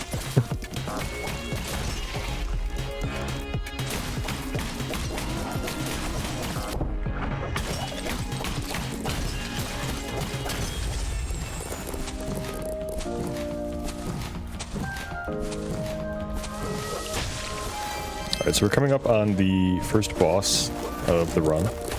It is the pot full of spiders. There's not really a whole lot to say. We're just gonna try to like brute force our way through it as fast as we can. One thing to note, I guess, is if you dash and attack it, you actually do slightly more damage.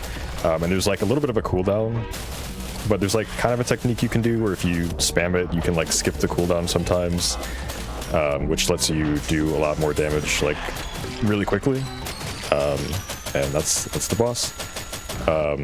So we're gonna save and quit immediately after beating the boss. That's gonna skip like a cutscene with the character that we rescued. But the game saves that we've like beaten the boss and talked to them, so all good there.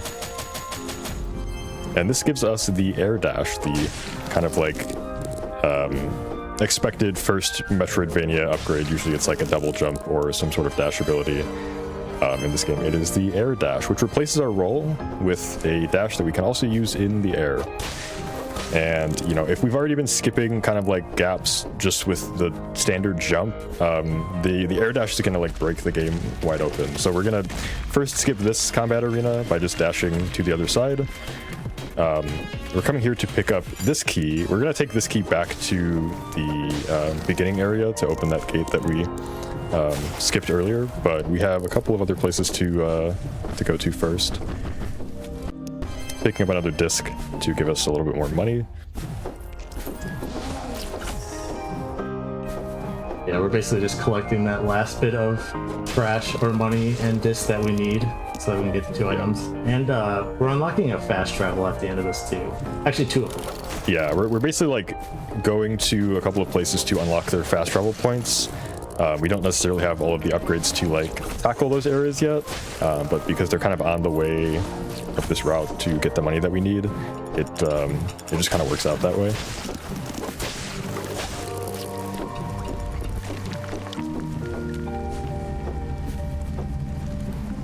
Now that we're out of the first area, I do have to briefly shout out the NPC that we skipped because it's entirely too slow to talk to in the speedrun. Does say one of the single greatest lines of dialogue in any video game, which is that in frog culture, dying is actually one of the saddest things you can do. I think about that quote twice a week. That is a very good quote. Yeah, unfortunately in speedrun mode, the speedrun mode not only just gives us a timer at the top of the screen, but it also instantly skips all of the dialogue, which is like very much appreciated, but all of the characters in this game are just like so adorable, and the dialogue is so good in a lot of places. It is unfortunate, but we do what we must. So now we're gonna open. Yeah, go ahead. Oh, go ahead. I would say I think that's one of the things about this game casually is that it has a lot of charm with the dialogue and like the characters and stuff. Oh, I'm a little bit short on money, which is 20 not a big deal. Yeah, we can get some down here. Honestly, all of the Kyle Thompson games like have the same kind of DNA. They're all just like, they're all so good. So here we're buying the 2 upgrades that we mentioned, one of which is a special attack that lets us do kind of like a spin attack. And the other one is a charm that increases our movement speed, which is good for 2 reasons, one of which is obviously speedrunning, we like to go fast, but it also kind of like sometimes gives us like a boosted jump that lets us cross larger gaps like that. So that's another sequence break that we're doing now that we have the dash and the increased movement speed. We can cross very far gaps now to get to places much earlier than intended. Yeah, because there's a reason that switch is on the side he just jumped to, because you're supposed to come from this side to unlock that, but we're just going to go ahead and skip that. And Silent's en route to the second boss / second ability, which is, what is it again? Spirit Split, I believe? Something like that, yeah. So we just skipped another gate there. Like we said, it's going to be a very common occurrence, is that walls and gates in this game are merely suggestions. So the kind of gimmick of this area is that all of the enemies and platforms, at any given point, half of them are invisible and half of them are like able to be jumped on or attacked. And honestly, this arena, as far as combat goes, is probably the most that we'll see of that mechanic, but we'll come back to this area a lot later on, so we'll have to do some platforming sections with that in mind. We also have these bubbles that if you dash into them, you get pushed forward a little bit, and then you can jump back out of them. There's going to be some tricks with those later on too that we'll explain once we get to those, but yeah, heading up to the second boss. Really tough fight. Yeah, one of the hardest in the game. So we're just gonna leave. So that's going to be another common thing. We're going to skip probably about half the bosses that we have to fight in the run. But we do have to fight about half of them, so we'll get a good mix of both. We're not just going to, like, skip all of them.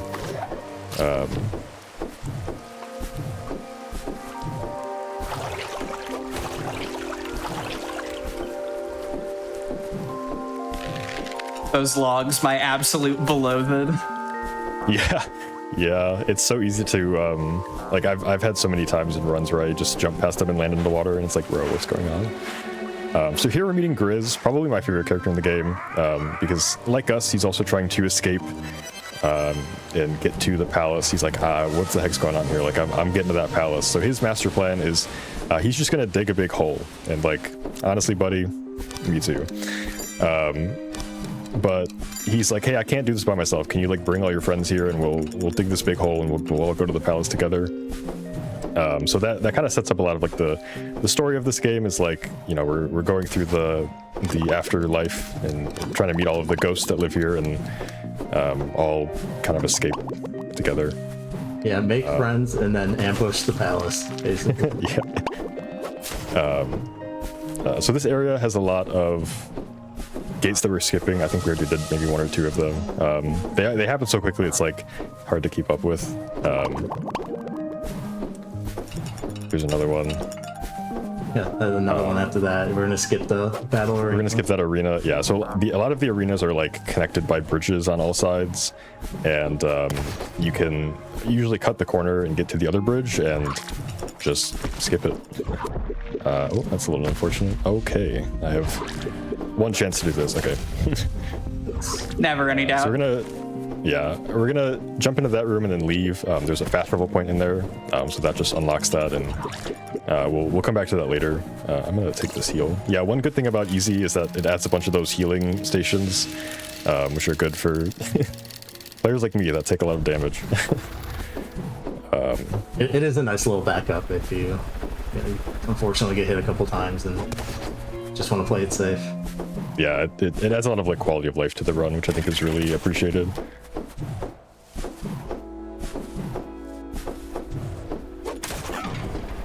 So this area has a lot of these walls that you're meant to bring some, like, robots, I think, to stand on those plates to open the gate, but we don't actually have to do any of them in typical Crypt Custodian fashion.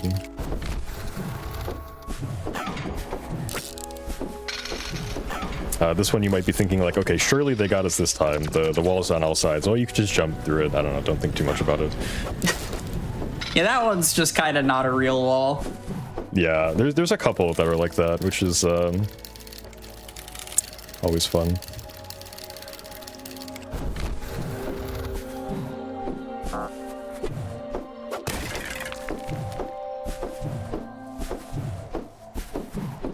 God, I love Grizz with the spray paint can so much. I know, he's such a good character.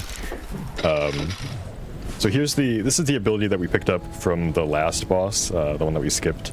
It basically just lets us make, like, a ghost clone of ourselves that we can cross those, like, invisible gaps. It's kind of just like your typical Metroidvania, like, something to block your progression for a little bit. We don't really use it for much in the run other than just, like, what it's required for. So here Grizz gives us the spray paint can. He wants us to draw on the ground. There is a boss fight there, but we can just jump out of bounds. That room, for whatever reason, like, when you jump out of bounds there, it spawns you back, like, out of bounds just standing still, and then you can just jump to the load zone. But that gives us the ability to throw the broom like a boomerang and warp to it. We actually don't have the ability to throw the broom yet. We're gonna get that from this boss. Yeah. So we're kind of getting things a little bit out of order here, but yeah, that was technically, I guess, you're supposed to get that ability after this one. But yeah, so we're doing things, like, way out of order right now, but do you want to explain, like, the hover thing that is going on right here? I can try. We kind of talked about this before the run, but so I think. I don't know how it works exactly, but if you jump and then dash and swing at the same time in the air, you kind of get stuck in a floating state like Silent is right now. And you're immune to a lot of attacks besides these big killer ones, but you're immune to a lot of attacks, so you can just sit there and kind of wail on a boss for a while. All right, I am a little afraid I'm at 1 HP right now, so hopefully it doesn't do that like filler attack again. We should be okay, I think. Yeah, you should be alright. Okay, yeah. Nice. Yeah, it's a little tricky. Honestly, I fall into a habit where if I fail to do the hover, I just like get stuck in a cycle of repeatedly messing it up over and over. But yeah, so that gives us the Boomerang ability, which I will only say once because I am very bad at pronouncing that. But it basically just lets us throw the broom and then it will come back to us. But we have the addition to it, which lets us also throw it and then warp to it. So we're just going to go back to, this is the area that we came to at the start of the run. Now that we are properly equipped, we can fully navigate this area. I'm going to remember to skip that arena. I always struggle with that one for some reason. Like I always. Yeah, it looks like it is like the easiest one, but I think that's what makes it like you underestimate it and you're like, oh, it's super easy, but then you can just like very easily flip the corner of it and it will trap you inside of it. Yeah. So we're gonna do a little bit of a. Okay, nice first try. You can throw the broom and there's like just barely enough like distance that it will at some point consider it on that ledge there, and we can just skip like the second half of that room. And we did all that to pick up another charm called Quick Draw, which increases our attack speed. We'll be alternating between that and the movement speed throughout the run for a couple of different like purposes. And then we're gonna pick another key. We're supposed to use that key. We're supposed to use that key here to unlock this gate, but we don't need to. There's another gate up ahead that requires 4 keys, so we're just going to bring that one with us to skip getting one of the ones up ahead. And then I'm going to jump around to here to skip some dialogue. But yeah, this room has like 4... Oh yeah, go ahead. I was gonna say, it may not seem like it, but holding onto the keys and like skipping the gates they're intended for does save a lot of time, because we're just skipping out on areas where we'd have to go through or platform through to get the like intended key and bring it to it, and it just speeds things up. So it's like you're missing a big kind of like a big chunk of gameplay. Yeah, so this room has like 4 branching paths that all have a key in them. So we're just like skipping the one that takes the most time. Conveniently, it also has a fast travel point, so as soon as we grab the key, we can just warp back to the save point. Now this one's funny. This one wants us to survive like a 45-second lockdown thing, but we can just like clip through the wall and steal the key. Yeah, the reason we bring the one key over too is there is one more key in the area we were just in, but it involves doing a battle arena where you have to clear like 3 waves in order to get it, so it just saves time. And right there with the boomerang, Silent just skipped a dialogue. Yeah, and we're also skipping this boss. By throwing the broom out of bounds, we can time it when it hits the platform, and that's the boss. I think that might be the last boss that we skip. I'm trying to remember. I think from here on out we do have to fight all of them. I think so, yeah.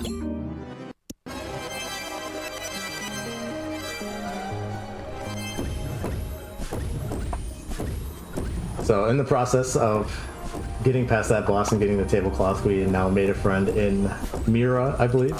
Yeah. So Mira of Mira's Basement fame. Yes. And they agreed to come ambush the palace with us. Yeah. So I did some jumps there. You technically don't have to do those. You can just use the broom. This is one of my favorite skips in the run. Okay, it might take a couple tries. This one's been giving me trouble today. So there's a gate on the other side of this arena. If we throw the broom to the right side, we can kind of just catch it when it's coming back to us. There's like a brief moment where it's in bounds behind the gate. I would like to be able to show I had never seen this before. That's sick. Yeah, this one is probably my favorite skip in the run. It is one of the newer ones, I believe. Nice. Let's go. That one's really cool. Because like, a lot of them kind of blend. A lot of the skips in this game kind of blend together, but that one's like pretty unique because you actually have to like there's like 2 timing points to it. You have to like throw it, you have to dash quickly to the left side, and then also like know when it's coming back to you. And it's actually super nice because this spot, for me at least, when I was running the game and that I didn't know about that skip yet, I would take a lot of damage from that battle arena. And you kind of have to go a little bit of a stretch here to get to the next like warp point. So it's scary running through this with like 1 or 2 health. I mean, Silent's making it look easy, but there's a couple of jumps you could fail that could take HP away. So discovering that skip was actually super nice. Yeah, one thing that's like pretty nice about this game is there are a lot of points where, because you just have the option to like return to your last save point at any time, you know, if you're stuck somewhere, you're like need to just like reset, you can just do it and try again. And a lot of times it doesn't like waste a whole lot of time. So we did another skip there. You can throw the boomerang to the other side. Pretty standard. So we're coming up to the movie theater. They're only showing 1 movie here, but the guy at the counter says that it's far too scary for us to watch. But he says that he will let us watch it if we bring him 3 film reels that are around the map that he doesn't have time to go get himself. So he gives us the cinema key that we will use to open the gates to go get them. We're actually not gonna like do them all immediately. We're gonna get 2 of them right now, and there's technically nothing stopping us from getting the 3rd one and just clearing that whole section, but there is another upgrade later on that we will want to have first, so we're gonna come back and do that like pretty close to the end of the game instead, but we just like on the way of where we're going next, we can just pick up 2 of them. Yeah, it kind of works out route-wise too, saving that one for later. Alright, so here I'm going to try to do a glitch called like the bubble warp, bubble dash. I don't actually know what the specific name for it is, but if you throw the broom into a bubble and then dash into it, and you're both in the bubble at the same time, the game gets kind of confused and it doesn't really know what to do. So it keeps the broom in the bubble and it sends you out, but the bubble doesn't pop. So you can just like repeatedly dash into it and just like clear an entire room in one go, which is like super convenient. It does kind of get stuck going in one direction, so you can't really turn with it. So you do have to kind of like line it up and hope it's heading where you're trying to go. Kind of missed the cycle with that. So we're back in that area where like everything is half visible, half invisible. Some of the cycles in this room are like hard to remember what like which one's going to be which when you enter a room. Yeah, because every time Silent dashes, it changes the what's visible and what's not visible. I don't know what that was said earlier. I might be repeating, but which is extremely trippy when you're playing casually. Yeah, I remember playing this and getting very confused because like some of the rooms when you have like a lot of platforms, it's like, oh gosh, like what am I doing? This room has that cycle. You can hit that platform on the first go, but it's pretty tight timing. If you hesitate at all, it's like, oh, you just have to wait. But it's worth going for because even if you miss it, you still have to wait for the platform anyway. So yeah, like right there, I thought for sure it would be the right side was invisible, but nope. That's another arena skip. That one's like pretty straightforward.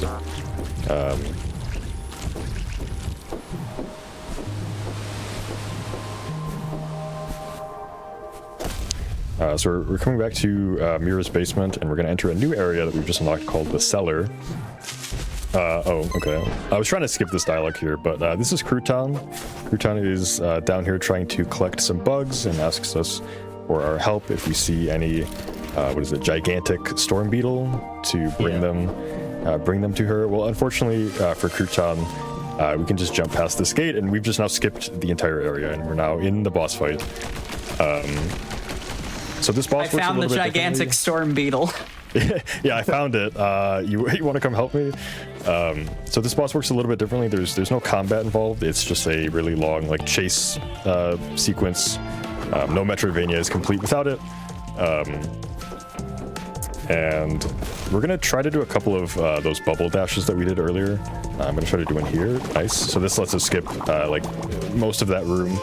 We've got one more coming up pretty soon that I would also like to get because it looks really cool.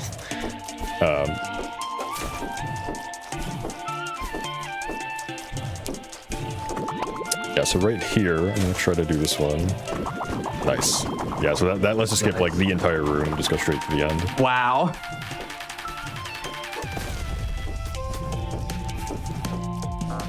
Yeah, it's a pretty big time save, and you skip a lot of platforming, so it's really nice. And then Crouton just somehow like beat us here, and it's like, oh, okay, thanks. I gotta make sure not to fast travel away once we get that, because most of the time you unlock the friend, you just warp away, but we do have an upgrade that we have to pick up here. Which is the basically it's an upgrade to the spirit split ability that we got earlier. It basically just lets us jump when we're controlling our ghost version. So just like another kind of Metroidvania blocker to limit you from where you can go at certain points. Needed in order to progress type item. Yeah. In the speedrun, we don't necessarily use it for... I think that's probably the only... I think that's the only time. Yeah. But we need to like unlock all the friends anyway, so it's not like out of the way or anything. Besides, no Metroidvania is complete without something that doesn't look like a key, but is functionally just a key. Yeah. All right, so Frosty Ridge has all of these puzzles where you're supposed to use like knock the orbs into the like blocks to open the gates, but we can just jump past almost all of them. Like this one here. I don't know. There's another one. You skip like 3 battle arenas and like 3 gates in this section. Yeah, it's great. This is kind of where these arena skips do get a little bit more complicated, because you have to be a little bit more precise with like the angles and whatnot, because the platforms themselves just get a lot larger. I'm going the wrong way. All right, this is the one that we do have to do. We cannot jump past it, but also it's like the easiest one, so it's whatever.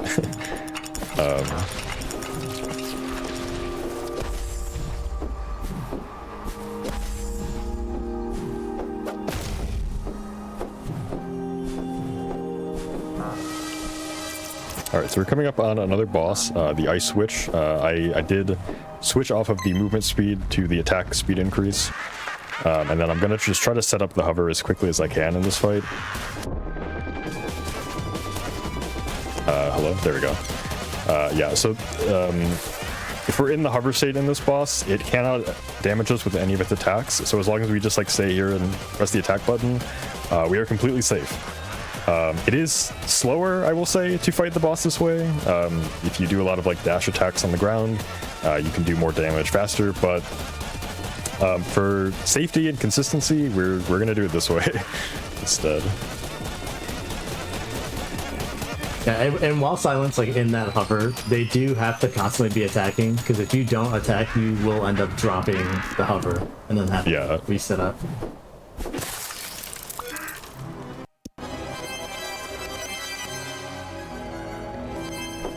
Oh, I do need to unequip and re-equip the movement speed. We're coming up on what I would probably say is the hardest like long jump skip in the run. And you basically need the movement speed increase equipped to get it to work. So hopefully it doesn't give us too much trouble here.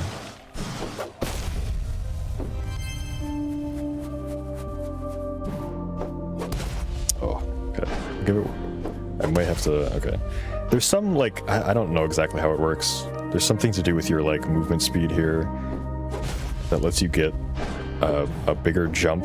Okay. Nice. You know what? Yeah, I'm gonna open this just in case. Smart. I have seen so many different superstitions for how to make that skip work. It's like I'm sure that there's folks in the community it's that cursed know somehow.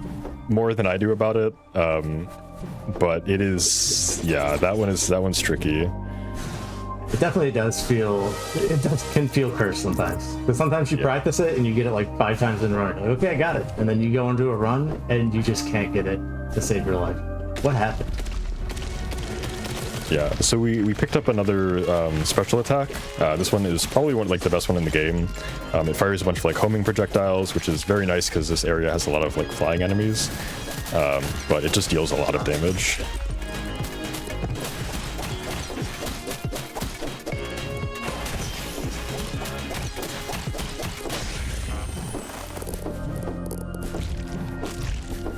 Yeah, it's a little more effective too because it's like homing compared to the other one we have. Yeah, you just like fire it and you just kind of forget about it. It'll do its thing. So here we meet Rusty, who's like sad because the amusement park is not functioning, but we'll turn it back on.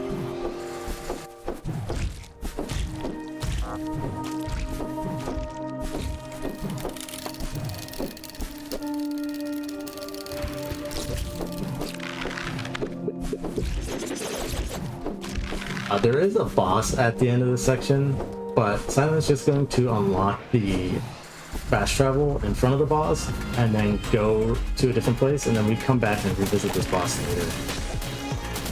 Yeah, we're basically just setting up the next 2 bosses so that we can just do them kind of like back to back. Honestly, I don't know if there's like much reason other than just like it cuts out like having to re-equip stuff and like saving some like fast travels and stuff like that. Because if you were to fight it now, you'd have to unequip quick feet, put quick draw on, and then when you beat the boss, you'd have to put quick feet back on, and it kind of just saves you from a bit of menuing. I love that bubble because it feels like you are way too far away from it, but the game's just like, whoop, there you go. Like the distance that it gives you to like be able to dash into the bubble is like very generous, and I appreciate it. The bubbles in this game just feel really good to move around in, even before of a speed tag. Yeah.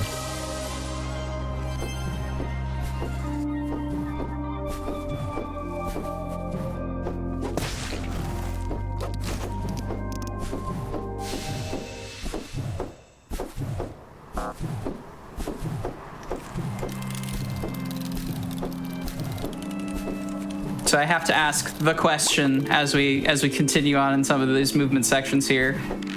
Silent Samson, what is the greatest Metroidvania of all time? That's a tough one. If I had to say, probably the one that I've put the most time into is Hollow Knight. So that's like probably my default answer. I got a special shout out. Like Animal Well is also like great. That's maybe more Metroidvania territory, but love that as an answer. Yeah. I don't want to piggyback off Silent, but I'd also kind of have to say Hollow Knight. I will say though that I actually played Super Metroid for the first time. I think it was like 7 years ago, and I was surprised by how well it held up. And like, I'm actually a huge fan of Super. It really does kind of deserve its reputation, as easy as it is to clown on sometimes for being that like old speedrunning game. It's a very good video game. Yeah, and it actually is like, before I even played it vanilla, I did watch like speedruns here and there. Actually, watching GDQ I think is what made me want to play the game, because I tried playing it as a kid, but yeah, watching the speedruns of that game, like the top runners are just, it's insane. It's like breathtaking to watch. Yeah, I think I'm maybe in the minority. I have actually never played Super Metroid. I've watched like tons of speedruns and randomizers of it. Don't really know what's going on most of the time. But I don't know. I feel like it's maybe a little bit intimidating to try and get into now. But someday I want to at least play it. I mean, I think that is one of the beautiful things of the genre, is you can just kind of watch Metroidvanias happen, and there's so much going on. It's its own little spectacle, even if you're not intimately familiar with the game. Yeah, especially a speedrun too, right? Because they're skipping so much, right? Like, speaking of playing skips, this game, that wall doesn't exist either. It's okay. Yeah, we kind of talked over it, but in this section, Marla from the shop at the very beginning asked us to pick something up for her, and this shop's supposed to have it. And when we come, the shopkeeper's a little... He's a little strange. Yeah. And it turns out that he's an imposter, and the real shopkeeper, Roy, is trapped in a cage back here.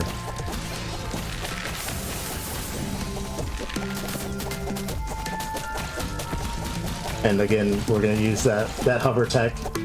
Because those spots kind of appears and reappears for the first their first phase, and then they form like one big enemy in the middle, or transform, I should say. Yeah, one thing that's kind of nice about when you're in the hover, you can't really move, but for whatever reason, if the enemy is moving away from you and you're just like attacking, the game will just kind of like take you with the enemy. So like, we're just moving, which is very nice in this fight especially. So now probably the hardest part of the run, the imposter is like, hey, which one's the real one? And, okay, I think we got it. Okay, we're good. Now we're just gonna leave him there. He'll be fine. We don't actually have to talk to him. But this is I think the final upgrade that we're gonna get in the run, which is the ability to dig. I need to make sure that I re-equip the movement speed because this is a pretty long section coming up. So it just like saves a lot of time to be able to move faster.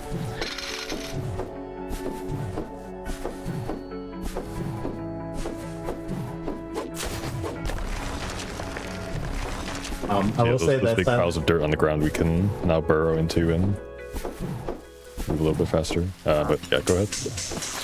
I was just gonna say, you said the one jump in the carnival area was one of the hardest, which I agree with. And then this section coming up with the bubbles, I think is also, like, for me, is one of the hardest / second hardest. There's just one particularly at the end.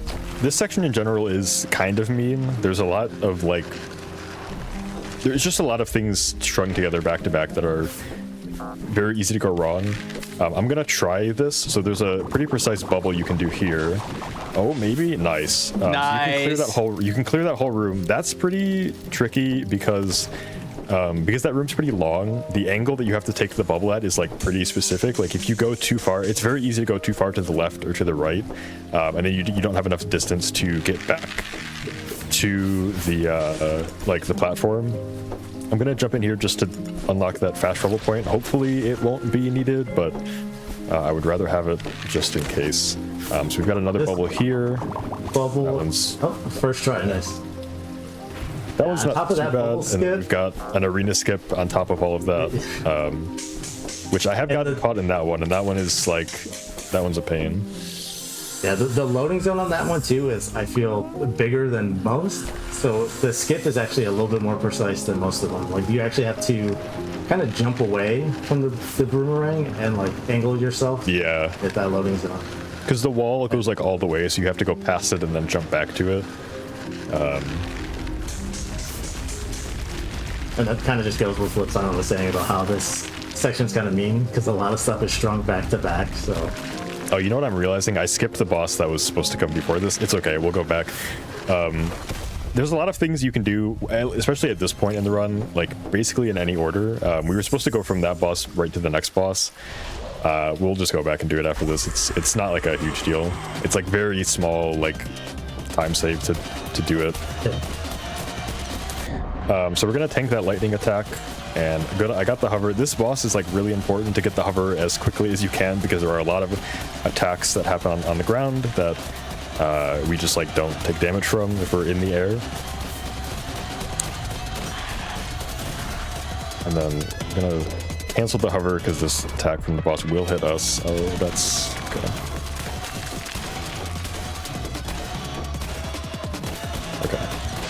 We should be good. I struggled to get the hover back for a second there, but if you take too long, sometimes the boss will do that swipe attack twice in the fight. Ideally, we only want to see it once, so hopefully I can finish the fight before that happens. Please? You got it. Nice. Yeah, another thing with this section too, like when you're going for a higher time, if you will, like you're not doing the safety saves or opening up stuff, you know, just in like Marathon safe stuff. So like the run back on that part is actually really, it's pretty bad. So if you die, it's almost like a reset. Nice. Okay, so this boss is probably the only source of RNG in the entire speedrun. There's 4 like rails that you can spawn on, and we want to like jump to him and then get the hover immediately, and then we just kind of want to hope that he'll spawn on the path that we're in so that we never have to like cancel the hover. Okay, this is good. But it's like really hard to set up the hover efficiently in this fight because you have like one chance. That was really good actually. I'll take that. Okay, so yeah, we're actually pretty close to the end of the run. We have 2 more bosses to do. I need to re-equip movement speed. We're gonna go get that 3rd film reel because we have not finished the whole like little movie theater segment yet. Those boxes that we spawned at the start of the run actually are relevant to let us get back to this area quicker. Yeah, because even with the boomerang and the dash, like, there's no skip to get across that. Like, you need at least one of those boxes to spawn. Yeah, this is the one like golden gate that we have to do in the entire run, where we have to defeat all the enemies in the room to open the gate. I'm gonna be a little careful because I'm at 2 HP. Alright, it should be good.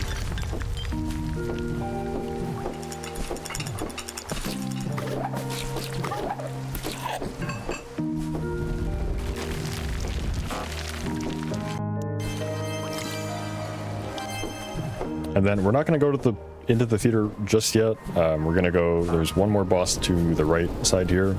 We're going to go take care of that, and then we'll go finish up the movie theater.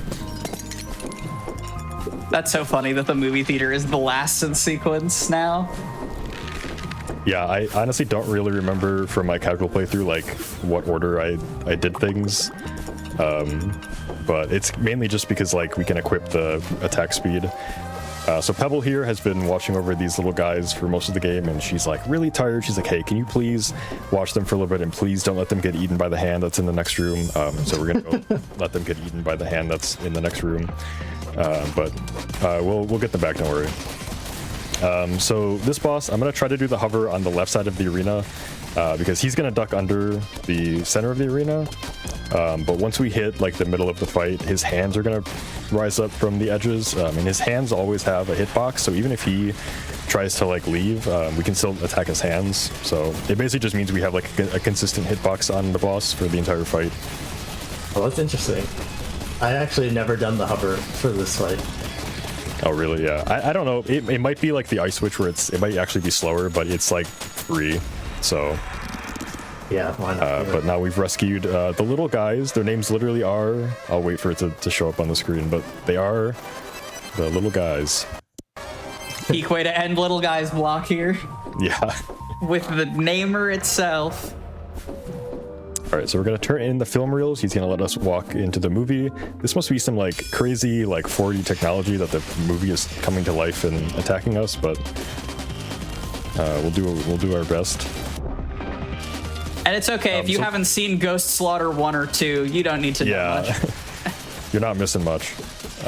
So the hover doesn't really actually work, at least from what I remember. For most of this fight, I don't think it actually works that well on this boss, so we are gonna just fight it the old-fashioned way, for the most part.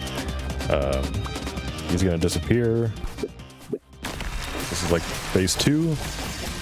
This knife attack is like pretty easy to get hit by. So I'm gonna just be a little bit careful. I am at 2 HP. This attack is actually pretty funny. You can just stand in the center and you will take no damage.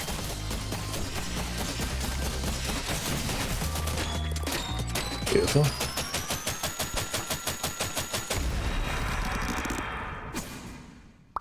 And then this will be our last friend that we need in order to ambush the palace. Yeah, so we're gonna go meet up with Grizz and the gang, and he's like, we're ready to rock and roll. And somehow we dug a hole into that floating platform in the sky. I don't know, don't think too much about it. But yeah, we're in the palace.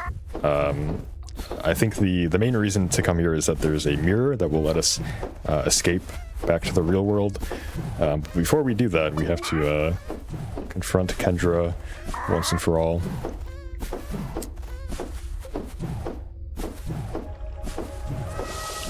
Which is what I would say, but if... let's see.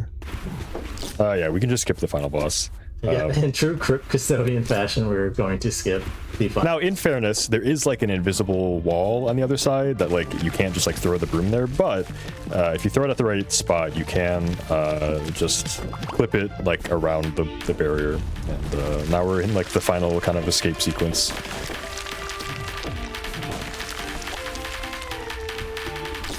Gonna try to do one more bubble dash here. Nice.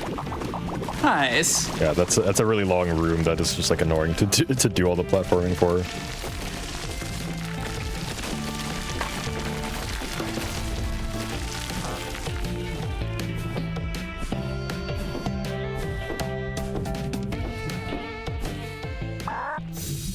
All right. So time will be once the screen fades to black. And that's time. GG.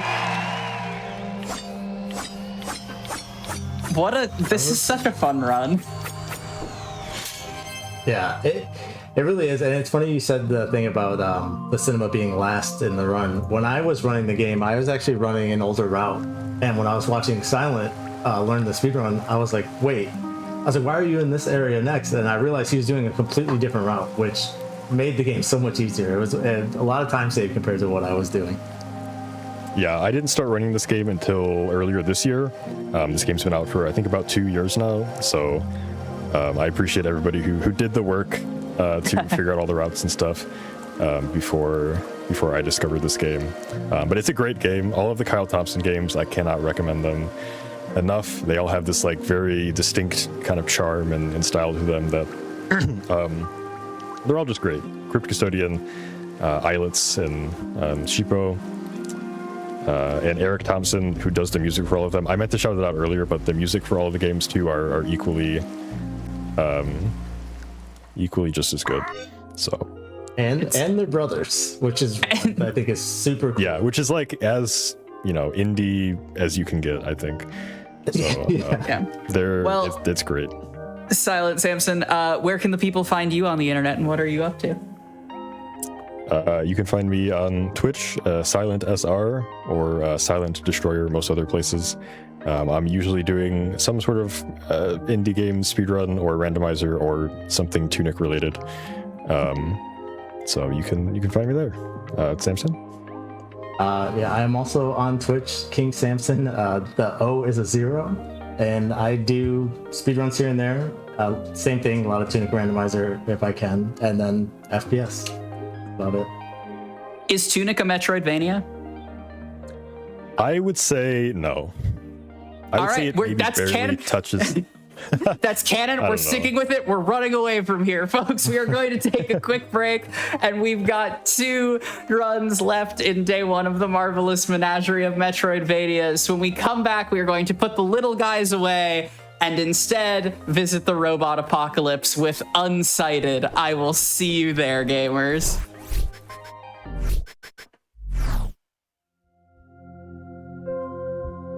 Hello, internet traveler. My name is Mallory Metroidvania, and you are watching the marvelous menagerie of Metroidvanias. We have rounded the corner into the final 2 Metroidvanias in day 1 of our 2-day showcase of the greatest genre of video game ever made. And I can think of perhaps no better celebration of the fiendish devotion Metroidvania speedrunners have to their games than our upcoming run, which I was told in the green room has been lapping world record strats in the last couple of hours. So without further ado, please welcome to the stage, running Unsighted Any %, the one and only Carrarium. Yeah, sure was. Hello. My name is Carrie Carrarium, and this is Unsighted. This is a fantastic Metroidvania, A Link to the Past like by Studio Pixelpunk. It's a fantastic game about two lesbian robots in a rivals to lovers storyline fighting against late stage capitalism. I love it. And with me are two of my best friends who have been watching this entire D-Rust shakedown. So commentators, if you could introduce yourselves. Threep, you can go first. Yeah, hi, I am Threepup, and I'll be playing the role of Statler on the couch. And I am Professor Birch, also known as Waldorf. Yeah, no, we're gonna get up to shenanigans immediately. So, Carrie, whenever you're ready. So this game is very, very hard. There are going to be some times where I do lock in, and but just know that this is one of the hardest speedruns I have ever played. And y'all know me for my sickos Celeste speedruns. This run is really hard, but we're gonna do our best. So in 3, 2, 1. Go. I lied. Good luck. Go. Good luck. So we're actually going to start off with a safety strat. There is a syringe over here. We have 1 health when we start, so we're going to do a little syringe and give ourselves full health. This is important because there is a little boss fight at the end that we don't really want to fail. Yeah.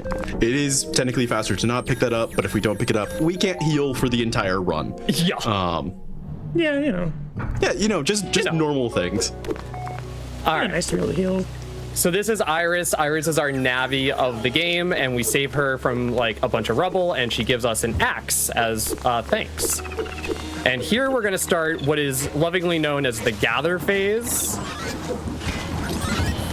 where I am going to break so many things and hope that they give me the stuff that I need. If I am consistent, I will get everything I ever ask for. Yeah, Carrie's gonna break crystals that you saw, those sort of pillars, boxes, and my will to live. We're gonna jump. A neat little skip right here. Yeah. Funny, this is a 2D game, but has some weird 3D geometry. We spawned on top of that stop sign right there, and with that was able to get onto that. This is the sort of tutorial first boss where we're supposed to die here, but if we parry it, we can fight it. Yeah, Would you like to explain some story? Yeah, this shadow creature is a corrupted form of anima. Anima being this life essence gifted by this meteor that fell onto the planet sometime before the humans had corrupted that anima into these dark creatures that you're seeing right now. Normally you can't hit them, but if Carrie just parries them 3 times in a row, suddenly now they're weak to damage, and for that we get rewarded with the flame blade.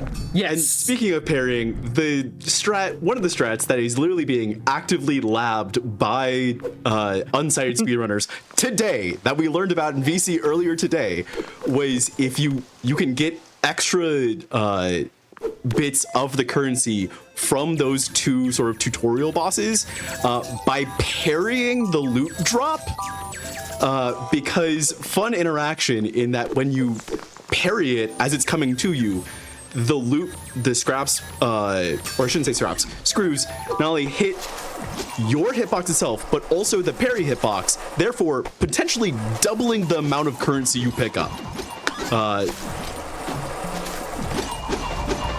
It's fun. Yeah. Fun stuff. Fun stuff. I love stuff getting discovered hours before a showcase. Yeah, you just parry the loot drop, Smile. Why didn't we think of that? Yeah, anyway, here is my one contribution to unsighted speedrunning now. That's now a safety setup, because as in this gather phase, we need to find a specific number of wires to pick up things. In certain unsighted has dynamic loot drops, so depending on how much you have something of a certain item in your inventory, you are more likely to get loot that is not that. So what we're looking for, and one of the things we couldn't buy in any of the shops, is wires, because we're going to need those to build grappling hooks later on in the run, or as we just did. We have a double grappling hook, which basically just allows us to grapple twice. Yeah. I believe we're at 0, by the way. I'm collecting metal scrap right now. Yeah.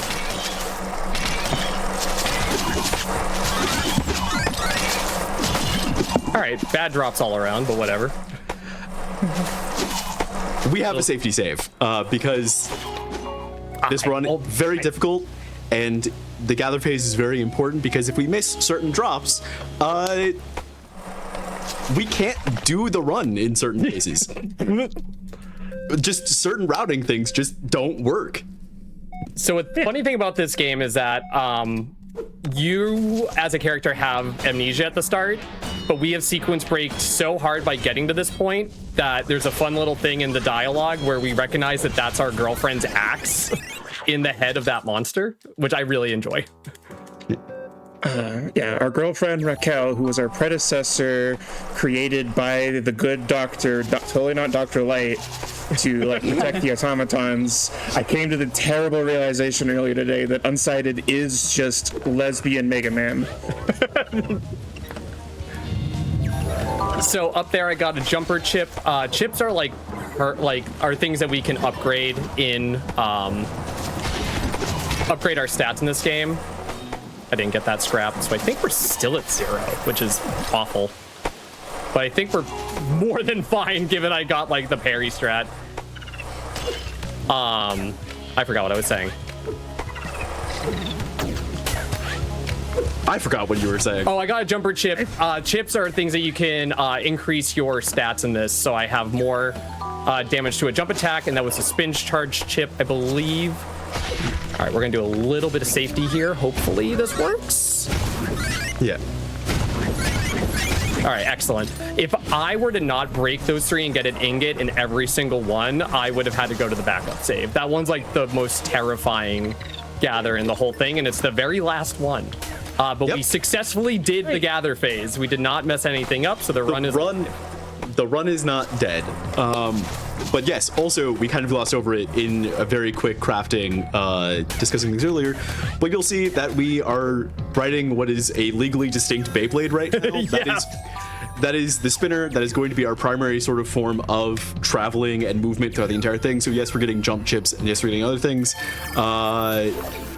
But now we're coming up to one of the only pieces of tech that you will need to know going forward in the run, and that is telehooks. I'm starting the explanation now because it is going to go by in the blink of an eye, and there's a lot to explain that goes into this. Yes. So, TLDR, the spin attack that Alma can do, she can do it mid hookshot state. So being in the state of a hookshot and aiming your hookshot is a state that the character is put in. This allows her to aim again and aim at a new object. Aiming at a new object mid hookshot allows you to change the object that Alma is parented to. So consider that once the first hookshot is fired, that it's technically, hey, I am parented to this. You can then, when you re-aim, fire at a new object. And essentially what this does is that you as the player character are on essentially a grid system. Yeah, I just went through the wall. That's a telehook. So that's a telehook. Imagine 2 points on a graph and a vector between them. That's what I just went through that essentially. That vector is immediately created when you sort of aim your hook to begin with, but by re-aiming the hook, you essentially redirect the vector in that which the game expects Alma to be traveling, and from that, the game seeks out whatever is the closest viable wall for Alma to attach to with the grappling hook. Anyway, we're now into the next boss. Yeah, this is the Forgotten Deity Asana. This is one of the automatons tasked by Dr. Zephyrina, totally not Dr. Light, to protect the meteor shards of the meteor that grants anima to the world. Except though, you might be noticing that there's like a time limit on everybody. When the time limit runs out, a automaton becomes unsighted. They lose sight of themselves and enter this like kind of zombie state where the only thing they want is more anima. I have more to say, but like Carrie's about to defeat this boss right now. What? I got so scared. So I was supposed to parry that attack at the very start, and I missed. And thankfully, it did it a second time, so I was able to get back to the quick kill. But it was just like, oh no. Yeah, all the bosses in this game do have quick kills that you're going to see Carrie try to essentially pull off. That is the big time save. You can see that this run is only under 32 minutes. If we don't pull off the quick kill on some of these bosses, things can get out of hand really quickly. A lot of the time save of this game is the fact that we can just kill most of the bosses in like 10, 20 seconds. Yeah. Chat is already popping off for the difficulty of the run. Someone saying, for anyone not familiar with this game, Carrie has just zoomed past like at least 5 hours of gameplay in the last 5 minutes.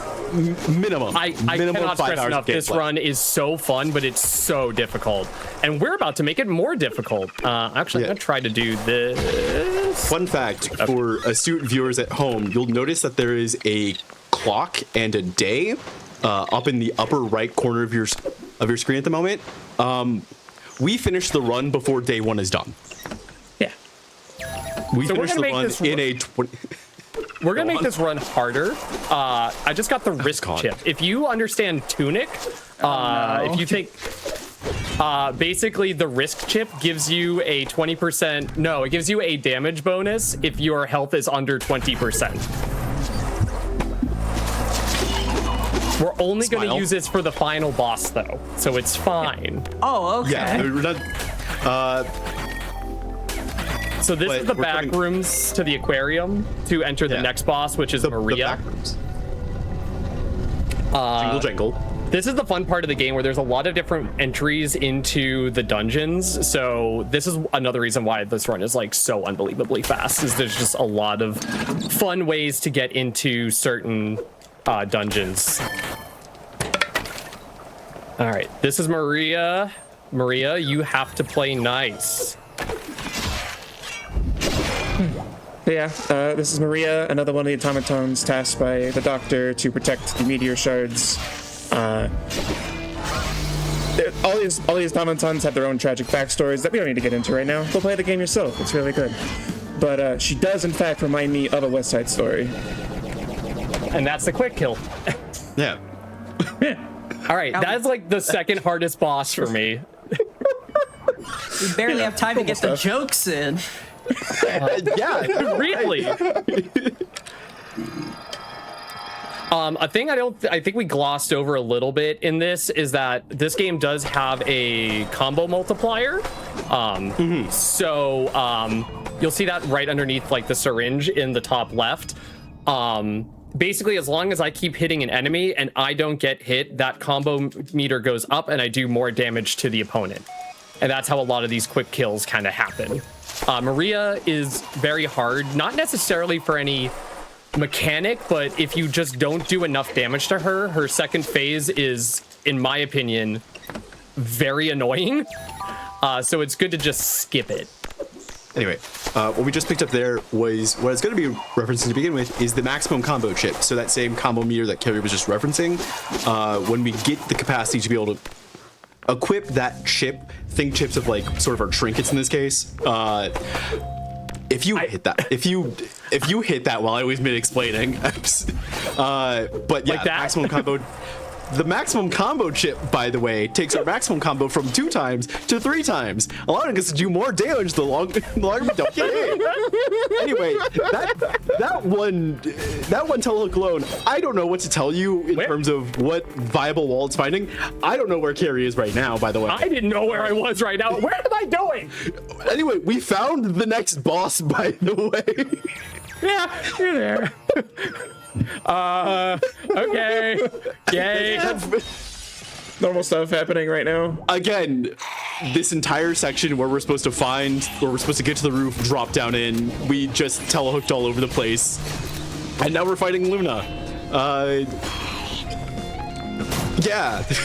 Yeah, y'all might be wondering why we need all these meteor shards in the first place. Our girlfriend Raquel has been kidnapped and is being kept in Meteor Tower, but Meteor Tower is blocked by this barrier that we need a weapon to pierce, and that's why we're gathering the meteor shards. We're using those shards to craft a weapon to pierce entry into the tower.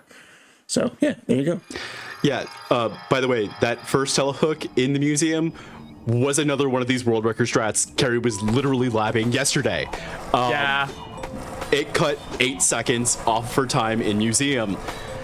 She can't get away with it. You can see, if you could see my face right now, please understand the 5 stages of grief that I've been speedrunning just within this voice call alone. All right, we're going to return to the gear village where we got all of our original stuff, and we are going to buy 2 chip slots and get the max combo chip. And on the gather phase, we went all the way into this factory to activate this terminal. This is the start of the 4th dungeon, which is the factory, which is a very fun one, actually.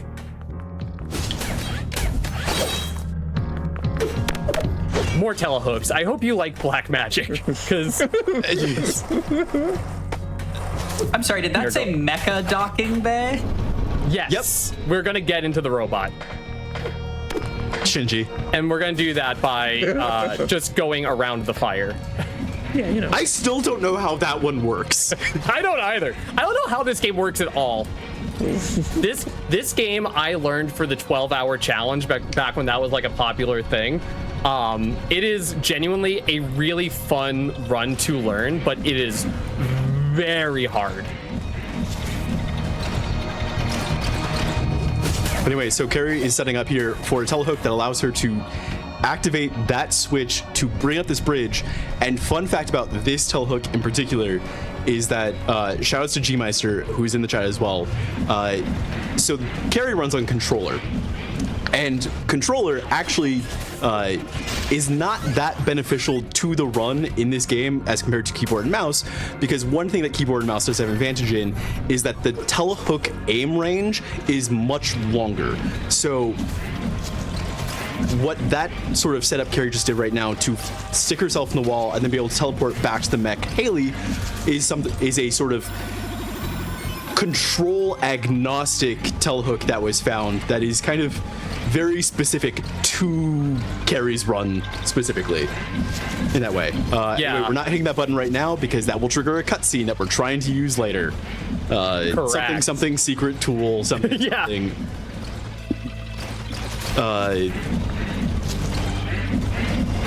Chad, I just need you to know that this run's been going too well and that I'm scared.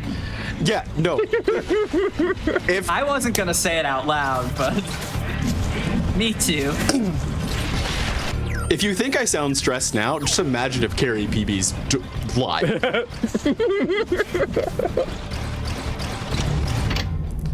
Anyway, the reason why we didn't hit that button to begin with is because we used the cutscene that button would have happened to essentially skip it, and now we're fighting a mech. This is Nova. We're first breaking down the barrier in the mech fight phase, and that's phase 1 done. Sitting there and shooting our volleys of missiles against the wall also helps us move right out of the way, and now we're really in girl versus mech. Oh boy. Oh, 7's in chat for Haley. There's a really fun strat here if I get it.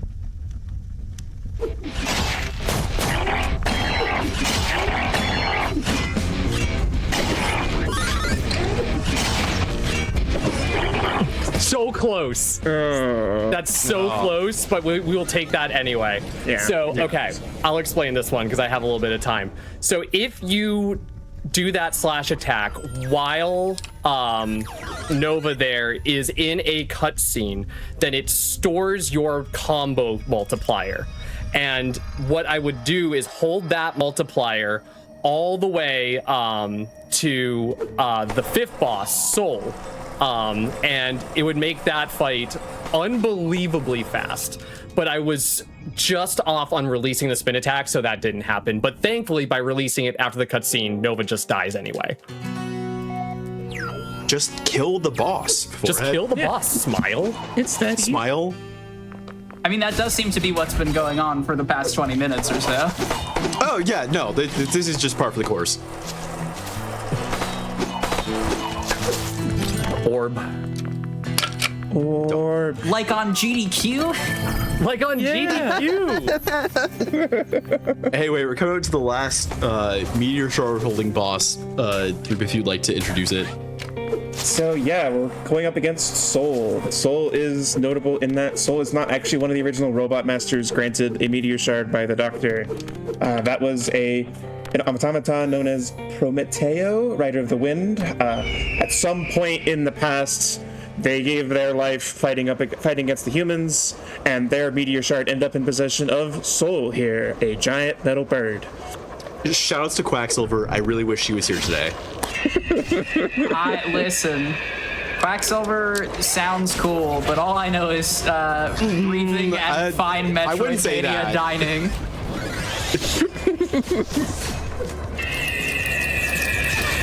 That has never happened before. Okay, we got it. We're in it. We're in it. I keep jumping off the side of this bird. Hey, Carrie, stop jumping off the side. Okay, I haven't experienced this in a long time, so this is fun. We're doing the fight regularly now. This is what I meant when I say if we don't get the quick kill, things can get out of hand pretty quickly. Yeah. These fights, also hard. All right, we'll take it. I'll take that. Not the cleanest soul, but we got it.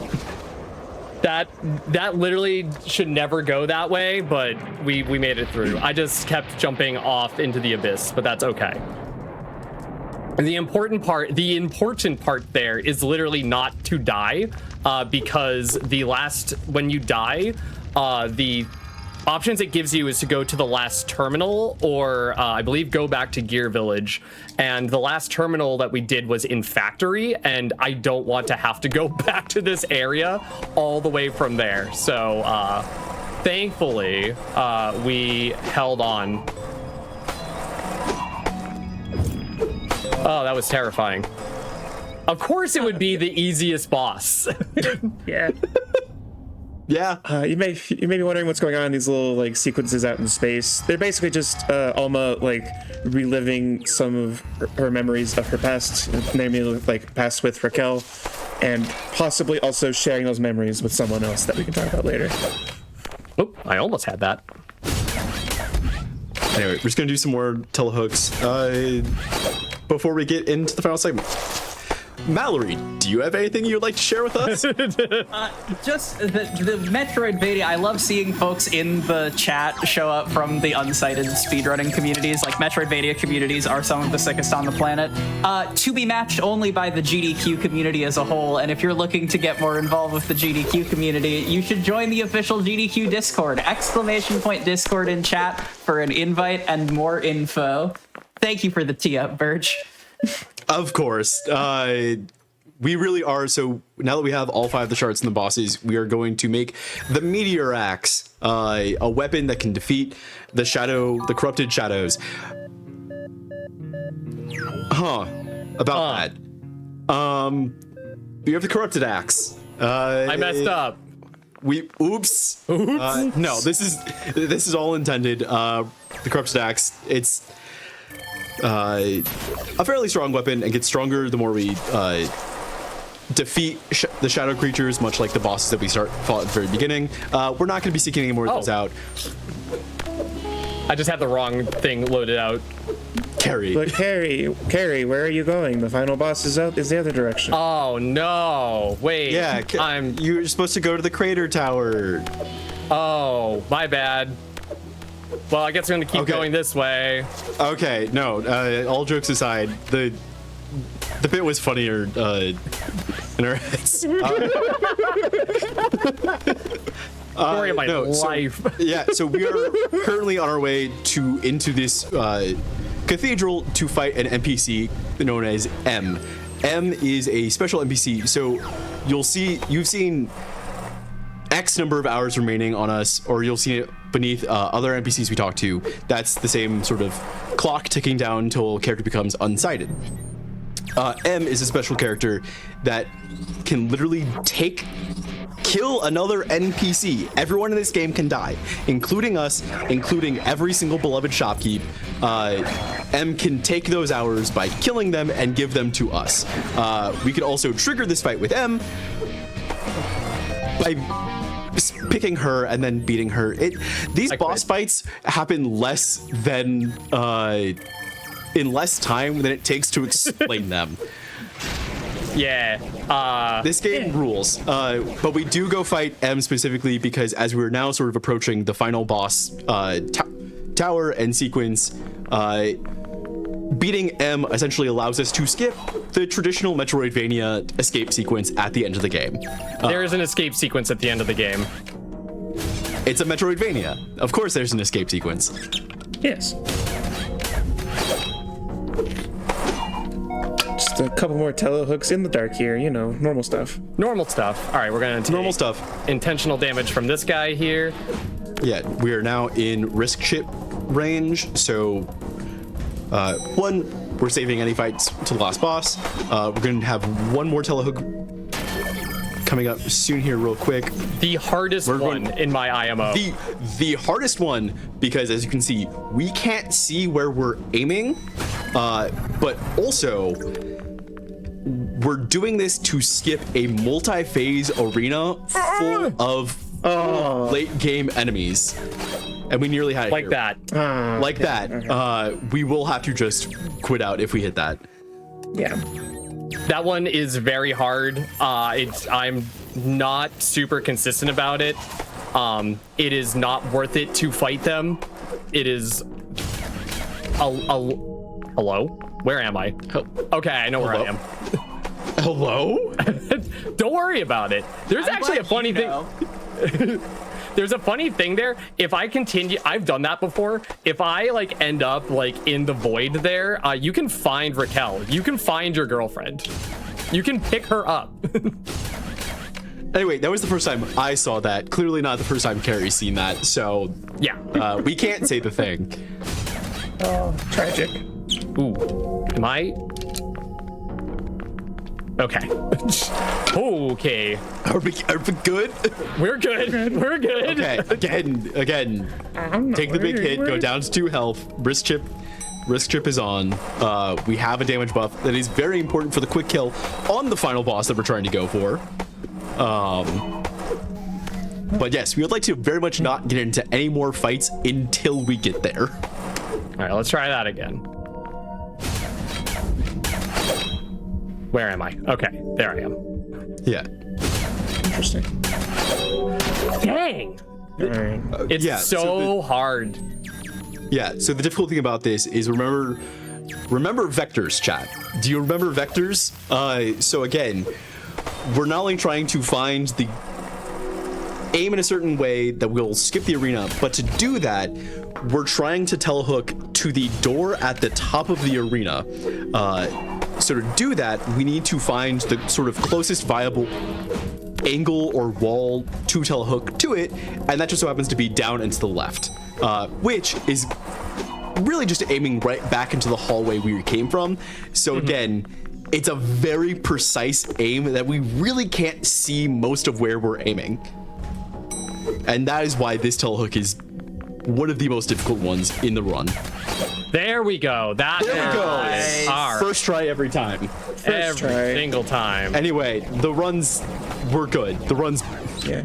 All right, and we're also good because there is a terminal right here, so we have a new save spot. I can do an attack cog. This is great. All right, we are going to load up. Hello. We are also going to make sure real quick that we're on the correct loadout. Okay, boss rush time. Good luck. So here's her girlfriend. Here's Raquel. She's been experimented on by the humans with corrupted anima and is now being forced to take the form of all the bosses that we fought before. Birch can go into detail on the actual mechanics of the fight. Yeah, the anima nightmare. So we'll see. So not only we're essentially fighting Luna again in this first phase, health bar clear, and we'll see that Raquel, our girlfriend, respawns the Anima Nightmare, but this time as 2 bosses, as both Luna and the mech Nova again. Fun fact, these 2 bosses share a health bar still because it's still just one boss. So instead of trying to fight Luna again, we're going to focus on doing the quick kill on Nova just like we did before, and that's Anima Nightmare down. Okay, we're down to the final boss. We are literally down to the final boss in the most Full Metal Alchemist type beat you have ever experienced. 3. Yeah, so this is the anima essence, the embodiment of the anima that fell onto the world as the meteor.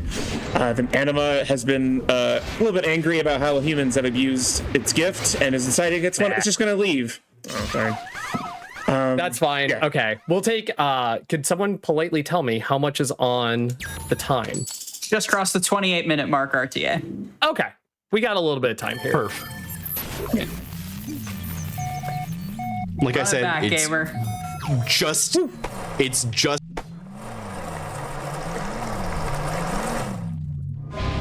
like I said, it's just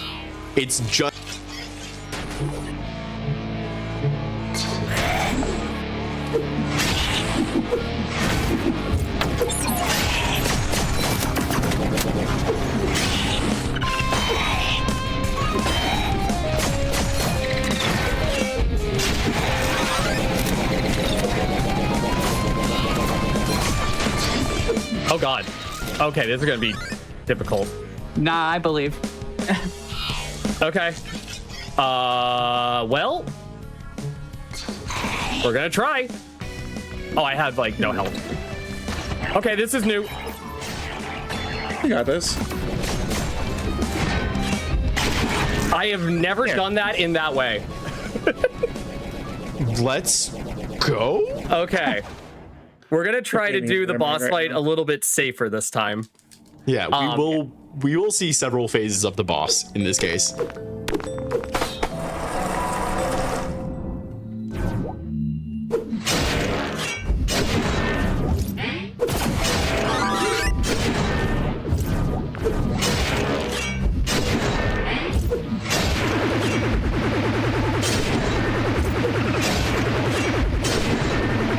Which, yeah, just important to note that, Carrie is using their iframes from swinging the axe in order to dodge those laser beams. It's just really wild stuff.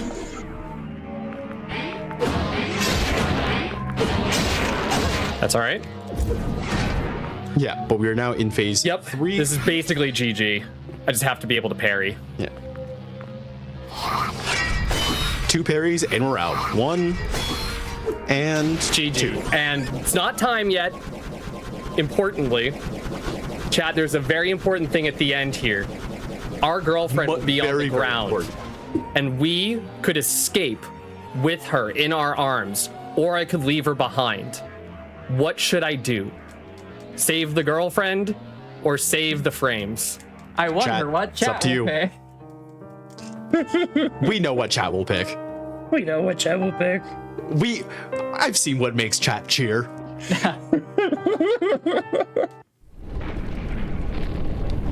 All right, I'm gonna pick up my girlfriend. Just kidding. It's M who's gonna take us out. It's M's here, and she's gonna take us out. And that's time. GG. GG.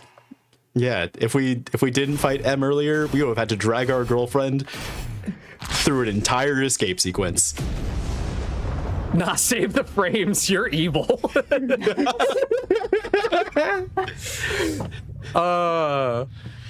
that is unsighted any percent. Very scuffed at the end there, but that is how the game is. What was the final time, by the way? Looks like a 31-3x, so still that under 32 estimate saved my life.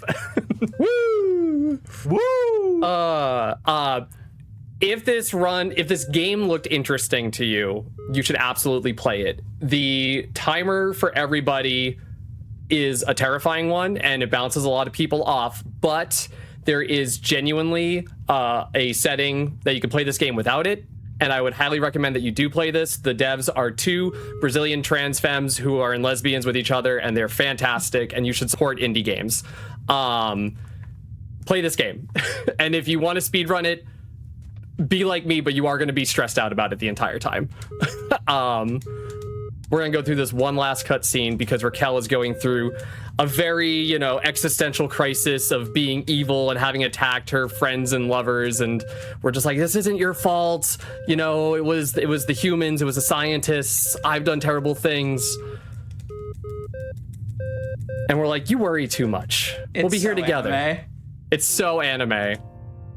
And then... Hey, chat, this is for you. Get a nice little hug there. But I like that, Alma. I love you. I love you too, R. Let's go, lesbians. Let's go, lesbians. Let's Canonically, the any percent run gives you the gay kiss at the end. and that's important. That is important. Run this game. Play this video game. For the three of you, if you got any shout outs to give, now is the time to give them and let folks know where you're at on the internet and what you're up to. Commentators, you can go first. Yeah, we'll just go in reverse order. I'm Birch. I say stuff on the internet. Yep. 3. Nailed it. I'm 3Pup. I play video games sometimes, and just also, the world needs more love in it. So go reach out to a friend, tell them how much you appreciate them. You can find me at twitch.tv/Carrarium. You can also find me at youtube.com/Carrarium, where I post a lot of videos of Celeste modded playthroughs, speedruns of varying types of whatever I find interesting at the time, and the occasional crash out. You can find me at twitch.tv/Carrarium. I don't run this game super duper often, but whenever I do, I have a great time with it. Would love to have you in the Rat Pack. We have great rat emotes, and we love, being each other's, peanut gallery, and giving each other some blunt love. Quack, thank you for having me. I know that I willingly chose to submit this run, but you sure did. I sure did, but we did it. This run is great. Give it a look. Go play indie games. Go play indie games. I can think of no better note to carry us out. Friends, we have just one more run for you today in the Menagerie. It's a run that I think some people will recognize, a small indie game called Hollow Knight Silksong.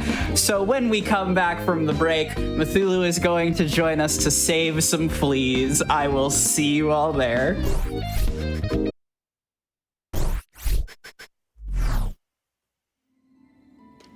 For one final time today, hello again, Internet Traveler. My name is Mallory Metroidvania, and if you are listening to this, you have made it all the way to the final run of day 1 of the marvelous Menagerie of Metroidvanias.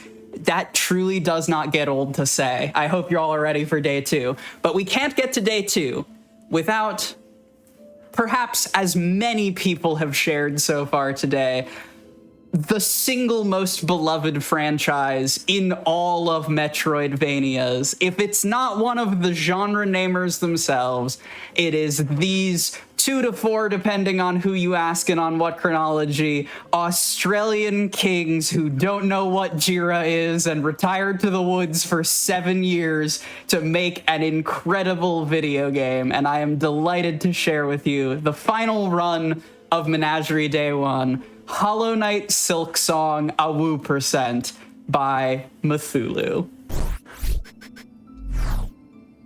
Thank you. I am so excited to be back here and showcasing AWU% once again. This is easily the best category of Hollow Knight Silksong. It is the run that saves all of the fleas, and the fleas, as many of you know, say AWU. I have a sign behind me. If you watched the SGDQ run, we had that sign a little bit more effective, but now it is simply set dressing. I am excited to get into this run. I have with me here to commentate the lovely Oatmeal. Why don't you introduce yourself? Hey everyone, I'm Oat. I'm really excited to be here today and bring you AWU% along with Matt. All right, and with that, I think we are ready to get started. So I am gonna start a new game, and we can start time when I select the difficulty here. So let's get started in 3, 2, 1, go. Good luck. Thank you. All right, so this run is all fleas. It is AWU%. If you watched the SGDQ showcase of this category, there will be a couple of differences from what was showcased there. So for SGDQ in particular, we did a special version of this run that not only saved all the fleas, but also finished the game. Quacksilver here might be a little bit unhappy to hear that, but it was a good showcase nonetheless. This run will not be finishing the game. We are going to end once we have saved all the fleas. So as a result of that, we are going to be still doing a lot of the things that are necessary to get to all of the areas in the game. We're going to be getting all the movement. We're going to be seeing basically the whole map still, but we will be ignoring the story past about the midpoint. So, this gets all the important things in the game and none of the less important things. But yeah, we'll start here. The first thing you'll notice is that I'm going to be repeatedly using this downward pogo. We start with the Hunter Crest, and that pogo is a diagonal one. When you play this game casually, that usually comes with a degree of frustration and anger. But for speedrunning, it is very, very useful because the pogo is significantly faster than walking. So you're going to see me doing this basically the entire time. And as was mentioned a little bit earlier in this showcase, most Metroidvanias, you know, they deal with some kind of depression, some kind of sense of overwhelming. This Metroidvania really focuses on irritable bowel syndrome. So we have Hornet experiencing her IBS here. She's in her tummy ache era, and she will be again a couple of times. But yeah, this area is the tutorial area. This is Moss Grotto. As I've said, we have the tech of the downward pogos. There's actually a couple variants of that tech. We can jump high enough to just fully complete a pogo before we hit the ground. If we do that, it's a little bit slower, but you can just hold a direction and pogo to your heart's content. The version that's faster is where you pogo low enough that your pogo actually just barely hits the ground. And in order to not get a little bit of hit lag as you hit the ground, you do need to actually let go of directional inputs. So we call those neutral pogos, and I'm doing that basically the entire early game. And with that, we come across the first boss of the run. This is Moss Mother, and if she behaves, she is largely scripted. The main trick is we want to keep her along this right wall, where she will mostly stay put and end the fight nice and quick. Very nice. All right, and that actually concludes the tutorial area. So Moss Mother was a relatively easy boss. She is basically the last easy boss in this run. A Woo percent, despite being focused around some extremely adorable creatures, is also absolutely brutal, as Oat can attest. This run is not beginner friendly at all. It goes into several of the hardest areas in the game, and it fights a lot of difficult fights as well. So we will be in peril from pretty much now until the very end of the run. Definitely. Yeah, it's a challenging run. I think if you are looking for a beginner category in Silksong, a judgment run is pretty much an Act 1 speedrun, where you save 5 of the fleas and then travel with the flea caravan to Greymore. So if anyone's looking to get into Silksong speedrunning, that's a great place to start. Yeah, still absolutely. saving fleas. Yeah, the fact that the Act 1 speedrun does still save the fleas is really, really nice. I love that in this game, flea travel is actually a viable speedrunning option. And in fact, most categories that need to save fleas, like 100% or longer categories, that just need to get the fleas to their final destination, they do make use of that early flea travel, which we'll be seeing in this run. Yeah, Judgment is a much better beginner-friendly category for Silksong, but the best category in my heart and always will be a Woo percent. Of course. So here we come across the first real skip of the run, which is the Beastfly pogo. And we got it first try there. That was nice.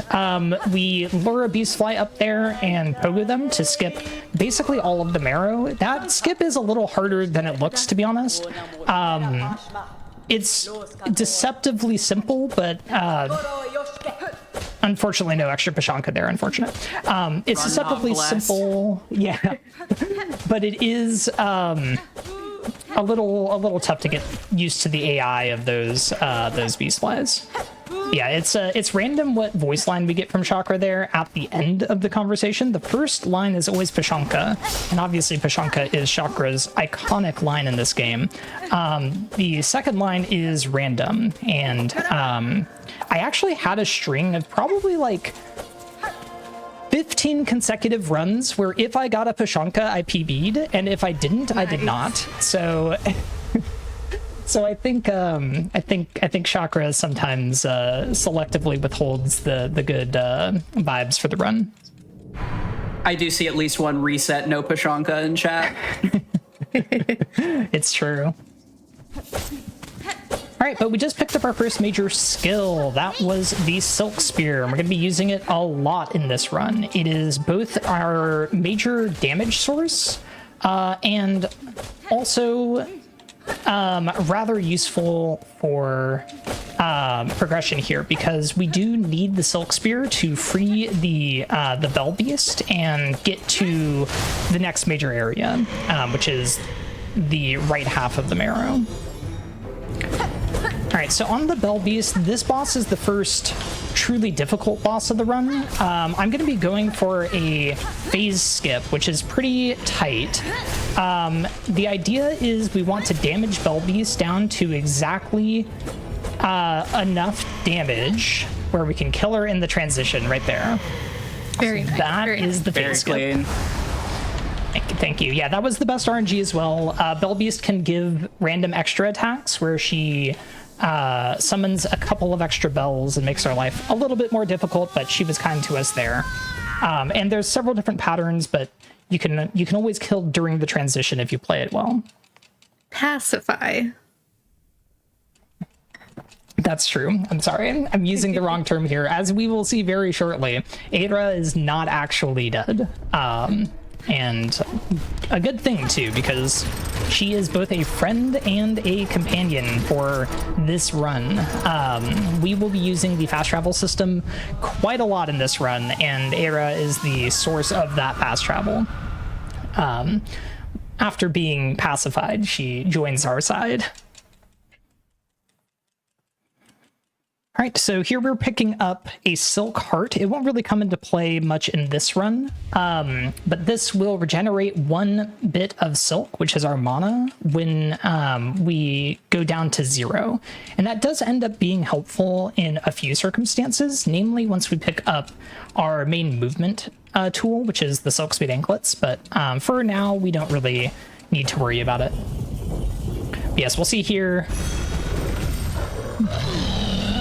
That's Adra's way of saying hi, and she now offers her services as a fast travel system. She's actually adorable. We'll be using her a lot in this run because there is a lot of traveling all over the map in Silksong, especially when you need to save all the fleas. So the structure of this run generally is going to be trying to get as much movement as we can, as quickly as we can. And then going basically all over the map to go and save all of the fleas with that movement. Because of a couple of particular fleas, namely the ones in Wisp Thicket, we do actually need basically every piece of movement in the game. So we will be rushing to the Fade Down Cloak, which is the double jump ability, which it takes quite a while to get, to be honest. It's more or less a straight shot from here to there, but we do detour for basically every flea along the way. And it still takes us close to an hour to get wings. So wings are a big portion of this run for sure. Yeah, we're just continuing here. Luckily, soon this pogo movement will end because we will be picking up the Swift Step ability, which is the dash. And like any good Metroidvania, dash is one of the first abilities, although in some of the best Metroidvanias, they've started giving us dash to start. And let me tell you, that would be nice in Silksong. Dealing with these pogos is not always great. Yeah, we have a little bit. Go ahead. Oh, no, go for it. Oh, I was just gonna say it's a far cry from Hollow Knight speedrunning, where you simply walk and then jump a little bit at the beginning of the game. Yeah, it is very interesting. I came from Hollow Knight speedrunning, like quite a few Silksong speedrunners, although maybe fewer than you might expect. And the amount of just actions per minute you need to do to execute top level Silksong speedrunning is truly insane compared to Hollow Knight. In Hollow Knight, you get to basically relax between your dash presses. In Silksong, the basic movement becomes a 3-button press, much faster paced sprint. We'll be seeing it very shortly. But things get insane quickly. Totally. And there's that movement complexity Math mentioned, as well as combat complexity that Math just showed off a little bit of. We do use Silk Spear as a big source of DPS, and you saw Math do some things like turning around and landing and slashing at the same time to get that Silk Spear out faster. Yeah, there's a lot of combat tech with the Silk Spear especially, but with Silk Skills generally, which are the spells in this game. The Silk Spear is the one that is the most developed just because it's nearly required to be picked up in order to progress in the game. But yeah, there's all sorts of different little optimizations. Also, there is our first flea, the first of 30. And so it begins. Yeah, so that is the best, like, 20-second segment of this run. We get dash and save a flea. It's really beautiful. But you'll notice I'm now using the tech that I alluded to earlier, where we are actually still using the pogo. Ooh, I might be a little slow here. We'll just wait out the cycle. We're still using the pogo, but we're also dashing as soon as we hit the ground. And by doing that, we cut out the pogo lag, the same problem we would have run into. Ooh. Okay, it's fine. The same problem we would have run into with those neutral pogos that I mentioned earlier. We're cutting it out by using a dash instead here. And that becomes, once again, the fastest movement tech. Luckily, we will be picking up a tool that will make this obsolete. And that tool, Lace is sliding, okay. That tool is the Silk Speed Anklets, which will allow us to actually just sprint, and it is my absolute beloved. But yeah, dash introduces even more combat tech, which sometimes can get combined with the spear tech. Most of the spear combat tech is built around trying to get spears out faster or to end their animation faster. And on both sides of that equation, there's things that we can do. The dash tech mostly revolves around the fact that pressing dash resets the attack cooldown, so things get a little bit insane very quickly. But yeah, that was Lace. We will be seeing Lace briefly in the future, but not nearly as much as you might in any percent or in the credits rolling a woo percent from SGDQ. But our goal right now is just to save enough fleas to progress to the next area. So like Oat alluded to earlier, by saving 5 fleas, we can actually make major progress in this game. And that is one of my favorite things about the early game. So we're up to 3 fleas now, and we just need 2 more before we can take advantage of the flea caravan and travel to Greymore, which is the next major area we'll be in. That is a very much dev-intended path to progression. It is one of 3 major ways to get to sort of the second half of the first part of the game. Yes, this game is rather big, but the devs included the sort of default path, which is to pick up the Drifter's Cloak. We will be getting that later, as some fleas do require it. But we won't be doing it until after we've already gotten the needle in from Widow. And the reason for that I'll talk about when we get there. The second path is the one that we're taking. Yes, Oat. Surely everything we do in this speedrun is dev-intended. Absolutely everything. There's no skip or trick at all in this run. Certainly not. Famously not broken games, Hollow Knight and Silksong.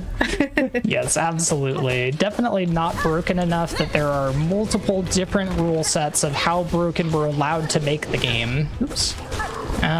Let's try not to die to our lovely friend Flam. Oh, okay. It's all fine.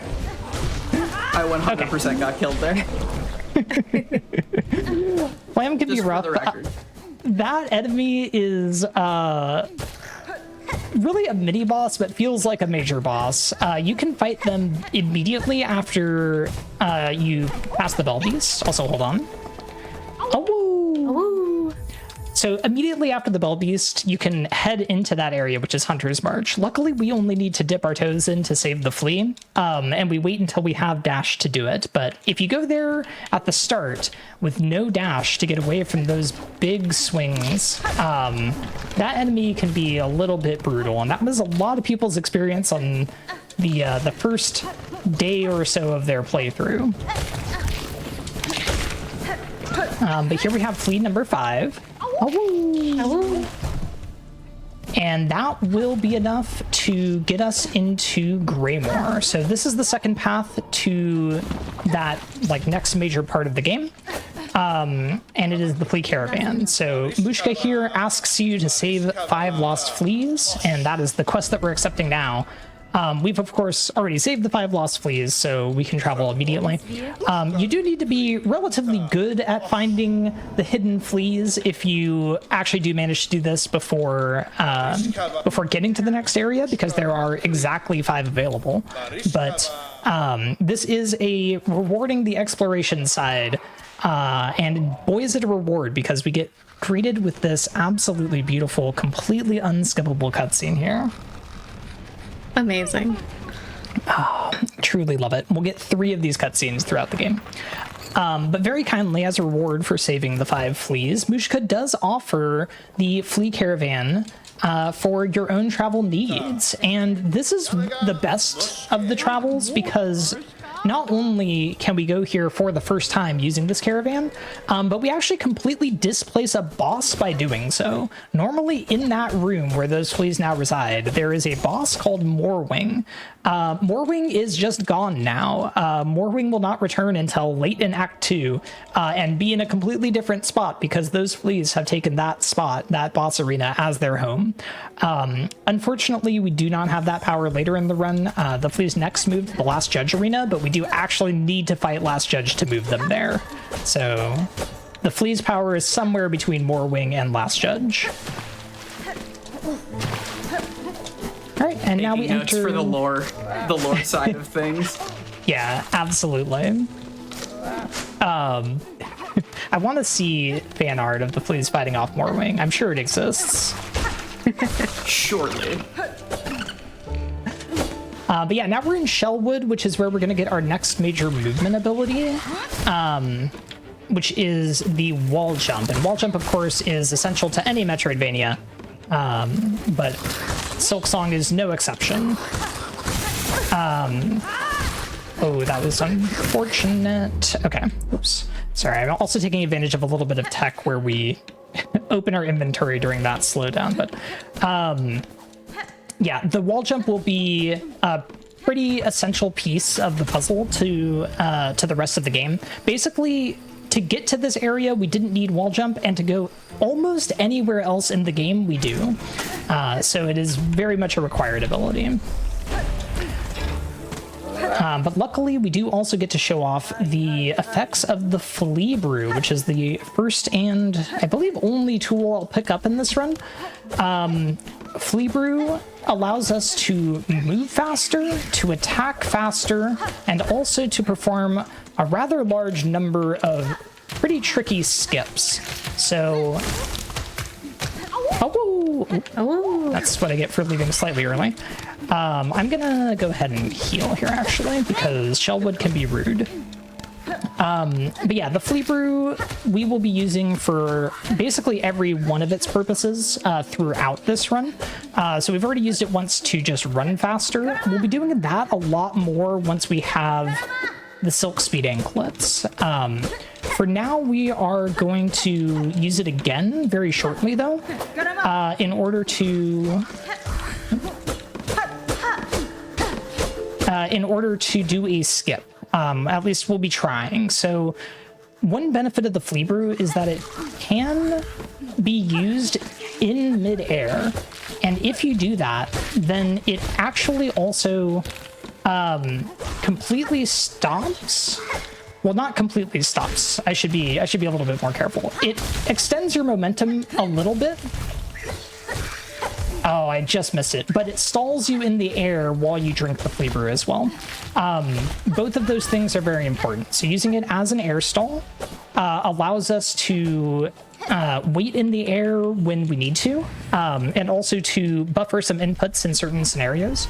But also using it to carry our momentum a little bit ends up being very helpful for a number of skips as well, so we can use it to gain a little bit of extra height in a couple of places. So Flea Brew is very, very powerful for speedruns, which is another benefit of saving the 5 fleas. I'm a little disappointed that that didn't end up being the absolute fastest way through the game for any percent, but we'll take what we can get. You never know. They're always rerouting things, so That's 5 true. years from now, Silksong speedrunners saving all the fleas to beat any percent. I hope so. Surely the DLC will buff Flea Brew or something. It's going to be fine. But yeah, now we're heading to our next important goal, which is the flea that's trapped up here.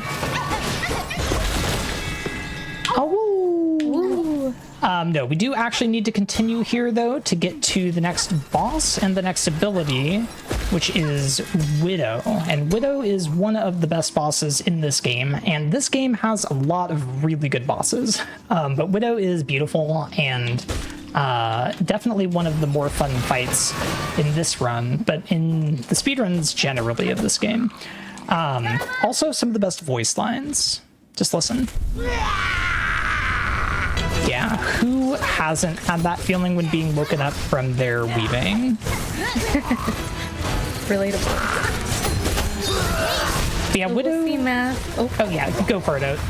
Yeah, feel free to lock in Math. We'll see Math do a lot of that combat tech I mentioned earlier. We're combining dash attacks with pogos. We're doing buffered dashes after pogos to go through Widow. We're doing landing silk spears. We're doing wall bounce silk spears, and there's phase 1 done already. Yeah, it's really a good showcase of all of the different kinds of combat tech. Sorry, I do need to stay locked in just a little bit. There is a second phase to Widow, and it's a little bit tricky. Okay, no, we're done though. But yeah, the core thing being used through a lot of that tech is the fact that dashing resets your needle cooldown. So if you attack and then dash, you can attack again, and that's used really all throughout the run and basically every speedrun of this game. But it can be combined in a number of different ways. So you can do an attack, dash, and attack again in just, the most basic way, but that obviously will move you forward. You can do a pogo and then dash through the enemy, which is a little bit trickier, but it abuses the iframes that pogoing gives you, and then attack again on the other side of the enemy, using the fact that the dash reset the cooldown. There's all sorts of different little ways of working these things in. So this is why Silksong ends up being just a much more technically challenging speed game than Hollow Knight did, which is interesting because I would say that the casual gameplay also gets a rather different experience. Everything is a lot more fluid, a lot more fast-paced than it was in Hollow Knight, but the speedrun especially gets a pretty significant increase to the skill ceiling, which makes it very fun in my opinion, but also sometimes punishing. I was gonna say, I think the thing that people notice first and foremost casually is the everything hitting you for 2. Yeah, that also is true, which is another reason that this run becomes so punishing. We stay at 5 health the entire time, and we go into such lovely areas as Putrefied Ducts and Bile Water, where the enemies do not seem to be built around having 5 health. But for the most part, it's still worth it for the fleas. The fleas are adorable, and we love them. Yeah, what we picked up from fighting Widow there is our next major ability, which is the Needle In, and that gives us access really to the second act of the game, which we are going to be doing a little bit of cleanup before we move on there, but Needle In is, at least on the latest patch, required to reach that second act. So we do need to get there, not for any story reasons, but just to save the fleas. Yeah, I was just going to point out, you made that platforming look super easy, but the game actually expects you to have the Drifter's Cloak there. So it's a little bit tricky scuttling up those walls and getting all the jumps that you need to land, just in that post-Needle-In cutscene. Yeah, that definitely is a little bit trickier than it looks, because of what it's saying, which is that the game does expect you at this point to have Drifter's Cloak. It is very possible to get here casually without it, but most players casually will have gotten Drifter's Cloak before fighting Widow.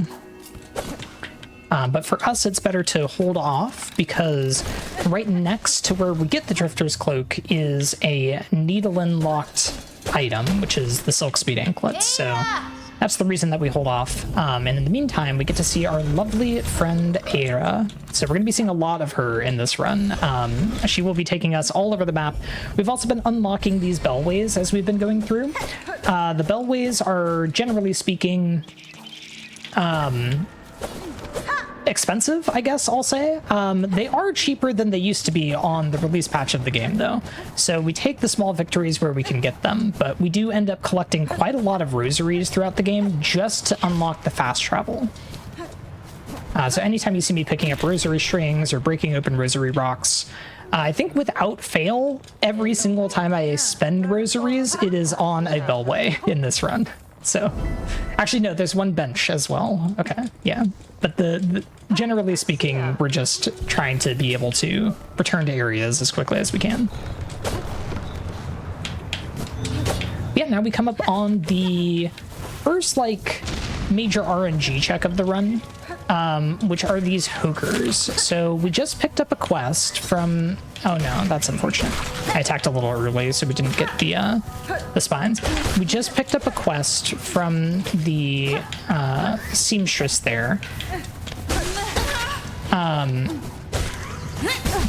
In order to get the Drifter's Cloak, and that quest requires us to collect 25 of these spines.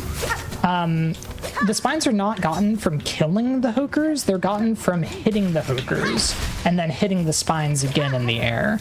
That is something that I definitely did not realize for quite a while casually. But the number of spines that you're given and also the positioning of the Hokers, that's very random. So ideally what I would be doing here is playing the Needle-In in order to get these spines, but unfortunately the Hoker was really not cooperating, and it was out of range. It was standing up at the top of the screen, and the Needle-In doesn't reach that far, so I had to just actually smack them and then reload the broom to get more hits. So that was definitely unfortunate RNG on the Hokers, but overall still okay. And now we get our real prize. Drifter's Cloak is nice and everything, but what we really want out of this is the Silk Speed Anklets. These will let us run fast the entire run. So we're going to put these on, and now instead of having to do the pogo dashing that we've been doing up to this point, we can just sprint and it's faster. The Silk Speed Anklets just increase our grounded sprinting speed, and they are very, very useful for that. They don't increase your air speed unless you sprint off of a platform. So if you sprint jump, you go back to the regular speed, unfortunately, and if you just jump off a platform, it's still just the normal speed. So they don't help us with any skips, really, but they do just help us emotionally by not needing to pogo dash the entire time. And of course, that does speed things up. They also compound with the Flea Brew, so as I mentioned before, Flea Brew makes us run faster. Silk Speed Anklets also make us run faster. When we have both of them together, we run extremely fast, and that is very convenient. Again, not for any particular skips, but just to get around the map more quickly. So we'll be using a whole lot of Flea Brew now that we have the Anklets. And if you're wondering, was that a boss fight? Yes. That was fourth chorus that we just ran by. Yeah, we don't need to fight fourth chorus.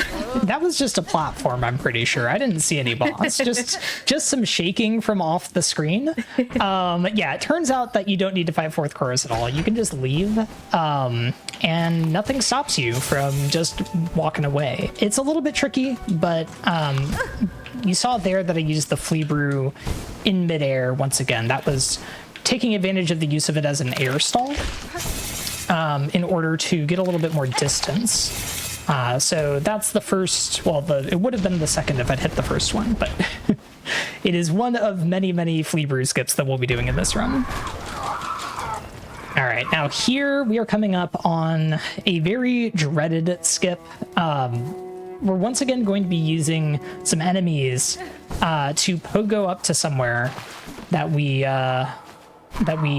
shouldn't be able to get to yet. Okay, we got it first try. Let's go. Every time. Let's go. All right, we will absolutely take that. So that is Craw Pogo, and it is cursed and evil. The Craws have a fair bit of RNG to them, so exactly how they move is a little bit random.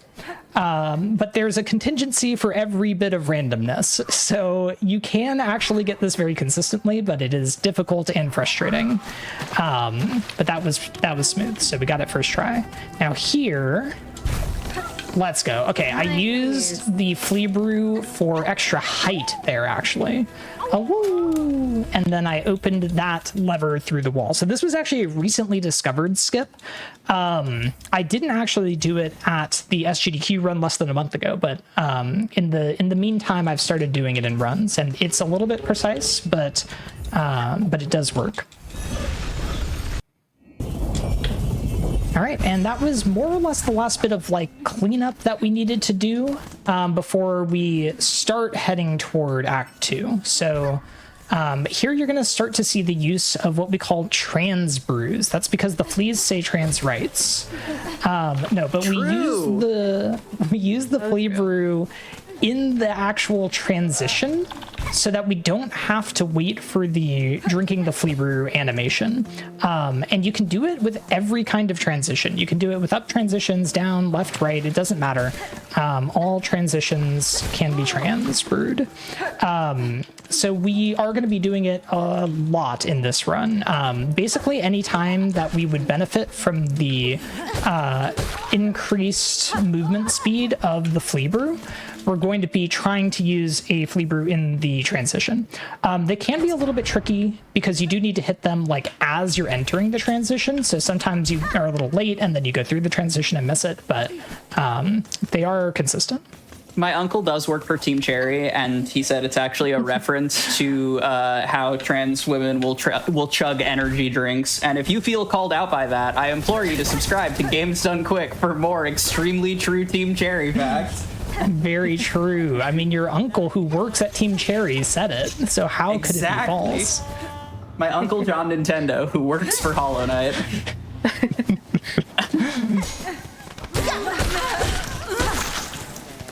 Oh, that is one of the best fleas, caught in the mouth of an arachnid, but we free them.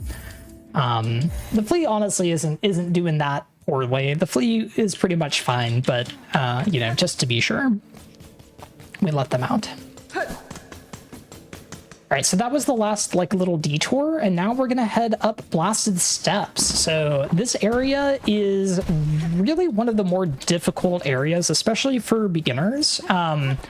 The Judgment Run that Oat alluded to earlier ends with the boss of this area, with the Last Judge. And Blasted Steps serves as sort of a final boss kind of area for that run, and also for a lot of casual players playing the game, because this area is brutal. But we have the power of Flea Brew on our side, so we're going to be doing a couple of skips. I already did the first one there. That's what we call BS1, and this skip,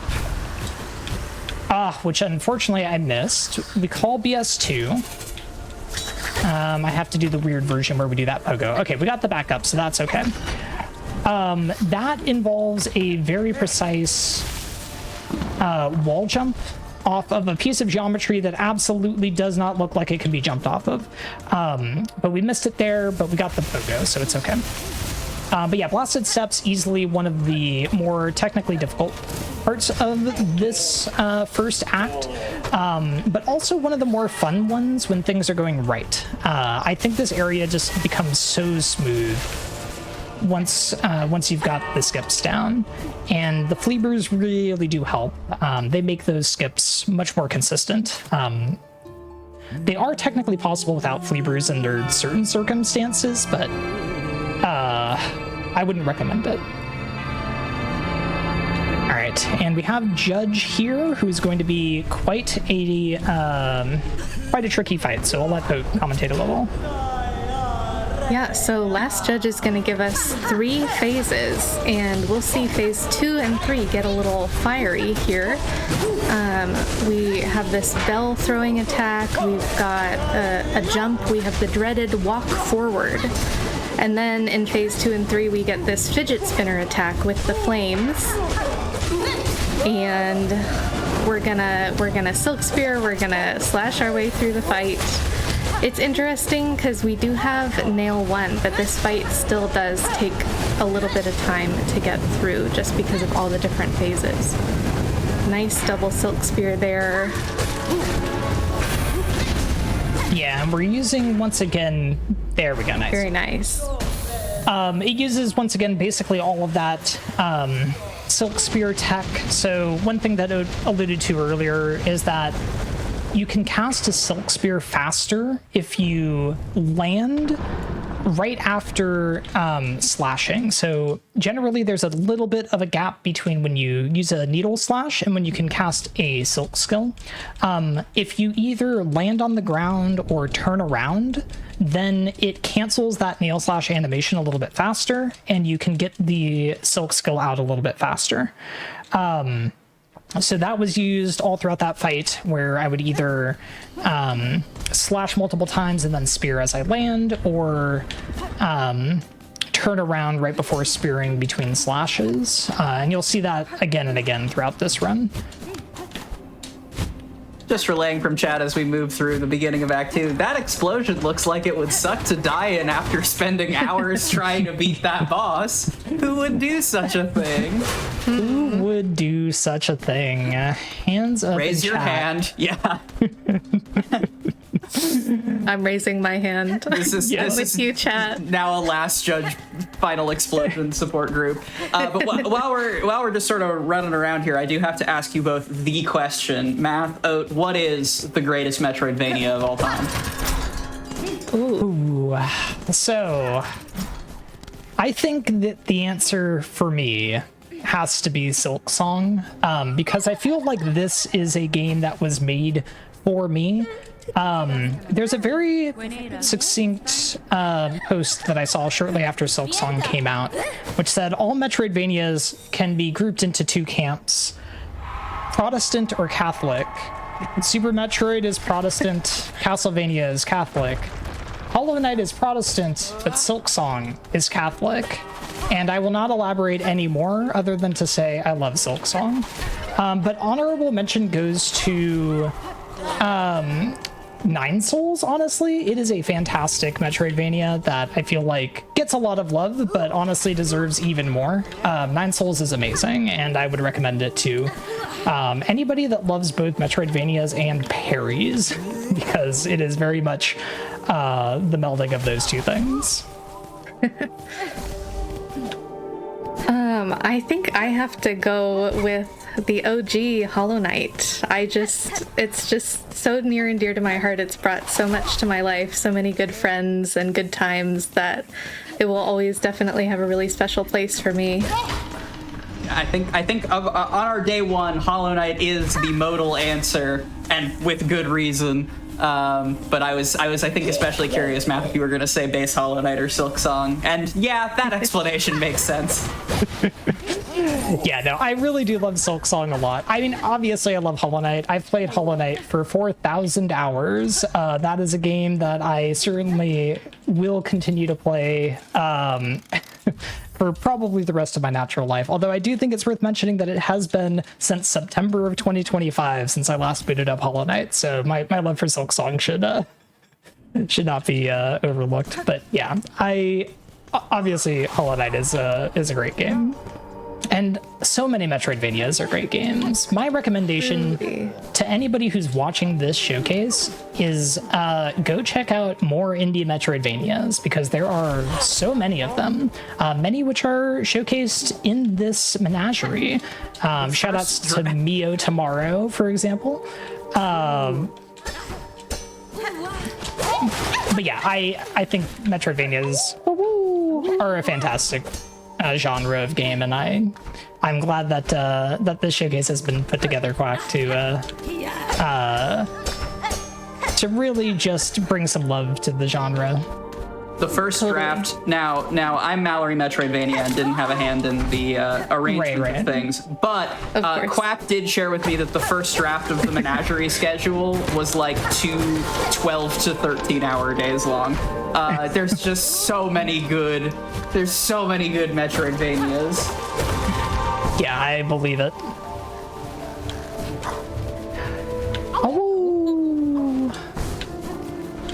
I do also love a Metroidvania, like shoutouts Tunic. I would have to say that's my number 2 choice. Tunic is very good. I know Mallory has potentially different opinions there, but no, we heard it earlier. I must have been in practice during the Crypt Custodian run, but Silent, who is also a Tunic runner, I asked, "Is Tunic a Metroidvania?" and he said no. So that's canon. That's canon from one of the OG Tunic personalities himself. Interesting. That's an interesting answer. Yeah, I very much love Tunic. I will say Tunic starts out as a Metroidvania. I don't know that it ends as one. Yeah. I've also heard it called like a Knowledgevania, so. Yeah. There's something there, but maybe not everything. Metroidvania is one of those genres that's like, yeah, sure, your game's a Metroidvania. Yeah, exactly. But yeah, I do love a good Metroidvania, as they are called. I think of it more as a puzzle game than a standard Metroidvania, though. But I do love puzzle games as well. Shoutouts to Blueprints for being my current game of obsession at the moment. All right, this is the sad phase of the dancers. Oh yeah, by the way, we've just obliterated this. Yeah, sorry, there's been a fight going on. Are we good to take our break here? Yeah, we can take a break. Perfect. So we do quit out right here, and Silksong rules do allow breaks on the main menu, so we can just pause here.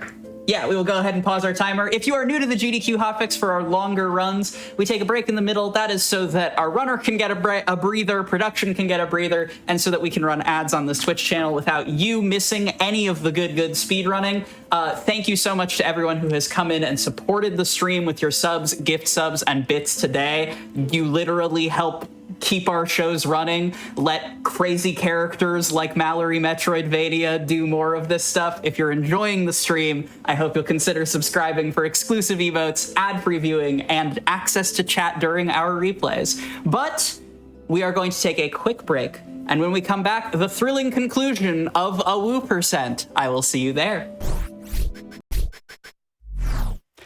Welcome back, everyone, to the marvelous menagerie of Metroidvanias here in the final stage, the second half of a Woo % with Cthulhu. Thank you, Mallory, for the introduction. All right, we are ready to jump back in. So we've just defeated the Cogwork Dancers, and we are going to load back into the game. So let's get that going in 3, 2, 1, go. Good luck, round 2. Thank you. All All right, and the quit out there is not just to take a break. That is actually part of the route, and the reason is that there's a very long cutscene that plays here, and by quitting out, we skip half of it. So we do still have the second half of the cutscene, which is some big important story thing. We're not going to worry about what goes on with that. So that is the last of the story that we'll see in this run. But we have a lot more fleas still to save, so we are far from done. This is Cogwork Core, and it is a very cycle-based room, and it can be a little bit tricky, especially on the first patch of the game. The cycles there are the same, but the damage is doubled. So they did actually nerf those cogs in the very first patch of the game, probably like a week after the game came out, to only deal 1 damage instead of 2. And it is a blessing that they did, because they can be very evil. Yeah, this is the Whispering Vaults Arena, and this is definitely a spot where I will need a little bit of focus time, so Oat, you can take it away. Yeah, so it's not High Halls Arena exactly, but it's close enough. This arena is brutal. It features a lot of different flying enemies. My beloved, the Cloaked Bell Thrower, specifically. But we're just using more of that same combat tech we were talking about earlier. Lots of silk spears to get through this, and here on the last enemy, you'll see Math execute this flawlessly. GG. Very nice. Thank you, Very clean arena. Yeah, that was actually not as bad as it as it often goes, so I will take that. Yeah, that arena is definitely one of the trickier parts. There are so many flying enemies, which Silksong generally has a truly ridiculous number of flying enemies, and all of them are absolutely evil. There's not a single good flying enemy in this game. You cannot change my mind about that. You're so right. Normally, I'm the first person to defend like the bird enemies in video games, but nah, craws can rot. It's miserable. Yeah, craws, bell throwers, whatever the heck those things in putrefied ducts are. They were cooking up increasingly evil flying enemies the entire game, and I'm not a fan of it. All right, but now we fight the best and worst boss of the run. This is Trobio, as you can hear. Yep. Trobio's got 2 phases for us, so we'll try to make quick work of both of them. Nice getting in a heal there. You'll see more of those combo dash attacks. And Trobio has some brutal attacks, including this just attack. I guess it's an attack. He just disappears underground sometimes, and we can't deal any damage. Yeah, Trobio is very annoying for specifically that reason, but also for a lot of other reasons. But he is also the biggest theater kid, so, you know, it's okay. So it's correct that he's annoying, is what you're saying. Yeah, they stuck to the canon on that one. Gotta blame the source material. Almost all of Trobio's attacks deal double damage, except for the one that I got hit by as I started that sentence. So all of the balls that he throws out, those deal double. Oop, that's the end of the fight. Nice. Very nice. Very nice. But yeah, it's a very dangerous fight. Things get very hectic. I believe I died to Trobio in the SGDQ run, actually. I don't remember, but I think I did. I tend to die to Trobio, so. But the most important part of Trobio is the fact that he's just faking it the whole time. Trobio is ridiculous. He is not at all dead. He's so dramatic. We love him. And Trobio does return, but we won't be seeing that in this run, sadly. All right, if you know, you know. Yes. Oh my goodness, I almost fell on the spikes there. It's fine. So yeah, with Trobio down, we get access to the next major movement ability, which is really the point of fighting Trobio there. Unlike in any percent, we have no interest in the main story item that Trobio guards. So we are instead here just for claw line. And of course the flea. The claw line will be our next piece of movement, and it will allow us to go and finally get those wings that we've been talking about. As in many Metroidvanias, the double jump does unlock quite a bit for us. So we've basically been rushing it as best we can. But yeah, this ability that we're about to pick up is Claw Line, which works sort of like a grappling hook, but a little bit different. It's entirely horizontal.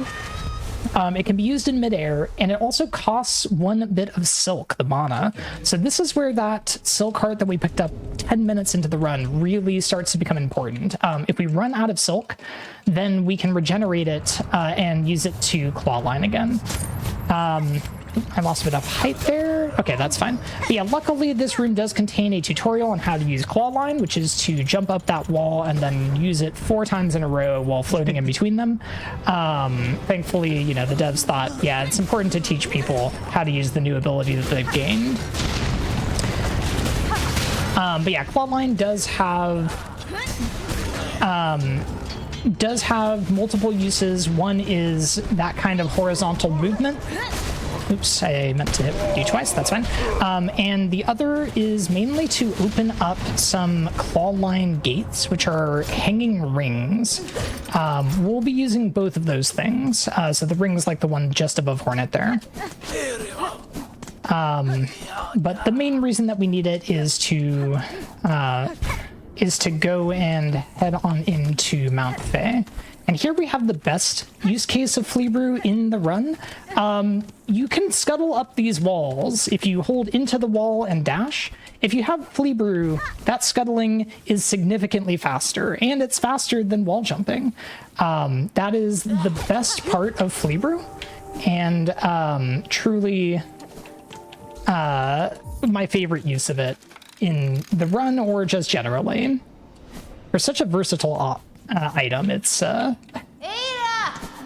a small thing. Yeah, it's very good. I love the wall scuttles. There's actually a tool in this game called Scuttle Brace that allows you to like scuttle on the ground, and it's where Hornet really like embraces her like spider heritage. And she looks very spider-like as she scuttles backwards. And I'm kind of sad that at the moment, there's no like skips or tech or anything involving Scuttle Brace for the speedruns. There is a little bit for Rando, but Rando doesn't exist yet, so... but there's tech. Okay. There's tech if you don't have Cling Grip, but you do have Scuttle Brace, then you can scuttle up walls. But I just want it to be fast for movement, and unfortunately it's not. So here's hoping that in the DLC they buff it a little bit. Give me my Scuttle Brace. Oh, okay. We got one more try at Cocoon Skip. So this is one of the hardest parts of the run. There's a very precise skip here I'm going to try to do. So let me focus up a little bit. Okay. Hornet, please. And you heard me refer to this as Cocoon Skip.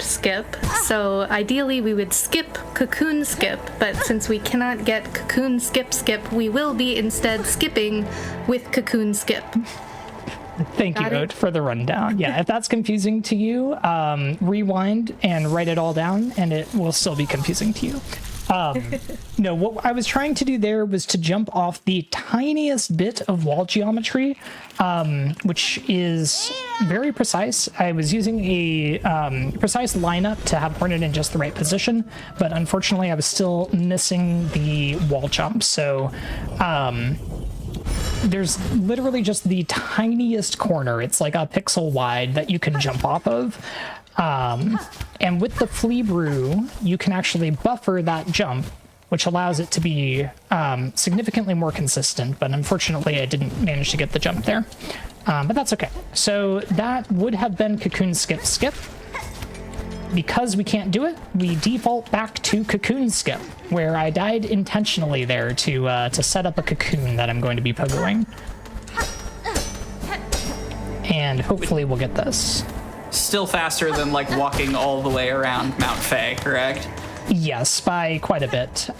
This skip, generally speaking, saves multiple minutes. Nicely done. And we do need to get into the warmth before I die. There we go. Beautiful. So if you're not familiar with the mechanics of Mount Fay, it's cold. There's a lot of snow and ice, and Hornet does not yet have a fuzzy warm cloak. We do actually freeze to death if we're outside of these warm spots for long. And by taking the path that you do in Cocoon Skip, you don't really cross any warm spots. So I nearly froze to death there, but we had enough time to get to the warmth. Yeah, and that was the top of Mount Fay. Now, Math, Mallory Metroidvania, have never met you before, obviously. Of course. No, certainly not. I actually knew you were going to be on this, and Quacksilver did actually pass me a note and said, open this at a certain point at about 55 minutes into the run. And so I'd just like to read it here for you, actually. Why do they call it Fay Down Cloak when you fay down the cloak of up jump the cloak?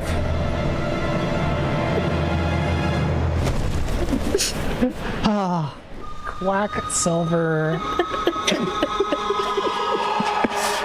Watching you be so disappointed in me on the delay gives me life.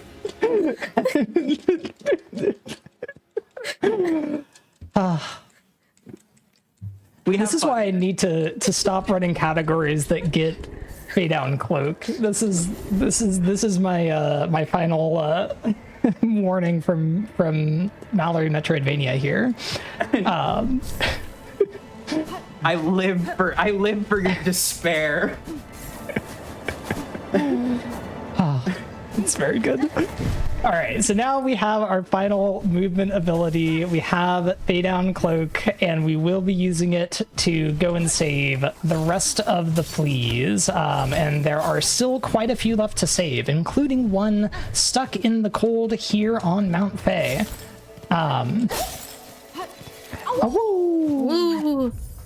Beautiful. So yeah, now the run pivots from really a progression-focused run where we're trying to get all of our movement abilities, trying to make sure that we, unlock fast travel to various areas. And now it is going to be focused on basically just rushing all the remaining areas and getting all of the remaining fleas. So it is both very fun and also very brutal. So this part of the run, things really start picking up in terms of the pace that we're saving the fleas, but also in terms of the danger that we go through to accomplish that. So the first thing that we're going to be doing is heading back into the Citadel, and we are going to be heading up all the way up to Putrefied Ducts, and also not running past my exit, and saving all of the fleas along the way, and there's several along the way. So get your awoos ready, chat. Yes, indeed. Always be at the ready with the awoos, but especially now. But yeah, you can already see how the wings start to help with some of these.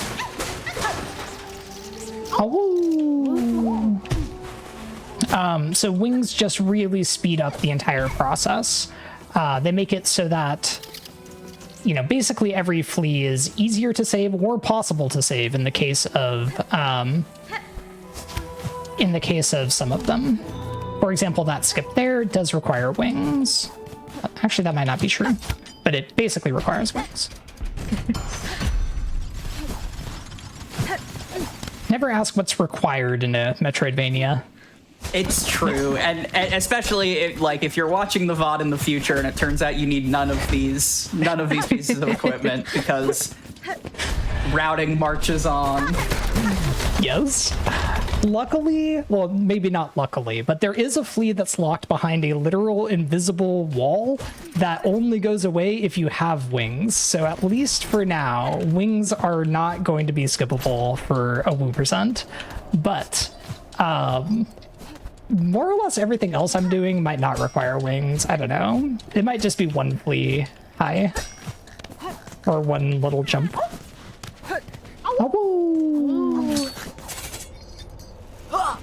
Oops. So there you saw the really fun zoomies of running off a platform with Silk Speed anklets. Highly recommend. It is very fun. That does keep your like anklets move speed while you're falling, which becomes very good. All right. And now we've saved the 2 fleas that were in the Citadel still. We have the big flea up in the Memoriam to go save, and along the way you see me once again using that dash combat tech. So if we pogo and then dash through an enemy, we can keep the iframes from the pogo and get through an enemy if they're small enough, which surprisingly those Grand Reeds are. But yeah, we're going to be heading up to save the big flea, and save might seem like the wrong word at first, but trust me, we are saving the big flea. They are trapped in a very small cage, and before you get too mad at what the big flea might do in the next minute or so, think about how you yourself would feel if you were trapped in a cage as small as this. Yeah, this flea did nothing wrong, but does need the sense knocked into them just a little bit. Luckily, this fight doesn't take too long. And we get the deepest, biggest awoo of all. The big flea is now very much a friend, no longer a foe, and we love them. I'm going to heal even though we're on 4 HP, because otherwise the Silk Speed anklets will eat my silk, which is something I actually have not talked about. On the other end of the coin here, so I talked about how the Silk Speed anklets make us run fast. They also use silk in that process, so you can see the bar below my health depleting as I run with these anklets. And there are times where that becomes a problem, but the biggest problem is really just when you are trying to save a heal, because you need absolutely 100% full silk to heal. And having 1 silk eaten by the anklets might not matter much when you have, just a little bit of silk. But when you have full, and eating 1 silk takes you to not full, then you can no longer heal, which is very rough. Okay. Definitely. Not even... Especially in some of these later game areas that we're getting into now. Yeah, things are evil here in the Putrefied Ducts, so you can see me moving as carefully as possible. Those gigantic enemies, they are called duct suckers, and they deal double damage on contact, so they are very rough.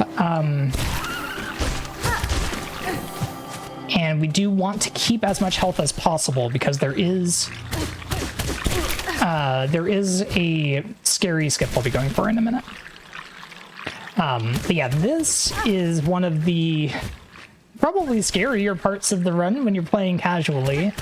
You have to actually use these enemies. So if we don't break out of these vines and get pulled all the way up, then we actually get eaten by the enemy at the top. And they deal, I think, actually just 1 damage, which is kind of Team Cherry in this game. But it is rough, and when you're playing in Putrefied Ducts for the first time, those enemies look like regular vines. It's extremely rude. Okay, that is the skip I was going for. You can get hit twice there by the huge guy and just absolutely die, but we didn't, and we're okay. And that is it for Putrefied Ducts. Now I just get to save and quit and be done. Let's never go back there. And there's no other bad areas left in the run, right? Smile. Right? Yeah. Oh, that's our reward. Oh wait, I want to call Air right here. That is our reward for dealing with the ducts. But yeah, no, certainly no bad areas left. Definitely the end of this run isn't even more brutal than what's transpired so far. But no, we have actually a little bit of a respite as we come and do a jailbreak. So one of the reasons that we were in the ducts was to pick up a key, which was the last thing I got before quitting out. That is the key of the apostate. And that allows us to access the slab, which is a jail. And we see this flea. Oh, unjustly jailed. That flea is very innocent. So we have freed the flea, broken them out of jail, and now we will continue on our quest for all of the remaining fleas. And our next target is... It'll take us a little while to get there, but we're going to be making our way to Bile Water, which is the worst area of the run and of the game. So, as Mallory might have alluded to, you fought so hard to not say, as Mallory might have mentioned there, and frankly, you should have given in. No, but the bad areas are not over. They, in fact, are coming very quickly on the way to Bile Water, which many will agree is one of the worst areas in Silksong. We do also have a pit stop in Wisp Thicket, which involves some of the absolute worst enemies in the game. We also have a path through Sinner's Road, also easily one of the worst areas of the game. But luckily, for the sake of this run, and, you know, of course, for casual play as well, there are no benches during any of that segment, so it'll be very fun.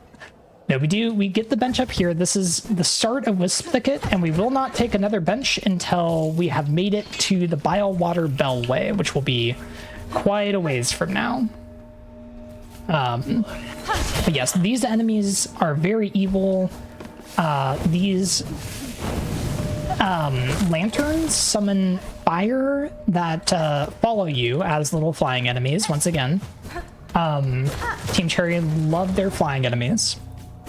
But luckily we don't see too much of Wisp Thicket. We instead come up here to the Underworks, where we have this lovely room complete with a not at all terrifying cycle. Easy. Clean. Easy. Oh! And we save the flea and get out as quickly as we can. All right. And now from here, we are going to make our way over to Sinner's Road and then through Sinner's Road into Bile Water. But along the way, we do have a couple of fleas to save. The first, an adorable sleeping flea. Oh! And the next flea that we're going to save in just a minute here is the one flea that I absolutely ask everyone in chat not to woo for. Instead, we are going to boo, because we are about to come and rescue Krat. Krat is unfortunately one of the 30 fleas. Boo. But Krat is not deserving of our love. If you know, you know. This is also canon. It's true. I'm waiting for a fourth flea game in the DLC where we just beat up Krat.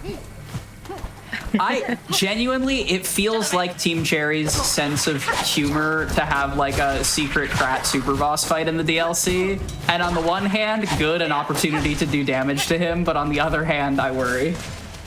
Yeah, I agree with that. Also, we're not going to talk about everything that happened there. That was our friend Timothy.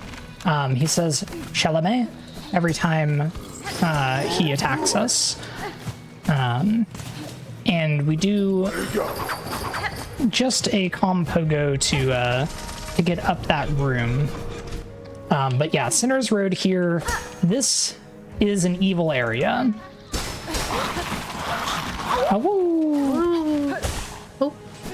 All right, the muck roaches, they jump from very far away and grab you and deal 2 damage. It's very evil.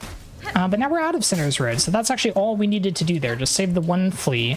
And now, luckily, we're in a nice, safe, cozy area known as Bile Water.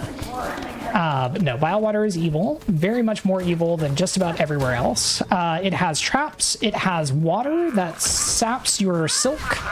It has a flea that requires you to fight snitch flies. Oh. It has random enemy spawns, so you can't really be sure about what your movement through a room is going to be. You simply have to react. For example, for some reason, no enemy spawned in that room. Unbelievable. Wow. So the fastest way through any room in Vile Water is to assume that nothing will spawn.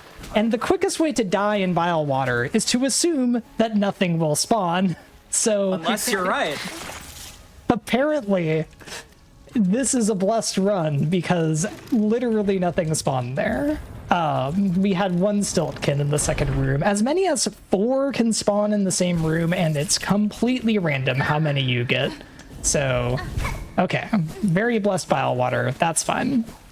Now we are going to be entering an area called the Mist. So, I do need to focus here for the Mist. Oat, if you want to take it from here. Yeah, so we're getting into the Mist here. I never quite figured out the gimmick when I was playing Silksong casually, but if you use your needle in, then what I assume are some kind of lumafly or moth flies towards the correct exit, and there are multiple exits in every room. There's a bit of speedrunning tech where we basically need to get 2 correct exits, and then we can just go for it in the third room and take a side exit, and then we end up in this crossing. And then... That is actually patched, but it is still true in certain rooms, and I did get lucky and got a room where it was true. But yeah, anyway, go on. Yeah, very nice. No, these wraiths are really mean, and they take you for a bunch of damage, but you can get a stun with your needle in like Math just did. And we're going to continue to follow the moths out of here. We're going to safely follow the moths out of here. Yep, just like that. And you have to go through... Okay, we did it. we did it. We did it. Okay, but we're not quite out of the woods because We're not out of the woods. There is another room here that we do have to do, and you very much can die here. So I'm not going to go for the fastest cycle. Yes, there is steam, there is spikes. We have cleared all of those beautifully. And there is a little flea friend over here that we get to save as our reward for surviving the Mist. All right, that was very much a sketchy Mist, but we did make it through, so we'll take it. And luckily... Marvelously managed that Mist, Matt. Got him. Thank you, Oat. How long were you cooking that one, Oat? I will not say. And luckily, that, of course, is the last hard part of the run, and nothing bad can happen to us from here on out. You say that, and yet I notice we're back in Vile Water. Curious. Yes. Well, you see, there's not 2, but 3 different fleas in Vile Water, and we have only saved 2 of them. The third one is, unfortunately, notably, in Vile Water still. And it is 90% of the way to the boss of this area, which is Groll. The name Groll might ring a bell to those traumatized by Silksong, as I have been. But luckily we don't actually need to do the fight here. And also luckily, if you, like me, did not find the secret hidden bench on the way to Groll, you might be very familiar with this run back and be just oh so prepared to save that flea. And luckily we can just quit out here, and now we are actually done with Vile Water, which of course means that there's no more difficult portions of the run coming up, surely. Smiling. Surely. Definitely not the worst arena in the game coming up right now. Now, you'll notice we're back in Far Fields. This is sort of the cleanup portion of the run. We do have, let's see, 4 more fleas to save, I believe. So we are nearly done with the fleas. But the 4 in question, 2 of them are here in the Far Fields. One, well, this is Deep Docks, but close to Far Fields. And the other 2 are in the Sands of Karok. And we'll be heading there afterward. But this arena here is absolutely evil. Okay, Oat, I will let you discuss the evils of this arena. Yes, so the enemies in this arena, not only do they throw exploding projectiles at you, on death they explode. Their heads have bells. Some of them carry bell shields, so you can't pogo them for damage. You have to hit them from below or from the side. There are several waves of just exploding projectile after exploding projectile, and then of course, to add insult to injury, the corpses themselves must explode. Yep, and on top of that, with every explosion comes tons and tons of smoke, and the corners of the room are obscured to begin with. Oh! And to add insult to injury, this flea is just sitting there napping. That flea was in no danger whatsoever, but we did go and save them. All right, that is unironically one of the most difficult things in this run. It is very, very difficult to get through that arena without dying, just because of how out of hand things can get when you take basically a single hit. What would you say, out of curiosity, the expected amount of health and needle upgrades would be for that late Deep Docks?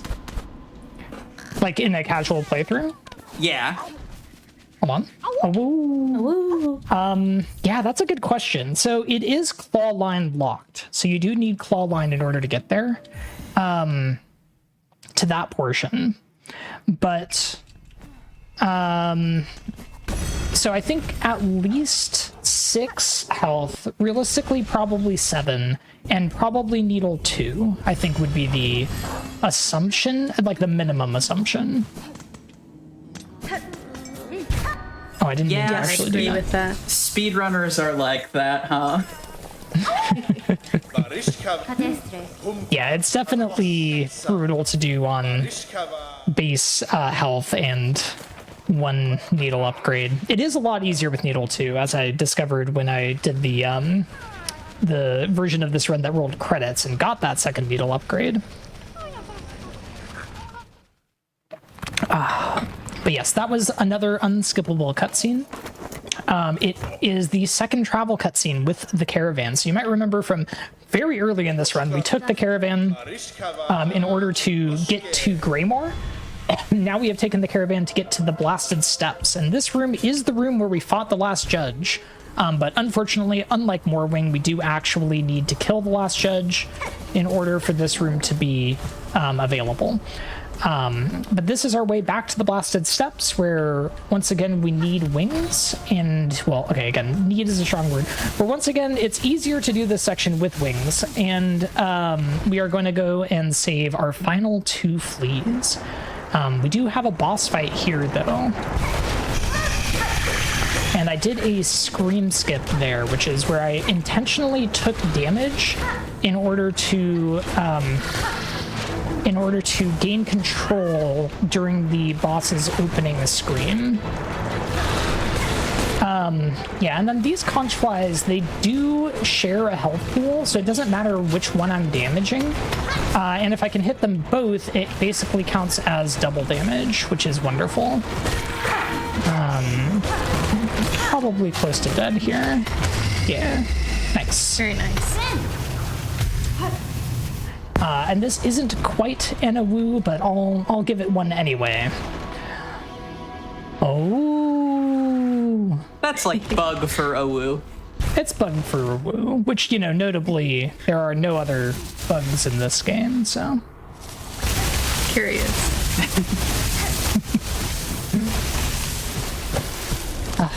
It reminds me of a post I saw from someone who said they had just picked up Hollow Knight, and they saw the opening poem from Monomon the Teacher that says a world of bugs and beasts, something like that.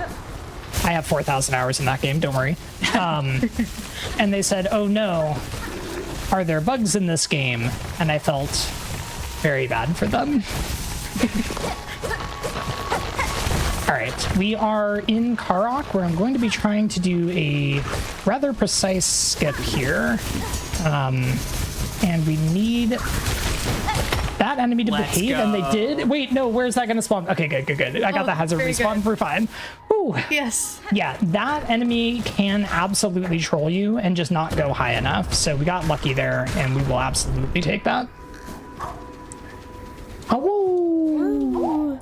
All right, and we have one more flea to save, which, again, I will be attempting to do a skip. This one is a little bit tricky. I'm going to be juggling this ball and hopefully gaining enough height. Good. Yeah, I'm surprised that one failed. There we go. Yes. All right, we take it. Oh, woo. Yeah, those juggles can be a little bit tricky. They're not consistent. When you hit them, they have a little bit of RNG to where they go. But if you're precise with it, you can get it most of the time. So that is all the fleas. That is 30 fleas, but the run is not quite over. We do have one more flea caravan cutscene to sit through, which again, of course, is completely unskippable. Please, do not test that at home. Do not look into this any further. And when we arrive, we will be getting the reward for saving all of the fleas, which is the Egg of Flelia. That is when time will be. So we talked to Mushka a little bit. He will give us a tool pouch, and then we need to speak one more time to get the Egg of Flelia. And time. GG. Look at all the happy fleas. Look at all the fleas, including our big friend in the back. And we can play for them. We can play the needle in and they sing along. It is adorable. See, this is such a fun end state for this run. Yeah, that about wraps it up. So, I guess I'll just give some quick shout outs. I want to shout out the Silksong meme speedrunning community. I think there's a lot of good Silksong meme runs out there, runs that specifically do not finish the game or have some strange goals associated with them. This is one of them, and it is my favorite, but there are plenty of others, including a Dapper Slapper run where you get all of the slaps in the game and things like that. The Silksong meme speedrunning community is really good, and I definitely recommend you check it out. Including there are some beginner-friendly categories there as well if you're interested in speedrunning this game. Silksong's fantastic, and I definitely recommend it. And yeah, you can find me at twitch.tv/Mthulu if you want to see more Silksong silly runs like this. I might be done with the Woo% for a little while. But also maybe not. But if you want someone who isn't done with the Woo% yet, then you should check out my commentator Oatmeal, because she is in the process of learning and running a Woo%. So if you have any shout outs, go for it. Thanks, Math. Shout out to Math. You made that look so easy. So surely everyone, speedrunning Silksong is easy and fun, and everyone should try it. Shout outs, Oat Nation. Thanks everybody who came out to watch in the chat. It was really great energy, and I had a really great time, and I just want to say thanks for having me. Of course. Chat, please give it up one more time for the incredible Mthulu and Oatmeal closing down Menagerie Day 1 with that run of Hollow Knight, Silksong, a Woo%. Hello, I'm Quacksilver? It's the strangest thing, y'all. I dozed off this morning, and I came to about 5 minutes ago with this strange creature staring directly at me and I don't know what it means, but I hear there's been some incredible Metroidvanias, so I hope everyone has had a good time with day one of the marvelous menagerie of Metroidvanias. If you missed out on some of our stuff earlier in the day, we are going to cycle right back to a replay from the top of the day immediately following this, kicking off once again with a little game you may have heard of called Super Metroid. And of course, we will be back right here on twitch.tv/GamesDoneQuick tomorrow at 1 p.m. Eastern for day 2 of the marvelous menagerie of Metroidvanias, kicking off with UFO 50. So multiple Metroidvanias all in one run. Sincerely, though, all hats and gags and things aside, thank you so much, everyone who has been hanging out today. This is truly a genre that is near and dear to my heart, and it is such a joy to be able to share it with you. One more time, from Mallory Metroidvania, this has been the marvelous menagerie of Metroidvanias, and I'll see you on the internet.